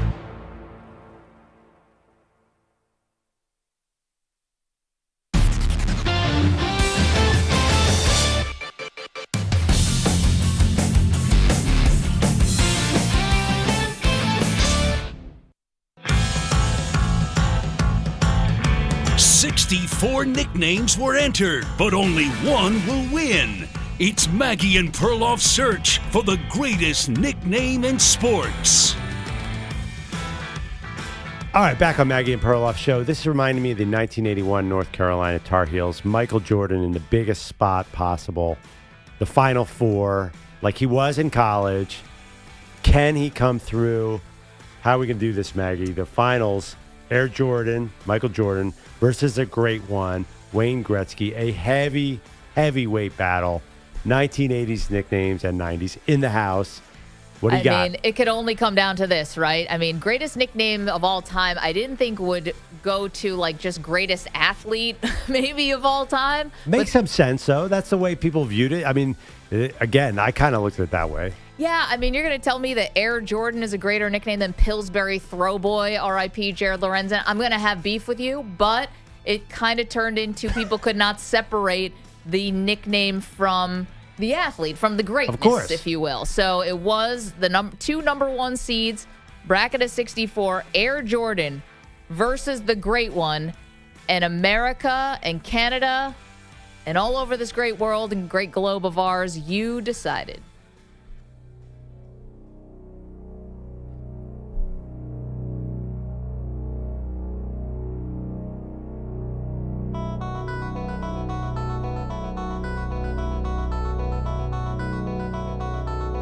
Come on, Michael, it's game time. Get your Hanes on, lace up your Nikes, grab your Wheaties and your Gatorade, and we'll pick up a Big Mac on the way to the ballpark.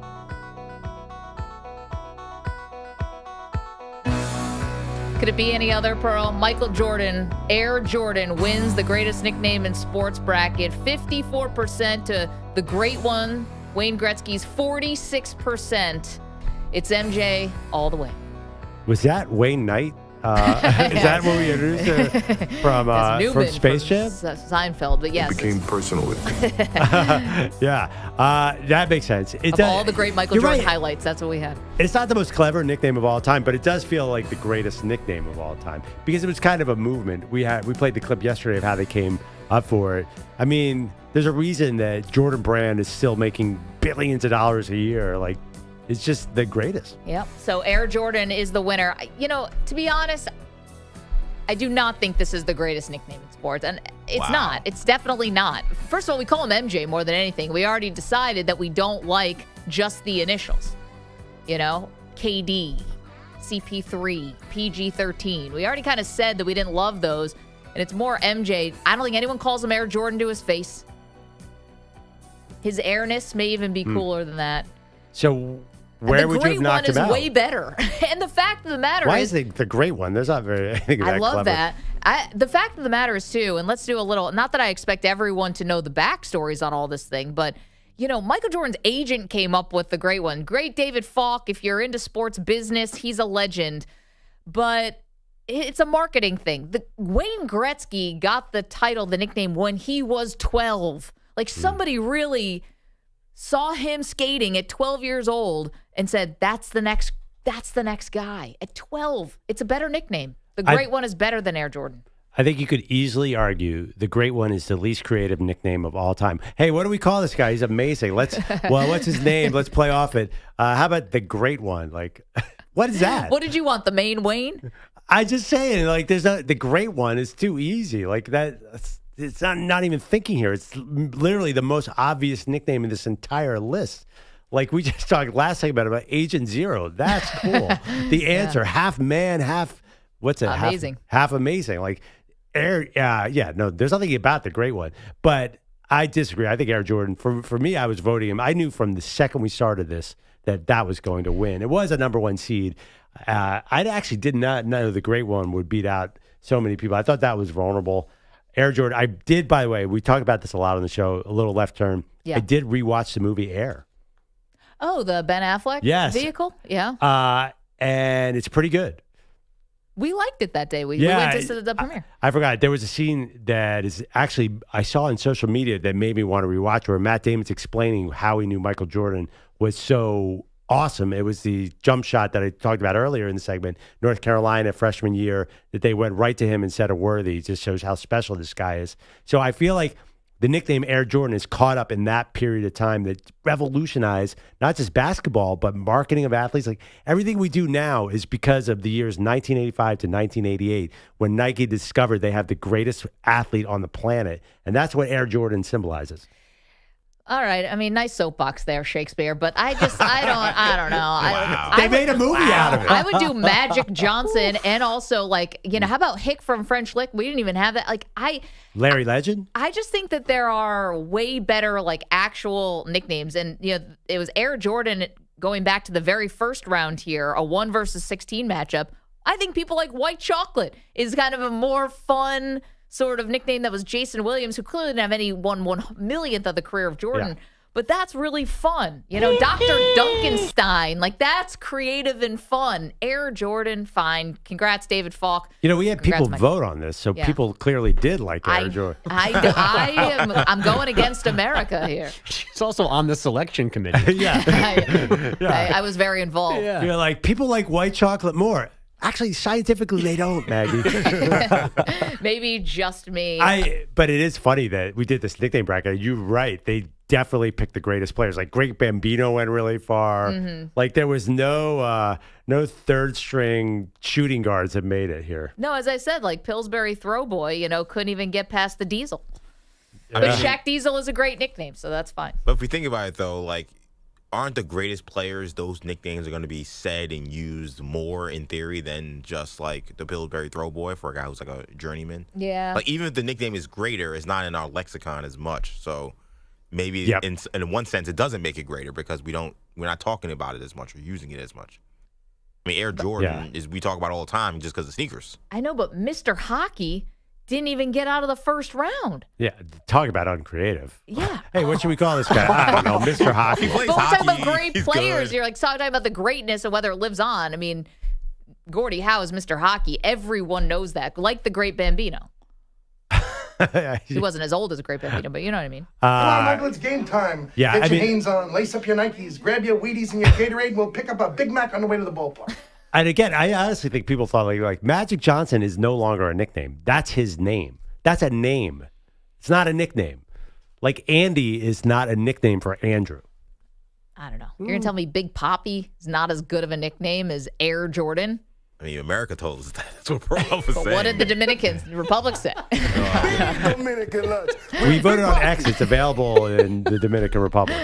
All right, so there you go. Congratulations to Michael Jordan. He never wins anything, so I'm sure he'll be glad to know that he won the greatest nickname in sports bracket. I heard that.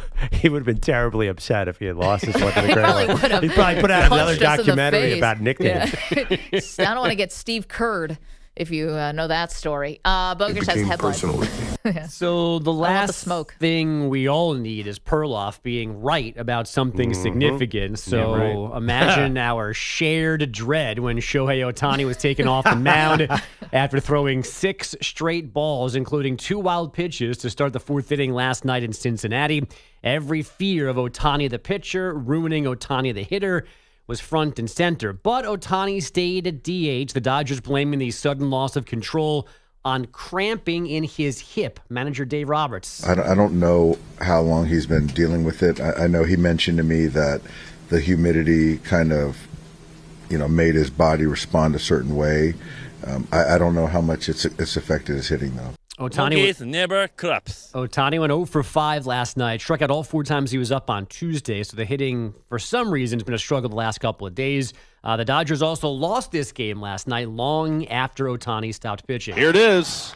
Swung on, fly ball, well hit, deep center field. Outman going back at the wall. He leaps off his glove.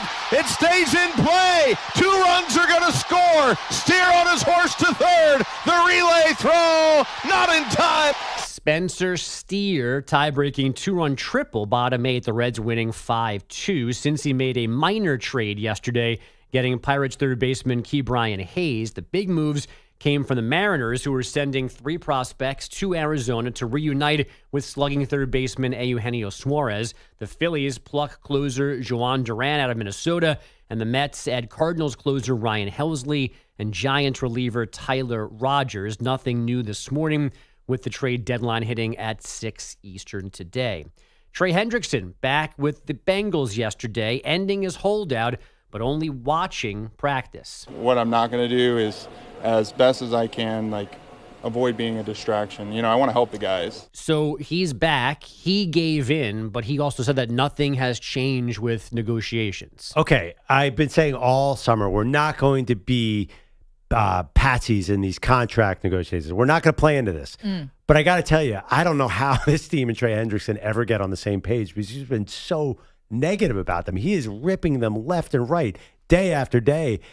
Can he just get his contract and get back in the fold, or is there some damage done here? Well, this has also been going on for, feels like 3 years, 2 Yes, years. yes. This is one of the longest contract things. I don't want to say my eyes are glazing over. That's also another part. I'm not saying that Trey Hendrickson doesn't deserve his money, but his age certainly complicates things. Yep. And the fact of the matter is he was fantastic last year, and the Bengals' defense was crap. Yep. So clearly you need more than just him because he led the league in sacks, and the defense is the reason why they could not be a playoff team. Yeah, I don't mind if a player is trying to get big money and says something totally hypocritical. Myles Garrett said, I don't want to be in Cleveland anymore because I have no chance to win a Super Bowl. Got $40 million a year. I was like, I'm thrilled to be in Cleveland. But that took 8 days. Cleveland to Canton, baby. That took 8 days. Yeah. It feels like this Trey Hendrickson thing has been going on since the day they got to the Super Bowl. You're right.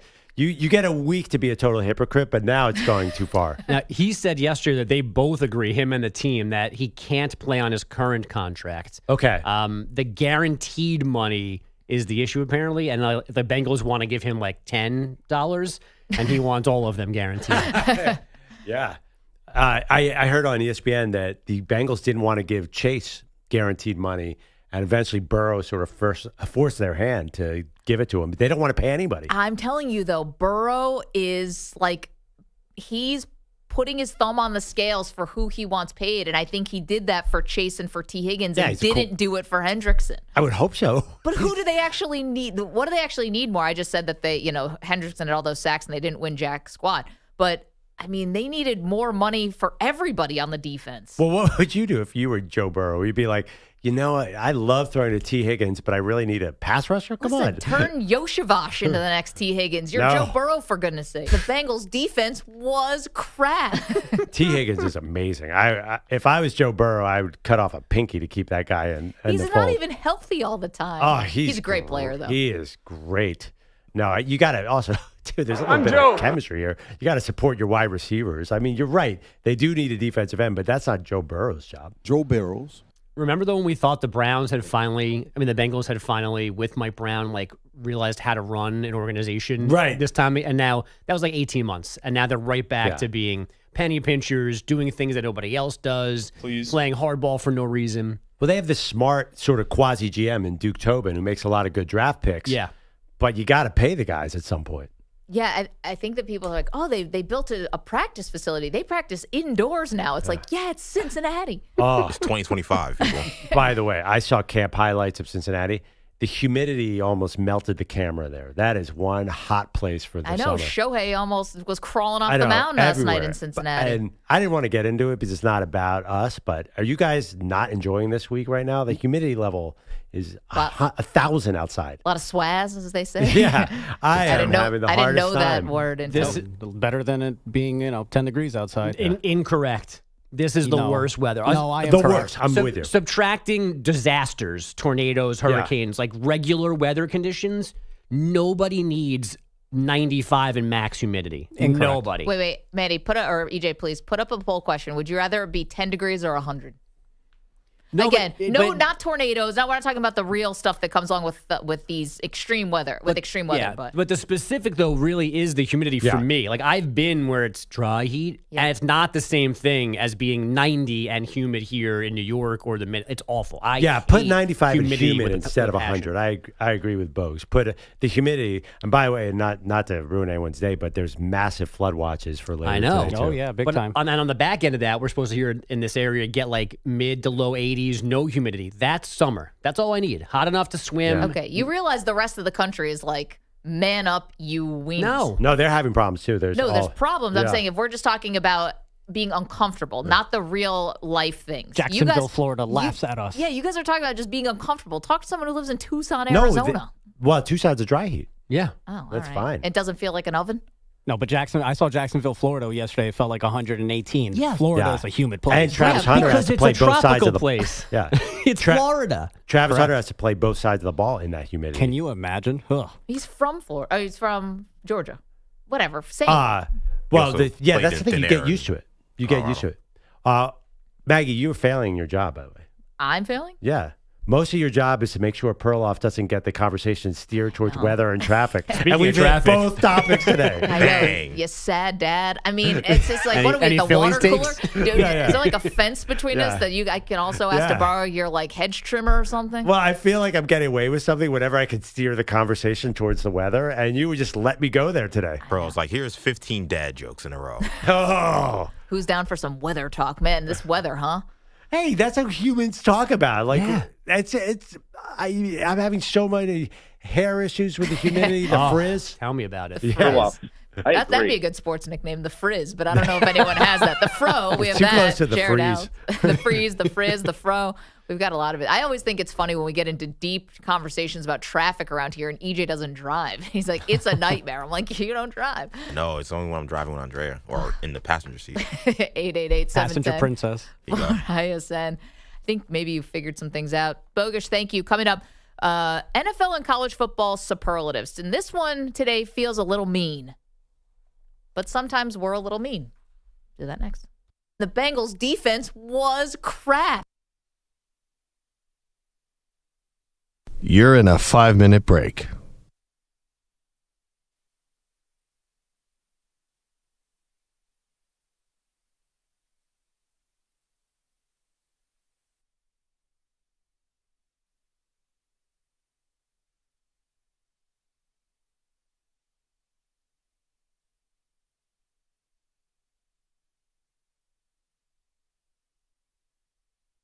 Four minutes, 30 seconds remaining.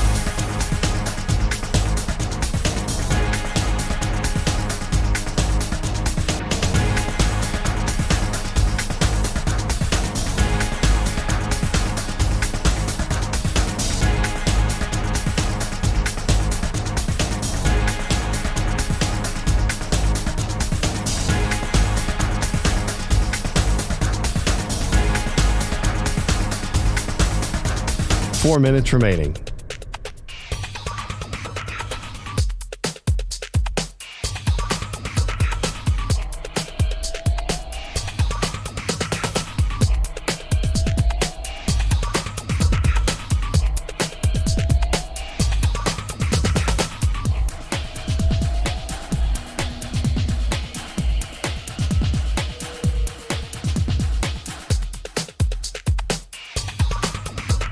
Three minutes, 30 seconds remaining.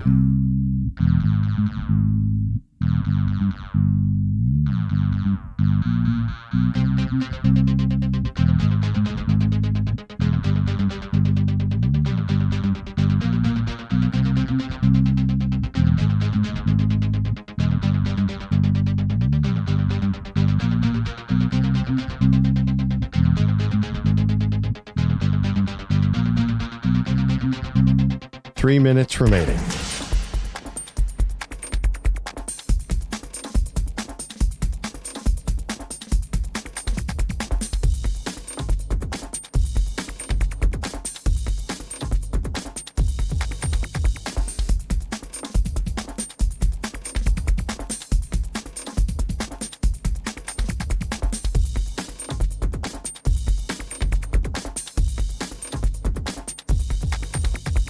Two minutes, 30 seconds remaining.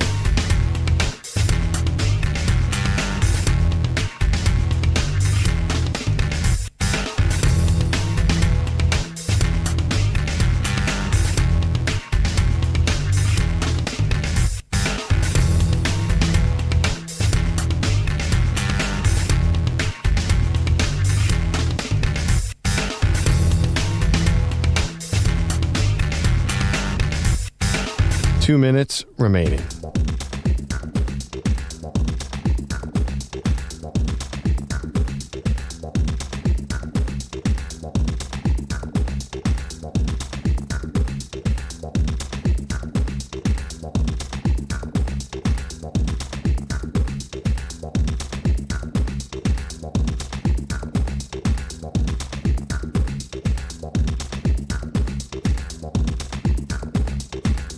One minute, 30 seconds remaining.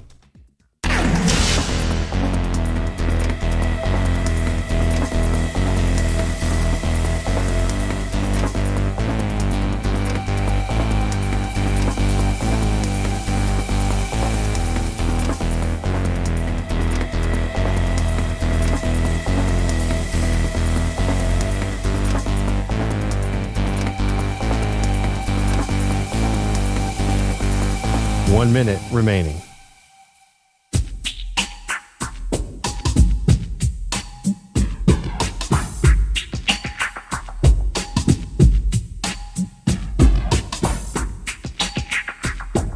.45 seconds remaining.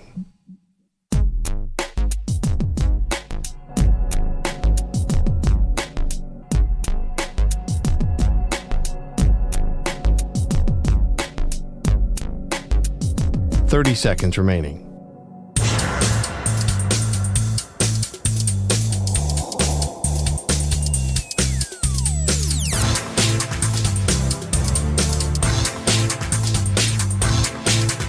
.15 seconds.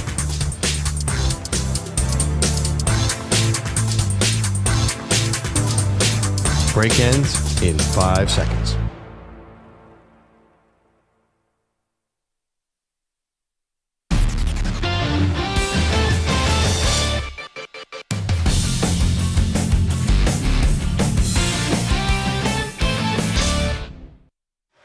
Everybody get up, it's time to slam now. We got the real jam going down. Welcome to the Space Jam. Here's your chance, do your dance at the Space This portion Jam. of the show is sponsored by the Hyundai Getaway Sales Event going on now. Get deals so right it almost feels wrong. Don't miss out. Visit your local Hyundai dealer today. Maggie, I'm nervous about this one. I am nervous about our next assignment here. All right, well, we're playing the Space Jam theme because Air Jordan won the greatest nickname in sports bracket. I think that's what Manny was trying to do. That's a Space Jam theme? I did not know that. It says Space Jam. Everybody get up. It's time to slam now. Welcome to the Space Jam. Oh, I don't remember that as part of the movie. Congrats. It's the first seconds of the movie. Congrats. Did that theme take off? Was everyone like, does anyone play the Space Jam theme? Get to a 90s party, you will. Oh, Come on, Michael, it's game time. Who's it by? Get your Hanes on, lace up your Nikes, grab your Wheaties and your Gatorade. We'll pick up a Big Mac on the way to the bowl. I actually don't know. No clue. Oh, yeah. One hit wonder.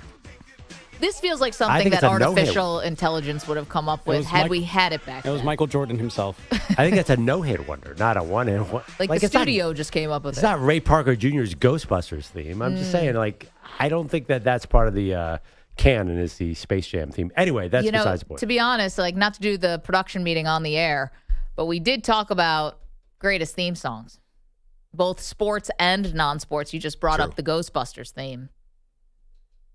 Is that a theme song, or that was like a number one song for like? But it was months. a theme song for Ghostbusters. Yeah. That went way beyond the movie. I mean, that's probably a 1 seed. It could be. Who are you gonna call? I mean, what are we doing? Are we doing this again? We're on the day we've crowned a champion on the greatest sports nickname of all time. Air Jordan beat out the great one. Are we really just turning the page this quickly to talk about theme songs now as the next bracket, the next challenge? Maybe. I mean, if you want to listen or call in 8588, whatever the number is, 88710 Let us know if you want to do theme songs. Welcome to the Space Jam. You don't put this up there with Jaws, though. Like that's also a number 1 seed, I think.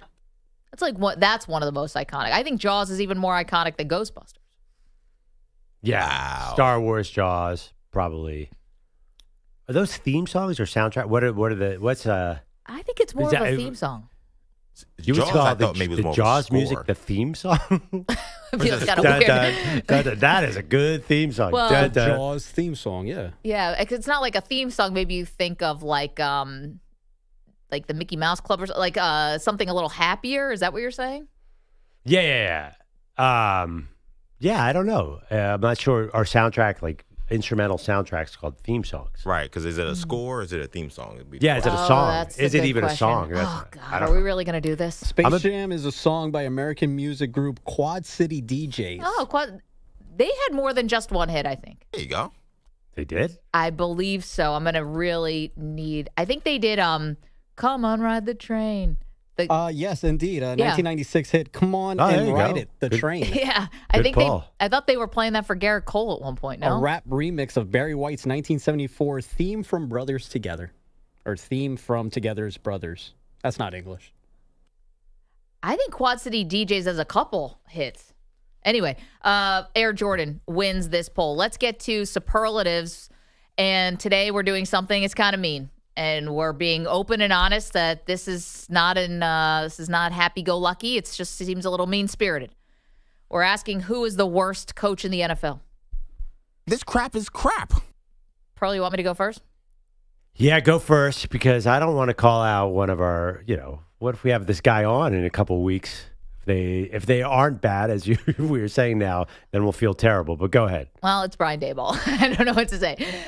Here's the thing. This is a hard assignment because, to be honest, the NFL has gotten rid of a lot of the whipping boy kind of coaches that we used to make fun of a lot. Mike McCarthy was one of them. Matt Eberflus was obviously a target for a lot of people. Robert Saleh didn't have a lot of fans by the end. But I think Daboll has got to be the worst head coach in the league right now. I mean, his record, and I don't think quarterbacks, wins aren't a quarterback stat, but wins are definitely a coaching stat. And his record with the Giants is 18-32-1.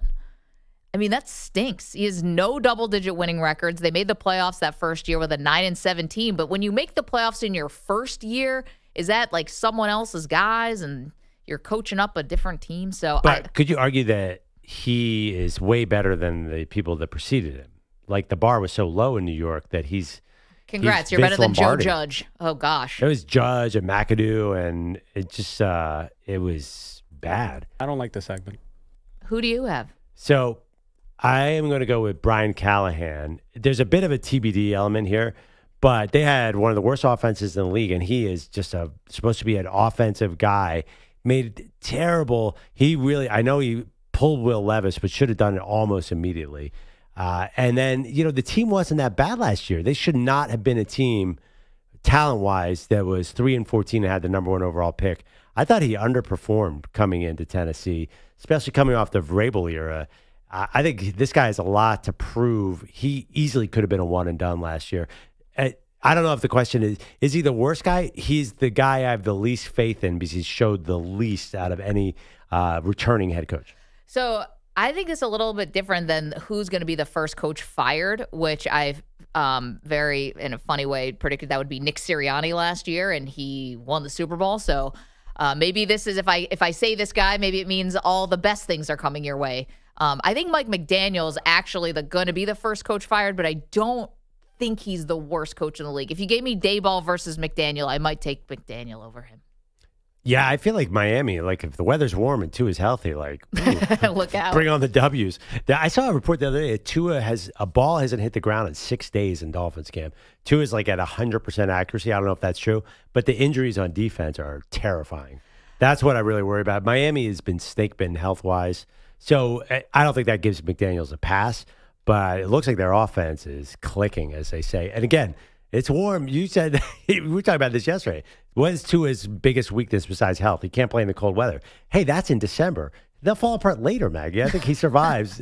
He survives until the second half of the season. Yeah, that's not first coach fired. Maybe shouldn't be the bet. For a college coach, this is a little bit harder, and he's been on this show, so I don't really want to blow him up too badly. But I was just looking at just the win-loss record for Mike Locksley. Hasn't been great. Oh, yeah. But really appreciated him coming on the show. He was 2-26 when he was at New Mexico, so that's really hard. And then at Maryland, he's been 33-41. He's been there for 7 years.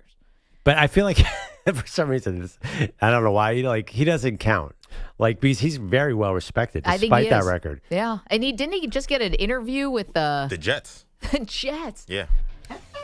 You ever figure out how he nabbed that? Well, he's part of the Saban family. Saban loves him, right? Or Belichick, and he's got a Belichick connection too. Yeah, I would have accepted Dan Lanning over Mike Locksley if it was me. We're trying to find a Saban guy. Yeah. Oh, yeah. He's got Navy in his back. I'm trying to figure out why is he tied to Belichick. But Saban. Dan Lanning's one of the best college coaches. That's what I'm saying. I would have took him as a Jets coach over Mike Locksley. Oh, yeah. Well, couldn't find a Saban guy. All right. Well, that was kind of mean, but we did it. Coming up, what's Joe Burrow talking about? Welcome to the Space Jam.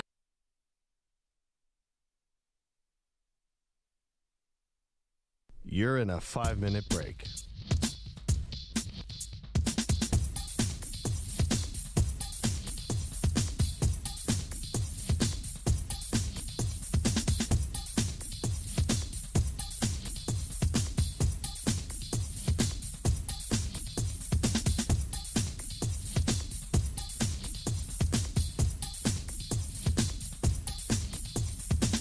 Four minutes, 30 seconds remaining.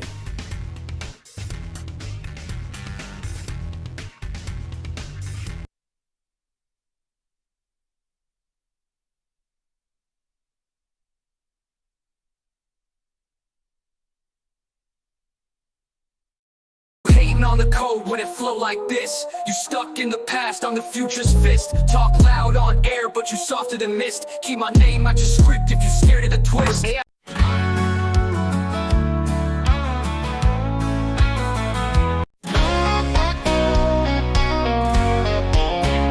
Down in New YouTube chat where the wild ones roam. There's a legend named Drunkle, never drinks alone. He's got caps lock, wisdom, and a type in hand. Defending old Maggie like a one-man band. Back off, he types, emotions high. She used the edge, so what, let it dry. Yeah, maybe she yacked in that thing one night, but a rinse and a prayer made it taste just right. Drunkle Sam in the digital stand, swearing up and down, that's my kid, I'm her man. Is he real, is he fake, no one really knows, but he's got her back through highs and lows. Family's family, he slurs with pride. You don't judge a girl on a rough ride. So here's to the myth with the hot dog cam. Raise your bottles for Drunkle Sam. Claims he taught her how to throw a curve and burp the alphabet without losing nerve. Says Maggie's tough, ain't no shame in that. Then trips on a cooler and scares his cat. BT's wits and Sal just laughs. The mods try to mute him but miss by half. Y'all better recognize blood when you see it. That Yeti's historic, don't you dare mistreat it. Drunkle Sam, the mysterious fan, defending his niece with the koozie in hand. Is he blood, is he bluff? Hell, we can't be sure, but he'd fight the whole chat just to keep her pure. Real love will stand tall through the cringe and the clown. So shut your traps, it's Drunkle Sam. Maybe he's real, maybe he ain't. Maybe he's Maggie's burden saint, or just a dude with a burner name, living for chaos and digital fame. But one thing's true when the comments fly, he's riding for Maggie till the day he dies. And somewhere between myth and spam lives the legend of Drunkle Sam. Suddenly quiet falls on the chat as a voice of reason types this and that. A message appears like a honky-tonk hymn. Daily says, yo, this song, it wins. I played it 5 times and maybe more. I canceled my Zoom and locked the door. Tell Nashville to make room on the track, cause this right here deserves a plaque. He's clapping with emojis, posted flame and clap. Give this man a Grammy and a Stetson hat. Make a vinyl, make a hoodie, I'll buy the whole stack. Matter of fact, call my lawyer, I want the rights to the track. So here's to the heroes of the live stream jam, the chat room warriors who don't give a damn. To Maggie, to Yates, to Sam and his Stam, but most of all to the legend named Daly who said put this song on repeat and never hit bam.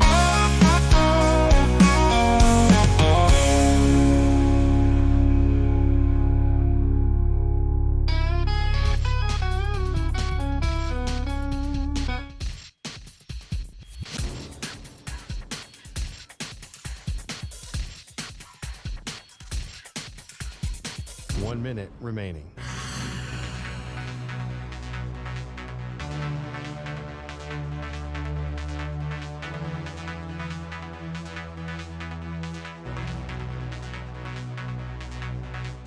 $45 seconds remaining.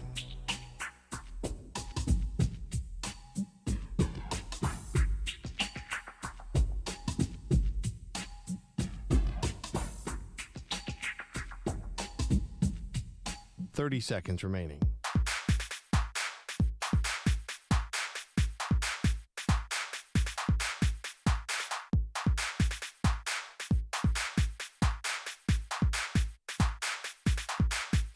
$15 seconds.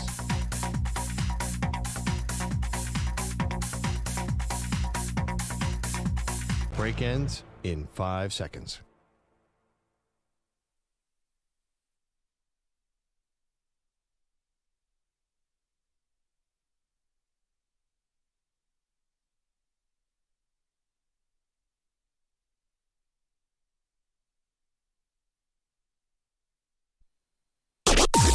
Maggie and Perloff on the Infinity Sports Network.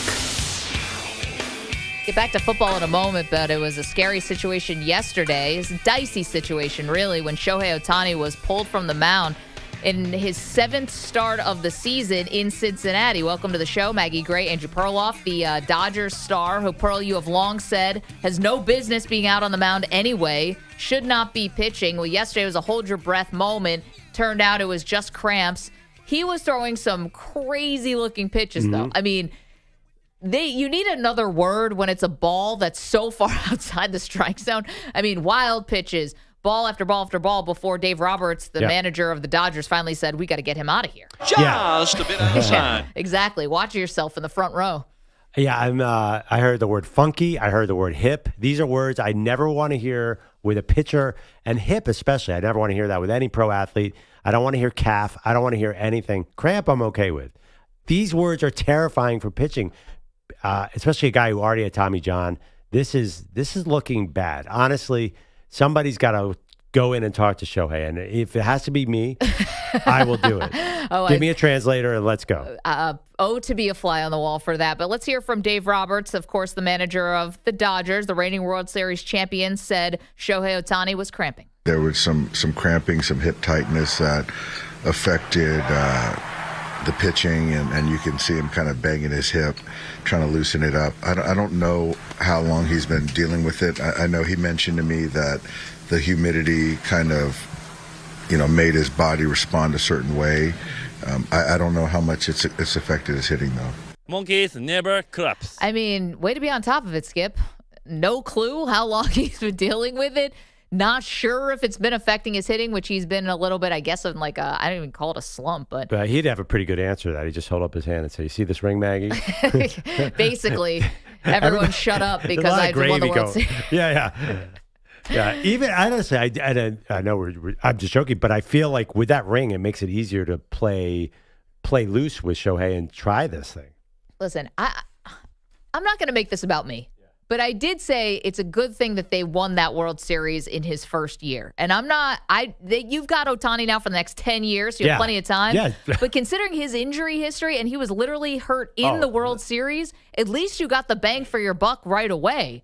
Because there is nothing guaranteed. Look what Aaron Judge now is dealing with, an injury. These are the two faces of the sport. Yep. And the Yankees haven't gotten jack squat really out of Judge in terms of, if your goal is World Series. They got there, but they didn't win anything. Well, it's interesting. I misunderstood your emphasis in that sentence. You said it's a good thing that they won his first year. Yeah, it's a good thing when you win the World Series. You meant because it might not be there. How many times have the Dodgers looked great on paper, won the division, and come up short? Did they win 111 games one year and falter in the playoffs, or at least 108? I mean, they're historically have done that a lot. If Shohei was just a hitter, would you feel the same way about having to do it in his first year or second year? I mean, it's just a lot of money, even though he's deferred and there's so much of, the team is a lot of stars, but his star shines the brightest. No, I mean, as far as I think you're more concerned about his injury history because he plays both ways. Yeah, and here's the thing. He's not giving that up. And this is the one bummer of just having the language barrier there, which is I'd love to know what is still driving Ohtani to have this commitment to pitching. To me, it looks like he's going for immortality. There's a lot of great hitters, the Albert Pujols, and there's, we could just go on and on and on about how many guys were just great hitters. There's one guy who's immortal for pitching and hitting, and it's Babe Ruth. And that's where Ohtani wants to be in that level where you're on like a no doubt Mount Olympus of an entire sport, not just of your city. And I'd love to know what drives him for that because, I mean, this is just cramps yesterday that forced him to leave his start. He's still DH, but to force him to leave his start in Cincinnati. But, what is driving this? 3 MVPs, a World Series, all the money you could ever hope for in the world. Why do you want to keep pitching? But imagine having that skill to be able to throw a 100-mile-an-hour pitcher and not using it. That'd be hard to do. I totally get it from Ohtani's point of view, but this is where the team has to come in. And as you pointed out, that's easier said than done with a star of this magnitude. I don't think the Dodgers really have much of a say on anything that happens with Ohtani. And I think that's part of the leverage he used with his free agency. It wasn't just the money. They deferred the money.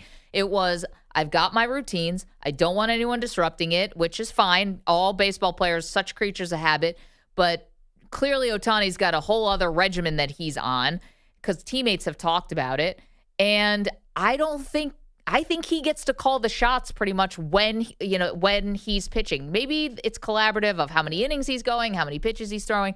But as far as whether or not this is going to happen, it's Ohtani leading the way. Well, I mean, somebody's been telling him to take it slow here because this buildup is very unusual, right? No one's ever had no starting pitcher's ever gone 1 inning, 2 innings, 2 innings, 2 innings. It's been most times you would have the pitcher out there by now, right? Well, it's weird because he was kind of ramping up and then kind of, sort of dialed it back a little bit. And then it's been a little bit of stops and starts. But, Dave Roberts never had a great answer for that either. And I think that the manager, and maybe this is all Major League Baseball managers, it's not just Roberts, like the front office just controls so much more now than they ever did. But it kind of feels like he's getting the marching orders from Ohtani. So I think it's a 52-1 to me. I think you're making an assumption there. I feel comfortable saying this because of how teammates have talked about Ohtani, about how he is kind of isolated, and that's his own doing. And listen, it's led to this type of greatness. So I'm not saying it doesn't work, and it doesn't seem to be bothering anybody. But I think Ohtani gets to say whether or not he's pitching. I don't think they can come to him and say, you know what, we're going to shut you down, and he's not going to. I don't think he's going to accept that if he's healthy. Yeah. I think that, yes, last night is definitely, at least have a discussion. I'm sure the GM and the manager are sitting down and being like, what did you see here? And the training staff, because again, the word funky and the word hip. Yeah, no, I know. I just don't like it. I don't like anything about it. You know, I was thinking about this as you were saying that. Whenever you talk about a body part in baseball, it always sounds ominous. It's like, it could be like, it's a pinky. Like, oh no. Well, I think too happened to the pinky. Like, I think it with the Dodgers, Dustin May too. Like, arguably the most talented pitcher we've seen come up in a long, long time. You could just tell by the way the pitch moved. Like that isn't going to work long term. Like the Dodgers know what injured pitchers look like, and he was often described as funky. And what has happened there? He's just never been able to get it together. I mean, how many injuries have they had on this pitching staff? Yeah, which is one of the reasons why I think they really need Ohtani to be pitching in the postseason, because they have had so many injuries. They're doing bullpen games in the postseason. Which worked. It did. 888-710-4ISN, 888-710-4476. Yankees helped a little. I mean, they were the best team in baseball last year, not taking anything away from the Dodgers, but obviously the Yankees not ready for prime time in that way. Well, it's amazing. The Dodgers, they barely had Ohtani in that World Series, just holding his shoulder and still won easily. And Freeman was awesome. But he was hurt, and the Yankees couldn't take advantage of that. So, this is where we're at right now with Shohei Ohtani. Should he be more cautious? 888-710-4ISN, 888-710-4476. Just when I thought I got over it, you guys just put the knife back in and just twirl it all around. It just happened, Manny. I mean, No. Like yesterday when those idiots grabbed Mookie Betts' wrist and tried to take the ball out of his hand.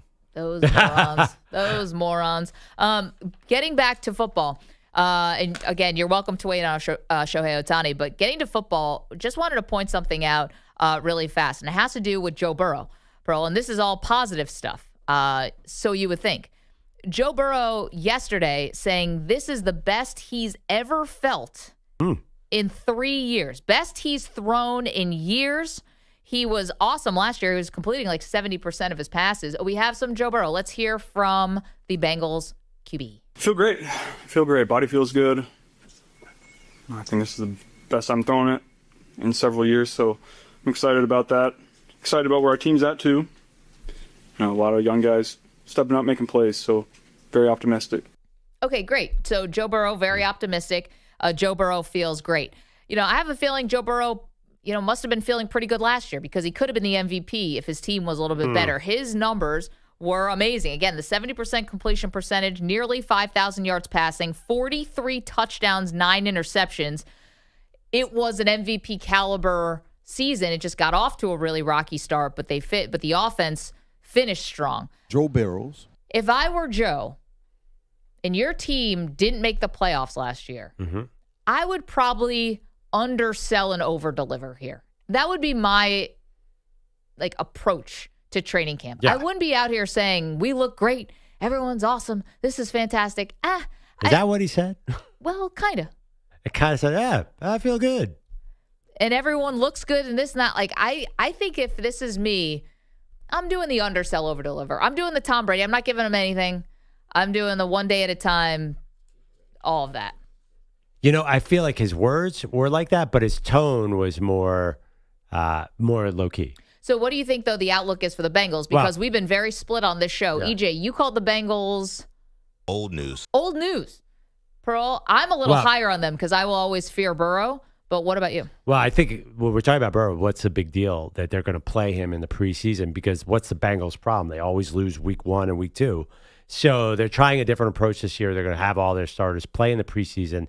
That makes me a little hopeful the defense is so terrible. And I don't think it was coaching. I don't think it was Lou Anarumo who got fired. I think it was because they won't pay for defensive players. And I don't know if Trey Hendrickson is even going to be there. And Shamar Stewart is just a rookie who only had 4.5 sacks in college. He's not going to step in and be Trey Hendrickson, their first-round pick out of A&M. So I think that the Bengals are going to be bad on defense, maybe a playoff team, but I just don't think that they were knocking on a Super Bowl championship door, and I don't think they're knocking anymore. What the f*** are we doing, man? So first 2 games for Cleveland Cincinnati, they've been so bad. They start at Cleveland. So that, in theory, should be a pretty comfortable landing spot, considering we have no idea who the quarterback is going to be. Joe Flacco? Yeah, but I think those AFC North games are tricky, though. I think the Browns, I can't remember who the Browns play tough. I think they definitely play the Ravens tough. I think they play the Bengals tough, but go ahead. Second game? So at Cleveland is the first game. Home opener is home for Jacksonville. Again, these are winnable games. You're going to be favored in this game. They lost to the Patriots. Duval. In this spot last year. I know. And it was unforgivable because they had Kansas City was the next week, right? But then they opened with the Patriots and then went to Kansas City week 2. Right. That's the thing. They will lose to anybody early in the season. I think playing preseason helps that. But then the rest of their schedule, I mean, it obviously gets harder. Oh, yeah. Then at Minnesota, at Denver, Detroit, at Green Bay, Pittsburgh, the Jets, Chicago, then you're bye. Oh, okay. That's not – it's mixed. Oh, that's a tough schedule. Well, they got some. These are all playoff teams, basically, except for the Jets and the Bears and the Bears. Okay, but you also have at Denver. Good luck with that. Yeah. Detroit. That's not a picnic, even though you get them at home. 888-710-4ISN. Okay, so I have a little Shohei Ohtani for you, and then a little Joe Burrow and the Bengals on the front burner. Coming up next, it is what they are calling a bromance. Have yet to experience a game as head coach and quarterback, but this relationship... We do not care. Yep. This relationship is intense. A lot of love. Don't be a freaking weirdo. All right. Well, I'm already weird. We'll get to Aaron Rodgers and Mike Tomlin next. With a lot of love. You're in a 5-minute break.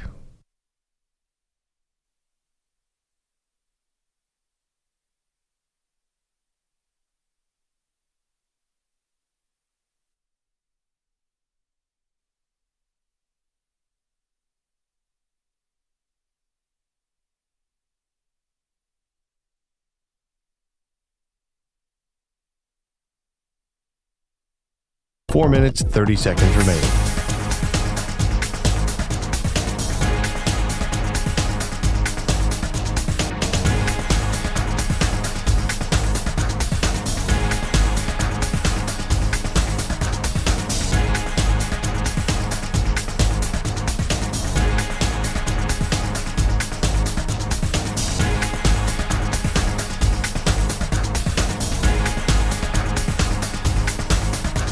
Four minutes remaining.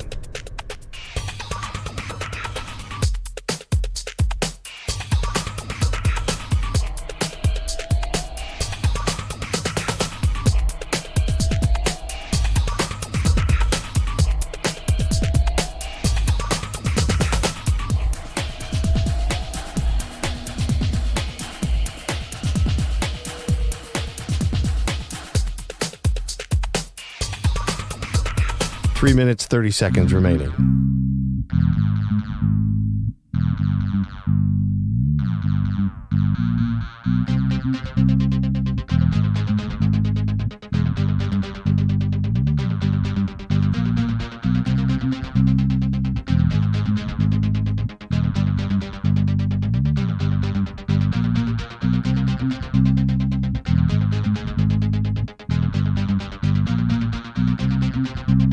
Three minutes remaining.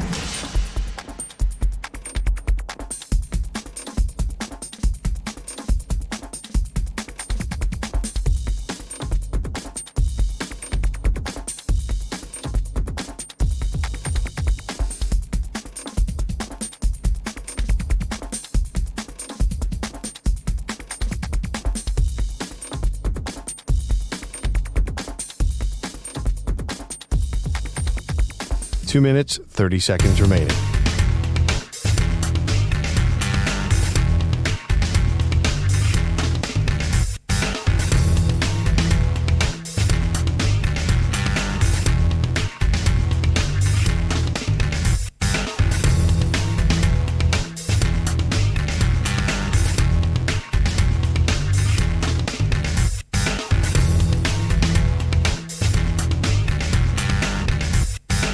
Two minutes remaining.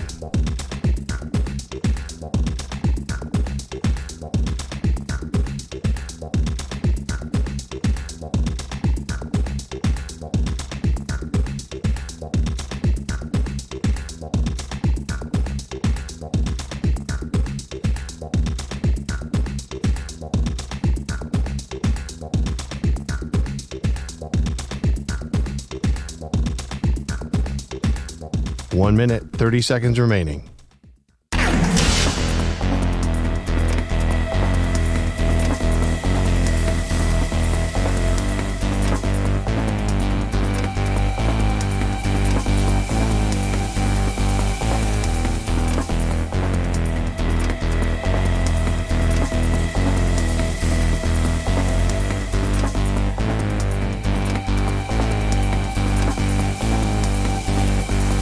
One minute remaining.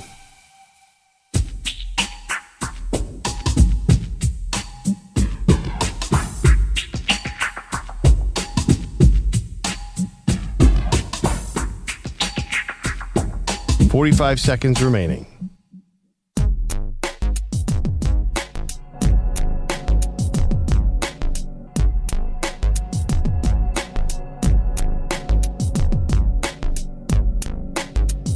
Thirty seconds remaining.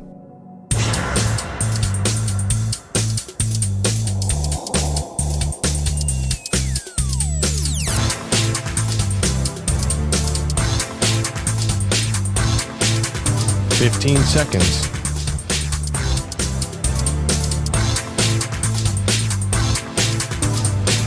Break ends in 5 seconds.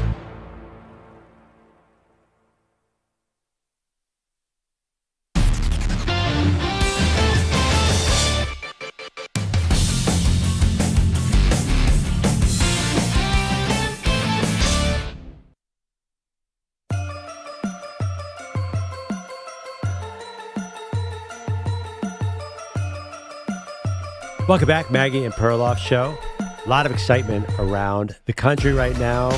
I heard this fact the other day somewhere. I can't remember. That basically NFL Network's ratings are highest right at the beginning of August, Maggie. Hope. Yeah. And there's crazy hope everywhere. It doesn't matter if you won 3 games last year or 13 games last year. Camp is kind of an electric time with fans there. No doubt. I mean, it's like the draft. You know, everyone can get involved. Everyone's hopeful. By the time you get to January, like sometimes your coach has been fired, your quarterback's hurt. You know, it's like it's over, and you're just waiting. Yeah, so 20 NFL fan bases are out by December. Right now, all 32 are in. And also, whenever you see a highlight from training camp, the crowd always looks kind of happy and into it and excited. But ultimately, Pat McAfee show yesterday, I saw a bunch of clips.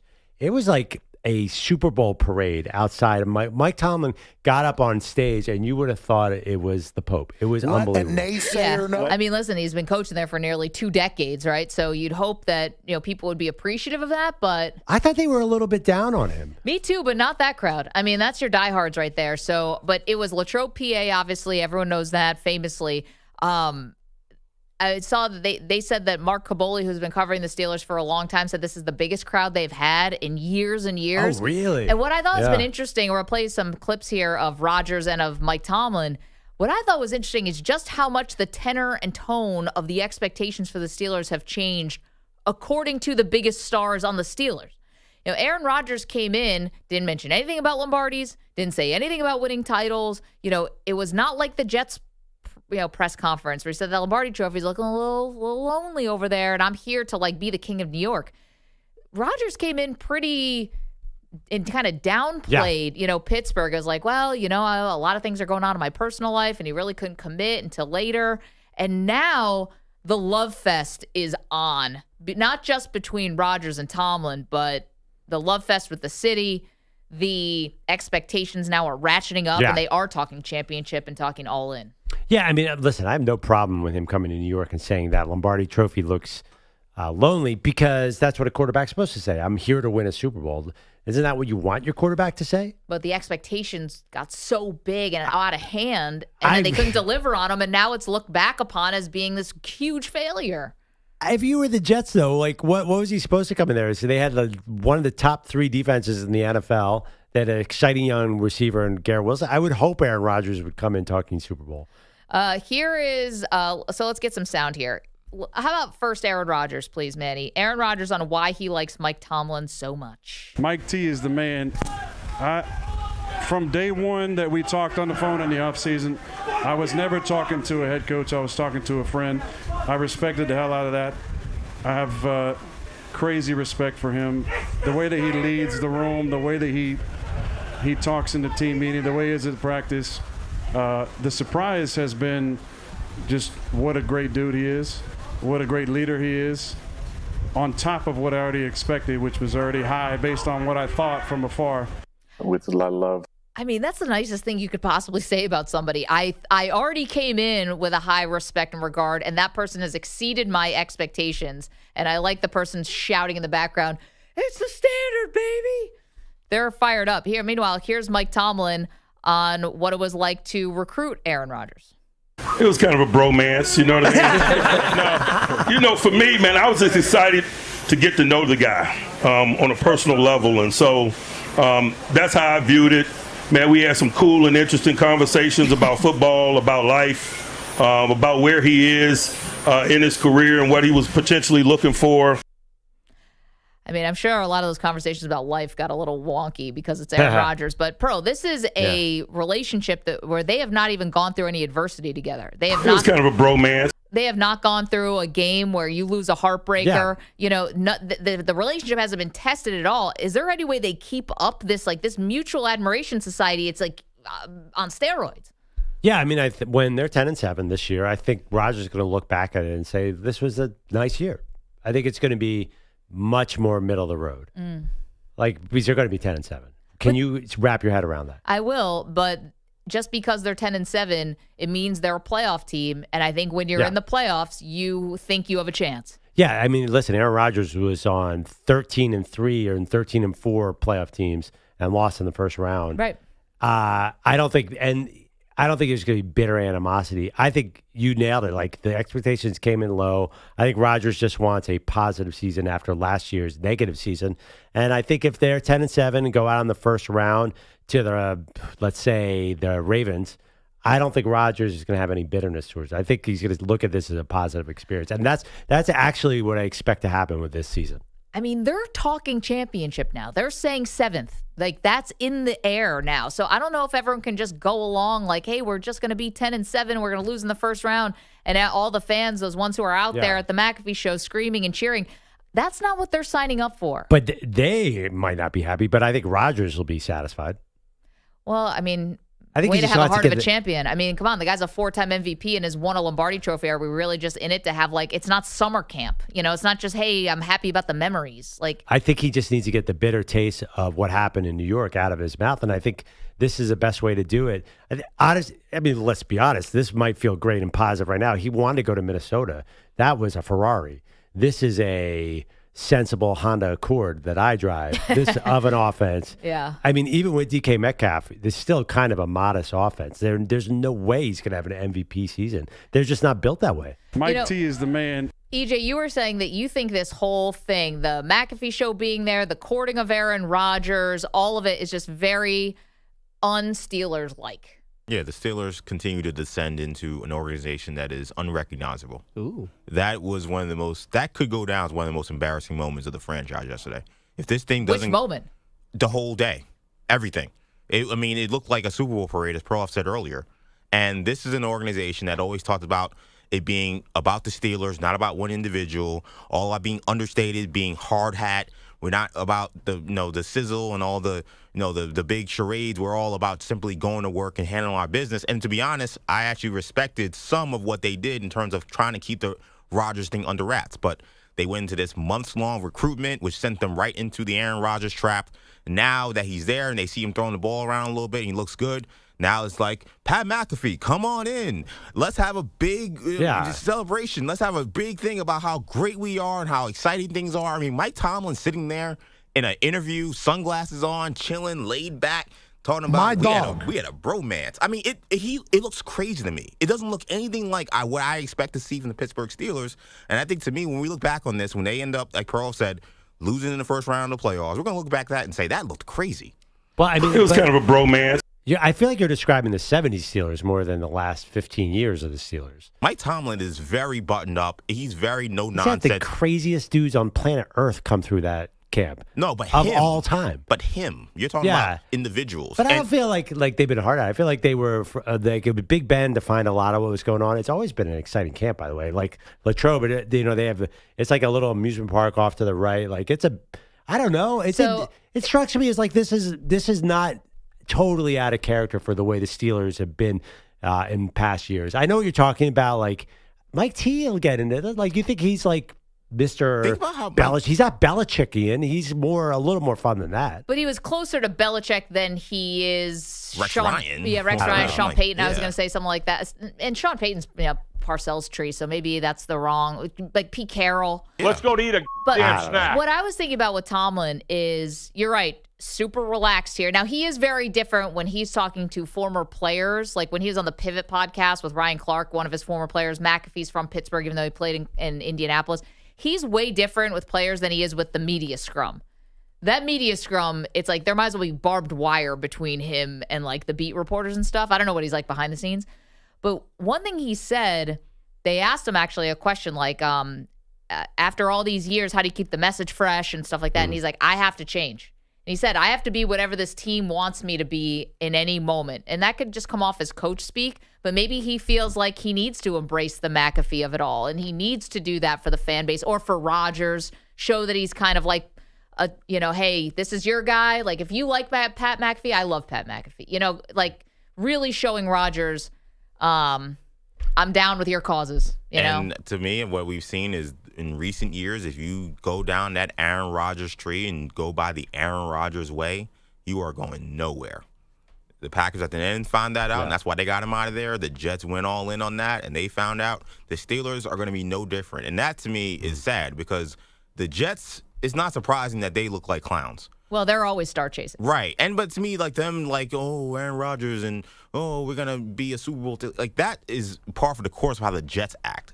Like, if that was a Jets camp that happened, I would say, that's Woody Johnson. That's what they did Hard Knocks. Yeah, the Steelers? I mean, Mike Tomlin and that organization, they're not we're going to celebrate before we've won anything. I mean, last year during their training camps with Russell Wilson and Justin Fields, he basically didn't want to say anything about how good they were playing, how bad they were playing. I mean, it was totally different. If he could survive Antonio Brown, if he could survive Le'Veon Bell, James Harrison, Big Ben, as a matter of fact, like Aaron Rodgers is not taking this franchise down. They've had more controversy. Tomlin's been through everything and still there and fine. How about a poll question? Do you recognize these Steelers with something of that nature? Let's get to Andrew Bogusch, who's got the latest. If you want to weigh in, are the Steelers unrecognizable? 888-710-4ISN, 888-710-4476. Guys, smartly, Sophie Cunningham is not slowing down, cashing in on being Caitlin Clark's protector. The Fever Guard now has a new podcast, and on the debut episode, she went after anyone downplaying Caitlin's impact on the WNBA. We have a lot of badasses in our league. Yeah. Like, hell yeah to that. I'm all for that. But when people try to argue that she's not the face of our league, or if our league would be where we're at without her, you're dumb as Yeah. You're literally dumb as So that was the S word, then the F one if you were scoring at home. So I feel like Sophie Cunningham is the kind of person where if she's teammates with Caitlin Clark, she's saying, of course she's the face of the league. And if she was teammates with, Angel Reese, she'd be like, of course she's not the face of the league. Or Nafisa Collier, or, she was on the Liberty, she'd be singing a different tune. And I kind of respect that about somebody. It's like, I'm all in on the team I'm on. Whatever you need, I'll back the star. Let me ask you a question, though. Is she arguing with a straw man here, or are there people who are visibly saying Caitlin Clark is not the face of the league? I think that's one of the more overriding conversation topics about all this right now. No, I know it's in there, but are there actual players who are saying Caitlin Clark is not the face of the league? She just said, like, who actually is on the record saying that? Well, I mean, the specific words, that I can't give you an example of now, but all these conversations of, like, we were here already, we were already this popular, but then everything shows you that she matters. Like, the ratings are different, like... But there are I think it's a slightly different argument. I think that's what Prof's saying. No. Like, I think that some of the players are fighting for, she didn't build the league, right? Like, the league didn't all of a sudden magically appear once Caitlin Clark started hitting threes. But would anyone say she's not the face of it, even her biggest detractors? Well, even that argument, though, I feel like a lot of those people have faded into the woodwork. Like, I'm not hearing a lot of anti-Caitlin. I haven't seen an anti-Caitlin take in about a year. Wait 5 minutes. Like a year? Yeah, no. That's like what? Like what? Who's on the record really around the All-Star game? I didn't hear a lot of smoke. It felt like she didn't play. Yeah, it just felt like a lot of players thing, have sort of kind of settled down in the criticism. We did a story a couple weeks ago where she was ranked, 8th or 9th among WNBA All-Stars, and people were upset about how ridiculous that was. And then people were arguing, well, she hasn't played that much, and she hasn't played that well. Like, I mean, the Caitlin Clark thing is always out there. Who put their face on it? I'm just curious. Well, it's a vote. So it's not really, that's not something to be put your face on, so to speak. It's a player vote. But, I mean, that conversation happened, though. I don't know. I think the Caitlin Clark thing is still hot in the air. I think the fact that she's not playing and she's not really visible is a big part of this. I mean, and did we ever figure out why Kelsey Plum outed her for not being in the meeting about the T-shirts at the All-Star game? Was it a joke? Was it to get her? Did we ever get the background on that? So that was a big deal too. After the All-Star game, Kelsey Plum made a comment being like, we had our meeting before to figure out what was going to go on and whether we're going to make a stance. And by the way, Team Clark wasn't there.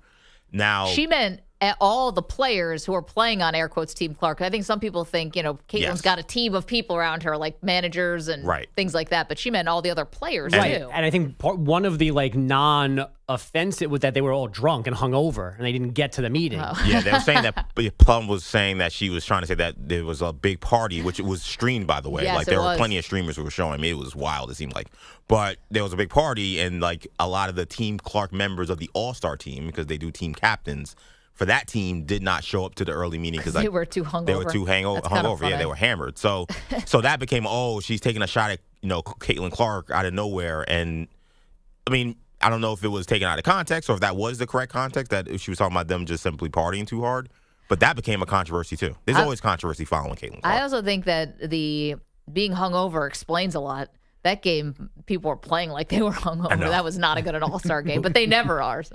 Wasn't that I heard it portrayed as Caitlin Clark is not eager to be the face of the labor negotiation. That's how I like.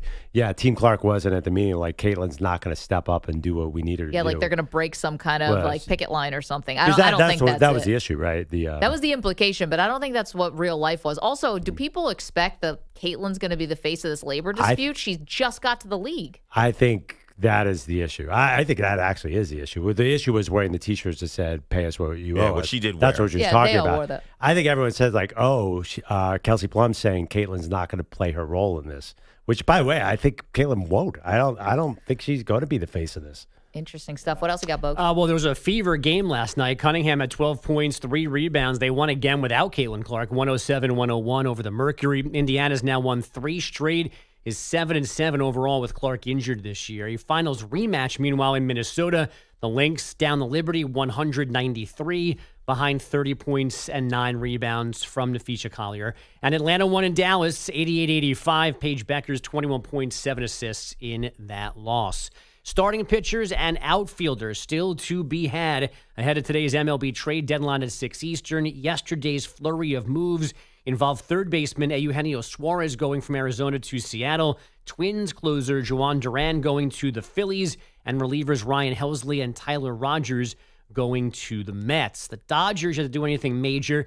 Their deadline needs almost changed last night when Shohei Ohtani had to stop pitching in the 4th in Cincinnati, but it was only cramps in his hip. Ohtani continued to hit in what became a 5-2 loss. Manager Dave Roberts expects Ohtani to make his next start. The next time we're thinking about is next Wednesday, so he'll have a week. It'll be at home, so there won't be humidity to deal with. Humidity in Cincinnati being blamed for the cramping last night.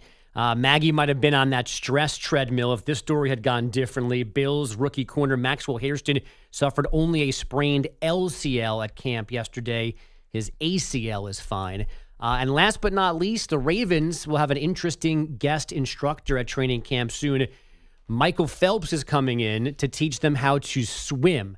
And this is not to swim in anything close to Olympic level. It is just to learn to swim. Like a swim move, right? For defensive linemen? No. To actually like swim in a pool because somebody, I think it was Kyle Hamilton, somebody shared a video of them showing that they couldn't dive and swim, asking Phelps for help as a joke. He said, I'll do it, and now he's coming in. Yeah. So all I can picture is like him in the pool with Ronnie Stanley like laying across his arms. He's like, okay, put your face in the water, blow bubbles, kick. Yeah. Tummy up. That's funny. A bunch of guys who could swim. Yeah. Marlon Humphrey led the That's way. who it was. Yes, Okay. Humphrey. I was going to say, this is like you bringing Francisco Lindor to teach Jake how to play shortstop. I mean, it's like a little overkill. Do you need Michael Phelps to come in to teach you how to do the doggy stroke or doggy paddle, whatever they call it? Okay, I'll sell for Ryan Lochte. Funny guy. The Gronkowski of professional swimming. Katie Ledecky. Listen, that's cool. Is it? Phelps is like their number one. Yeah, he's a Raven guy. Yeah, Somehow Ray Lewis will appear. He'll give a sermon. Cannonball. Imagine Ray Lewis if he was the guy doing like he was the captain of the team U.S. swimming team. He had to do like a speech. He would. Let me tell you guys right here. You don't carry my job. This water right here, it's got nothing against us. I'm surprised they haven't done that. It's like a home and home. You teach us how to swim. Of Ray Lewis come in and do the whole intro for the swimming team. Imagine he comes up to the water and he does his little dance right before. Yeah, right. He does the side to the left, side to the right, and then jumps into the pool. No running on that deck. But it could be more dramatic if Very he's dangerous. like stomping in puddles and there's water going everywhere. It could be cool. Yeah. Well, that's pretty fun. Pearl, you want nothing here? No? He's- Swim lesson, he's in Michael the- Phelps? The typing mood. Oh, what are we talking about? Exactly. Exactly. Yeah. Thank you so much. Bogusch, I'm going to say this as kind of like a trivia question. See if I can stump the show. And I'll ask this question next. It's the Maggie Perloff Show. You're in a 5-minute break.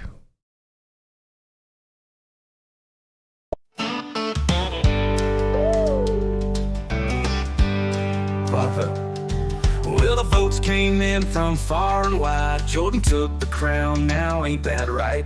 The great one fell, the crowd went wild. Air is flying high with that Jordan style. But a while the bracket crowned the king that day, there was trouble brewing down old hallway. HR calling up with a real stern tone, saying, Drunkle Sam, you can't bring moonshine from home. Hey! Ernest won the bracket, slamming like the goat. But Sam was sipping whiskey from a Maggie branded Yeti tote. Perloff's laughing, Maggie's got a smirk, but HR's got a folder marked Sam do not rework. And where's Bellotti, man? Nobody knows. His ship's been ghosted just like his old promos. We raise a toast to his Ernest, but the office is a mess when Drunkle Sam's in trouble and Pete don't show. Well, God bless. They say Sam stood up on the break room table, yelling Space Jam 2 is better. Was he stable? He quoted stats, he spilled his gin, knocked over the Keurig and blamed Perloff again. Meanwhile, HR's trying to hold the line, while Bellatti's still working remote from Caroline. The coffee's cold, the chair is broke, and someone hotboxed the studio with Bigfoot smoke. And Ernest won the bracket, the fans gave the say, but Sam got written up 3 times that day. No Bellotti call, no Bellotti text, and Maggie saying, what in the HR hex? A tale of 2 legends, one on the court and one on probation for spiked iced tea reports. We salute MJ's air and Sam's wild distress. When you party like a champ, expect the HR mess. Hey! Now Bellotti might return one day, right after he's done surfing in Tampa Bay. And Drunkle Sam, well, he's learning fast. You can't bring a flask to a show that's broadcast. So here's to Air Jordan, a nickname so divine. And to Sam, who's banned from sipping on company time, with a tear in his eye and a write-up in hand. He still claims vault's better than Ozzy Albies. Man, we got chaos in the booth, no Bellotti in sight. Just Maggie Perloff and HR's Friday night, when legends rise and interns regress. It's just another day, Maggie and Perloff, God bless. Hey!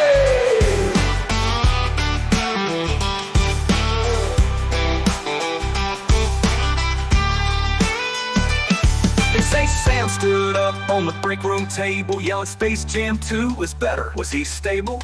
He quoted stats, he spilled his gin, knocked over the Keurig and blamed Perloff again. Meanwhile, HR's trying to hold the line, while Belotti's still working remote from Caroline. The coffee's cold, the chair is broke, and someone hotboxed the studio with Bigfoot smoke. And it's one to brag at the fans gave the say, but Sam got written up 3 times that day. No Belotti call, no Belotti text, and Maggie saying, what in the HR hex? A tale of 2 legends, one on the court and one on probation for spiked iced tea reports. We salute MJ's air and Sam's wild distress. When you party like a champ, expect a HR mess. Hey!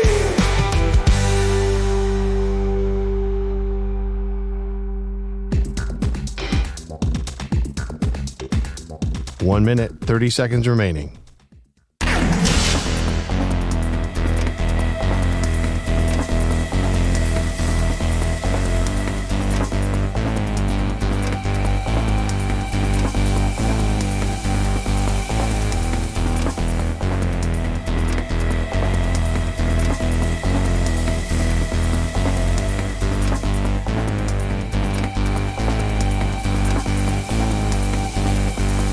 One minute remaining.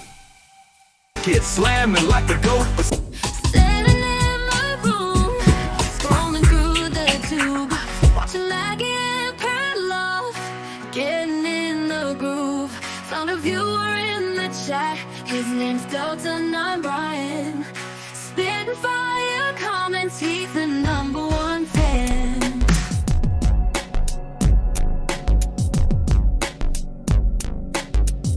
30 seconds remaining.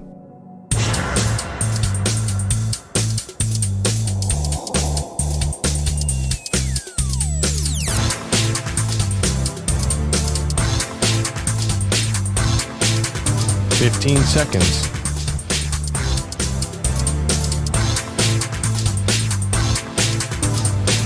Break ends in 5 seconds.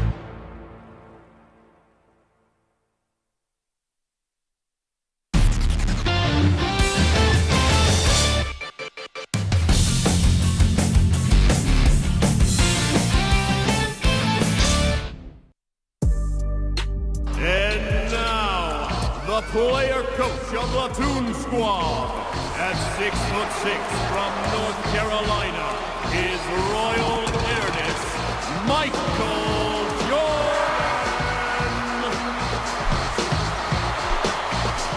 Tough morning? We got you. It's Maggie and Perloff. And this portion of the show is brought to you by Wesley Financial. Stuck in a timeshare and want out? Contact Wesley Financial Group now and get a free timeshare exit information kit at wesleyfinancialgroup.com. You could have just played an actual Michael Jordan highlight there. The Space Jam was a nice touch. The reason why we're playing it is because Air Jordan, Michael Jordan, has won the Maggie and Perloff greatest sports nickname of all time bracket. He beat out the great one, of course, Wayne Gretzky. To me, not the greatest nickname of all time. This was you guys, y'all who voted on this. And I think people were voting for the player more than the nickname, but it's not a bad nickname. It's just not the best to me. Okay. Did you get a sense coming in that he was going to win this, though?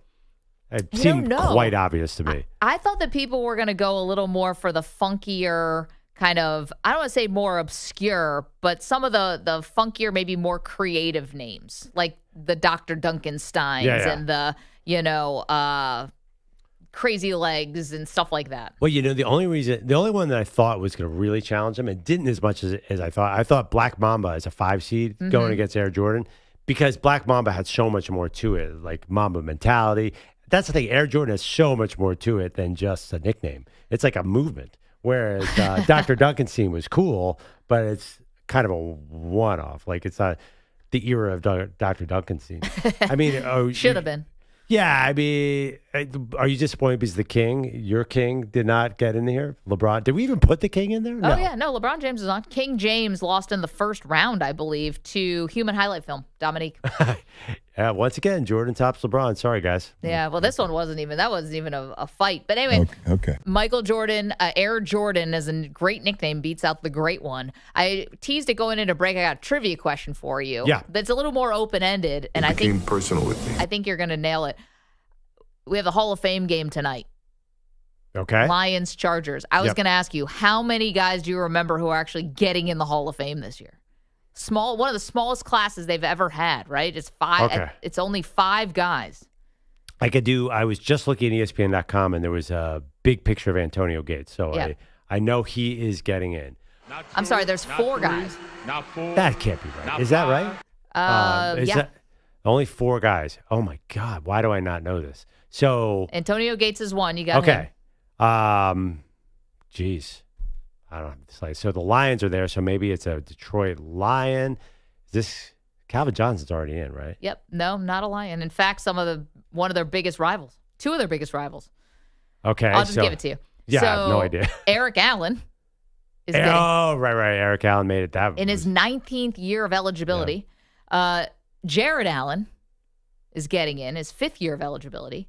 Antonio Gates, you mentioned, only his 2nd year. I never would have pulled those 2. And Sterling Sharp is getting in his yeah. 26th year of eligibility. Sterling Sharp gets into the Hall of Fame. The only reason long overdue. He should have been in a long time ago. Well, yeah, but he only played 7 years, right? I know, but Oh, boy. Yes. The funny thing is, Shannon recently got laid off or fired at ESPN. yeah, And there was some other controversy problems, about could you have waited till after the Hall of Fame induction? That was out there. I don't know. I guess he said it on a show last night. Yeah, Shannon said that. Yeah, That's he right. said the one thing I regret about all Yeah. this is that I wish this could have came out after my brother's induction. He said, now I apologize to my brother again for this whole thing happening because now I feel like it's overshadowed what should have been the first brother duo to ever make the Hall of Fame, which I didn't know. Is that right? Wow. Yeah, that's what he said. So he settled the accusations, right? So that got settled out of court. So he doesn't have any more legal stuff hanging over him. Yes. ESPN still fired him. Right. Okay. Just making sure we're all up to speed on all things Shannon. But Sterling getting in, Antonio Gates, Jared Allen, and Eric Allen. Of those 4 people, which speech are you looking forward to the most?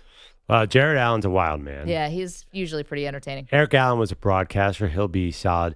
I mean, the funny thing is, Sterling is an amazing talker, and he was the most famous, would not address the media during his playing career. Yep. Wouldn't say a single word. And then he could not shut up the day he got out of the league. He's great. I think it's going to be Sterling by a mile. Mini trivia question for you. So obviously, Trey Lance getting a lot of attention in our world because he's going to be starting the Hall of Fame game for the Chargers. Do you know who's starting for the Lions tonight? Well, assuming based on the question, it's not the immediate backup, Hendon Hooker. It is Hendon Hooker. According to what I'm seeing, Hendon Hooker is going to start. I But there's a thought battle brewing because he's been splitting camp reps with Kyle Allen. We've always talked like, man, why didn't Hendon Hooker become a thing yet? But he gets some shine and some glow tonight. I actually thought Hendon Hooker, if the Jets got hurt, Tanner Angstrand coached Hendon Hooker, that he could have been a Jet. Because it doesn't feel like they love Hendon Hooker there. Yeah, it was weird when Goff had to leave the playoff game briefly and they put in Teddy Bridgewater. Yep. Who had gotten there, I don't know, maybe 14 seconds before that. So there you go. I assume Omarion Hampton won't play for the Chargers tonight, but there's 2 things I'm excited about the Chargers. Those bright yellow uniforms, I can't wait till those get unveiled. Those are really cool. And Omarion Hampton, neither of which we'll see tonight. No. Yeah, I'm not such a big alternate uniform person. I know I'm on the minority of this, but Not a Color Rush fan? no. Oh, Burn love my the retinas out. Love the Color Come Rush. on, the all red Bills jersey against the all green Jets jersey. I was at one of those games. Bruce Smith's jersey got retired that night. Well, there you go. That's a good thing. That was a low light. Some of the worst. I think the Steelers have another ridiculous alternate coming out this year. No, they're doing the thing that Illinois did with the leather helmet where it looks like leather. Isn't that the Packers? I thought it was the Packers that had the leather look. Are the Packers doing it, not the Steelers? I might be wrong about that. I don't like those. I'm in the minority on that. Well, you don't like the leatherhead looking helmet? Yeah. It's Wait weird till to you. me. Oh my God! These Steelers uniforms are crazy. The Steelers. Oh, I did see those. They're Those are I mean, bananas. the Bumblebees were crazy. This is 10 times worse. It almost looks like an offspring of the Bumblebees. Yeah, it's a Bumblebee adjacent. Yeah, Steelers like that. I mean, the Steelers' own uniform is so cool. It's the most vintage. I always go vintage. Penn State's probably my favorite college football. I love Notre Dame. I love the Steelers.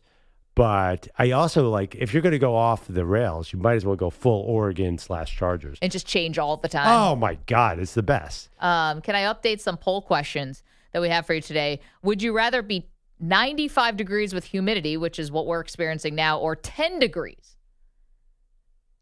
54% saying 10 degrees. Well, 54% of our voters are morons. 10 is a little low, bit low. A bit. If we got 20, I'd probably vote 20. You guys spend a couple of winters in Buffalo and see if you guys want 10-degree weather. Yeah, it's I not. promise you, it's not what you want. You're thinking 10, like in your mind, you're actually thinking 35. 10 is awful. Do you consider Trey Lance one of the all-time NFL busts of the last 25 years? 58% of you saying yes. I was a little surprised by that. All time in the last 25 years, a little. Oh, yeah. Little wonky there, but I totally, it makes sense. It makes sense. Yeah, I struggled with that one. yeah. No, I know. It actually makes sense, although. People are picking up what you were putting down. The amount that they traded to get him, 3 first-round picks, a third-round pick, and the fact that he will be playing tonight for his third team, but no one's given him a shot, really, to be a starter again. How can you call a guy a bust who we've never seen play? Because it didn't work out. Mr. Irrelevant took his job, and they traded that much to get him. I understand, but we saw Jamarcus Russell play. That's a bust. Not all busts are only their fault. Sometimes it's the organization that contributes. There's a lot of things that go into that. I think if you're going to call a guy a bust, it's got to be his fault. All right, do you call Zach Wilson a bust? If you get injured, are you a bust? Yeah, Zach Wilson was a bust. Right. Do you think it was all his fault? Yes. I don't know. I think the Jets contributed to that. Oh, I don't know. Yeah, I agree with that, but Zach Wilson was really bad. We know. Will Justin Fields have more successful Gent stint than Aaron Rodgers today was our one big quarterback question, was focusing on the Jets. 67% saying yes there. Don't be a freaking weirdo. And there you go. And if you missed it, Air Jordan, as we said, won the Maggie Perloff greatest nickname of all time bracket. So. Except you are not really acknowledging that victory.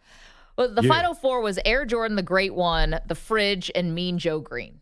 And even out of those four, I still think the Great One is a better nickname. What's so clever about the Great One? What's so clever about Mean Joe Green? I mean, we're not like reinventing the wheel here. The Fridge probably should have won. Yeah, that is clever. But again, the Great One is the least creative nickname in this entire thing.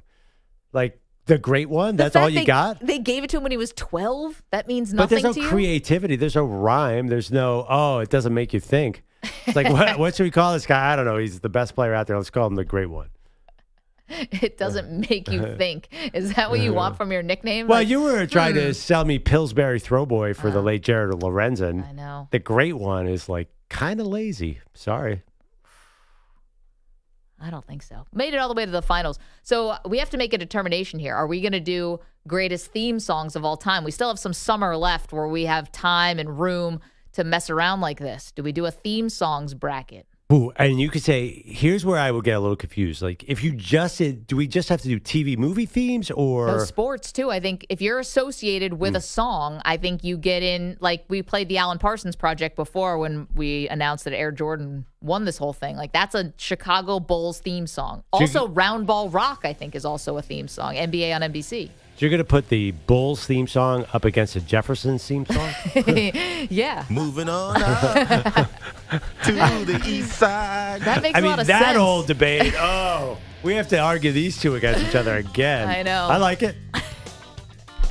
That old debate. Oh, my gosh. Thank you, E.J. Stewart. Thank you, Manny Rodriguez, Andrew Bogusch, Andrew Kaplan, Weedos and Coffee Drinkers. You know who you are. See you tomorrow.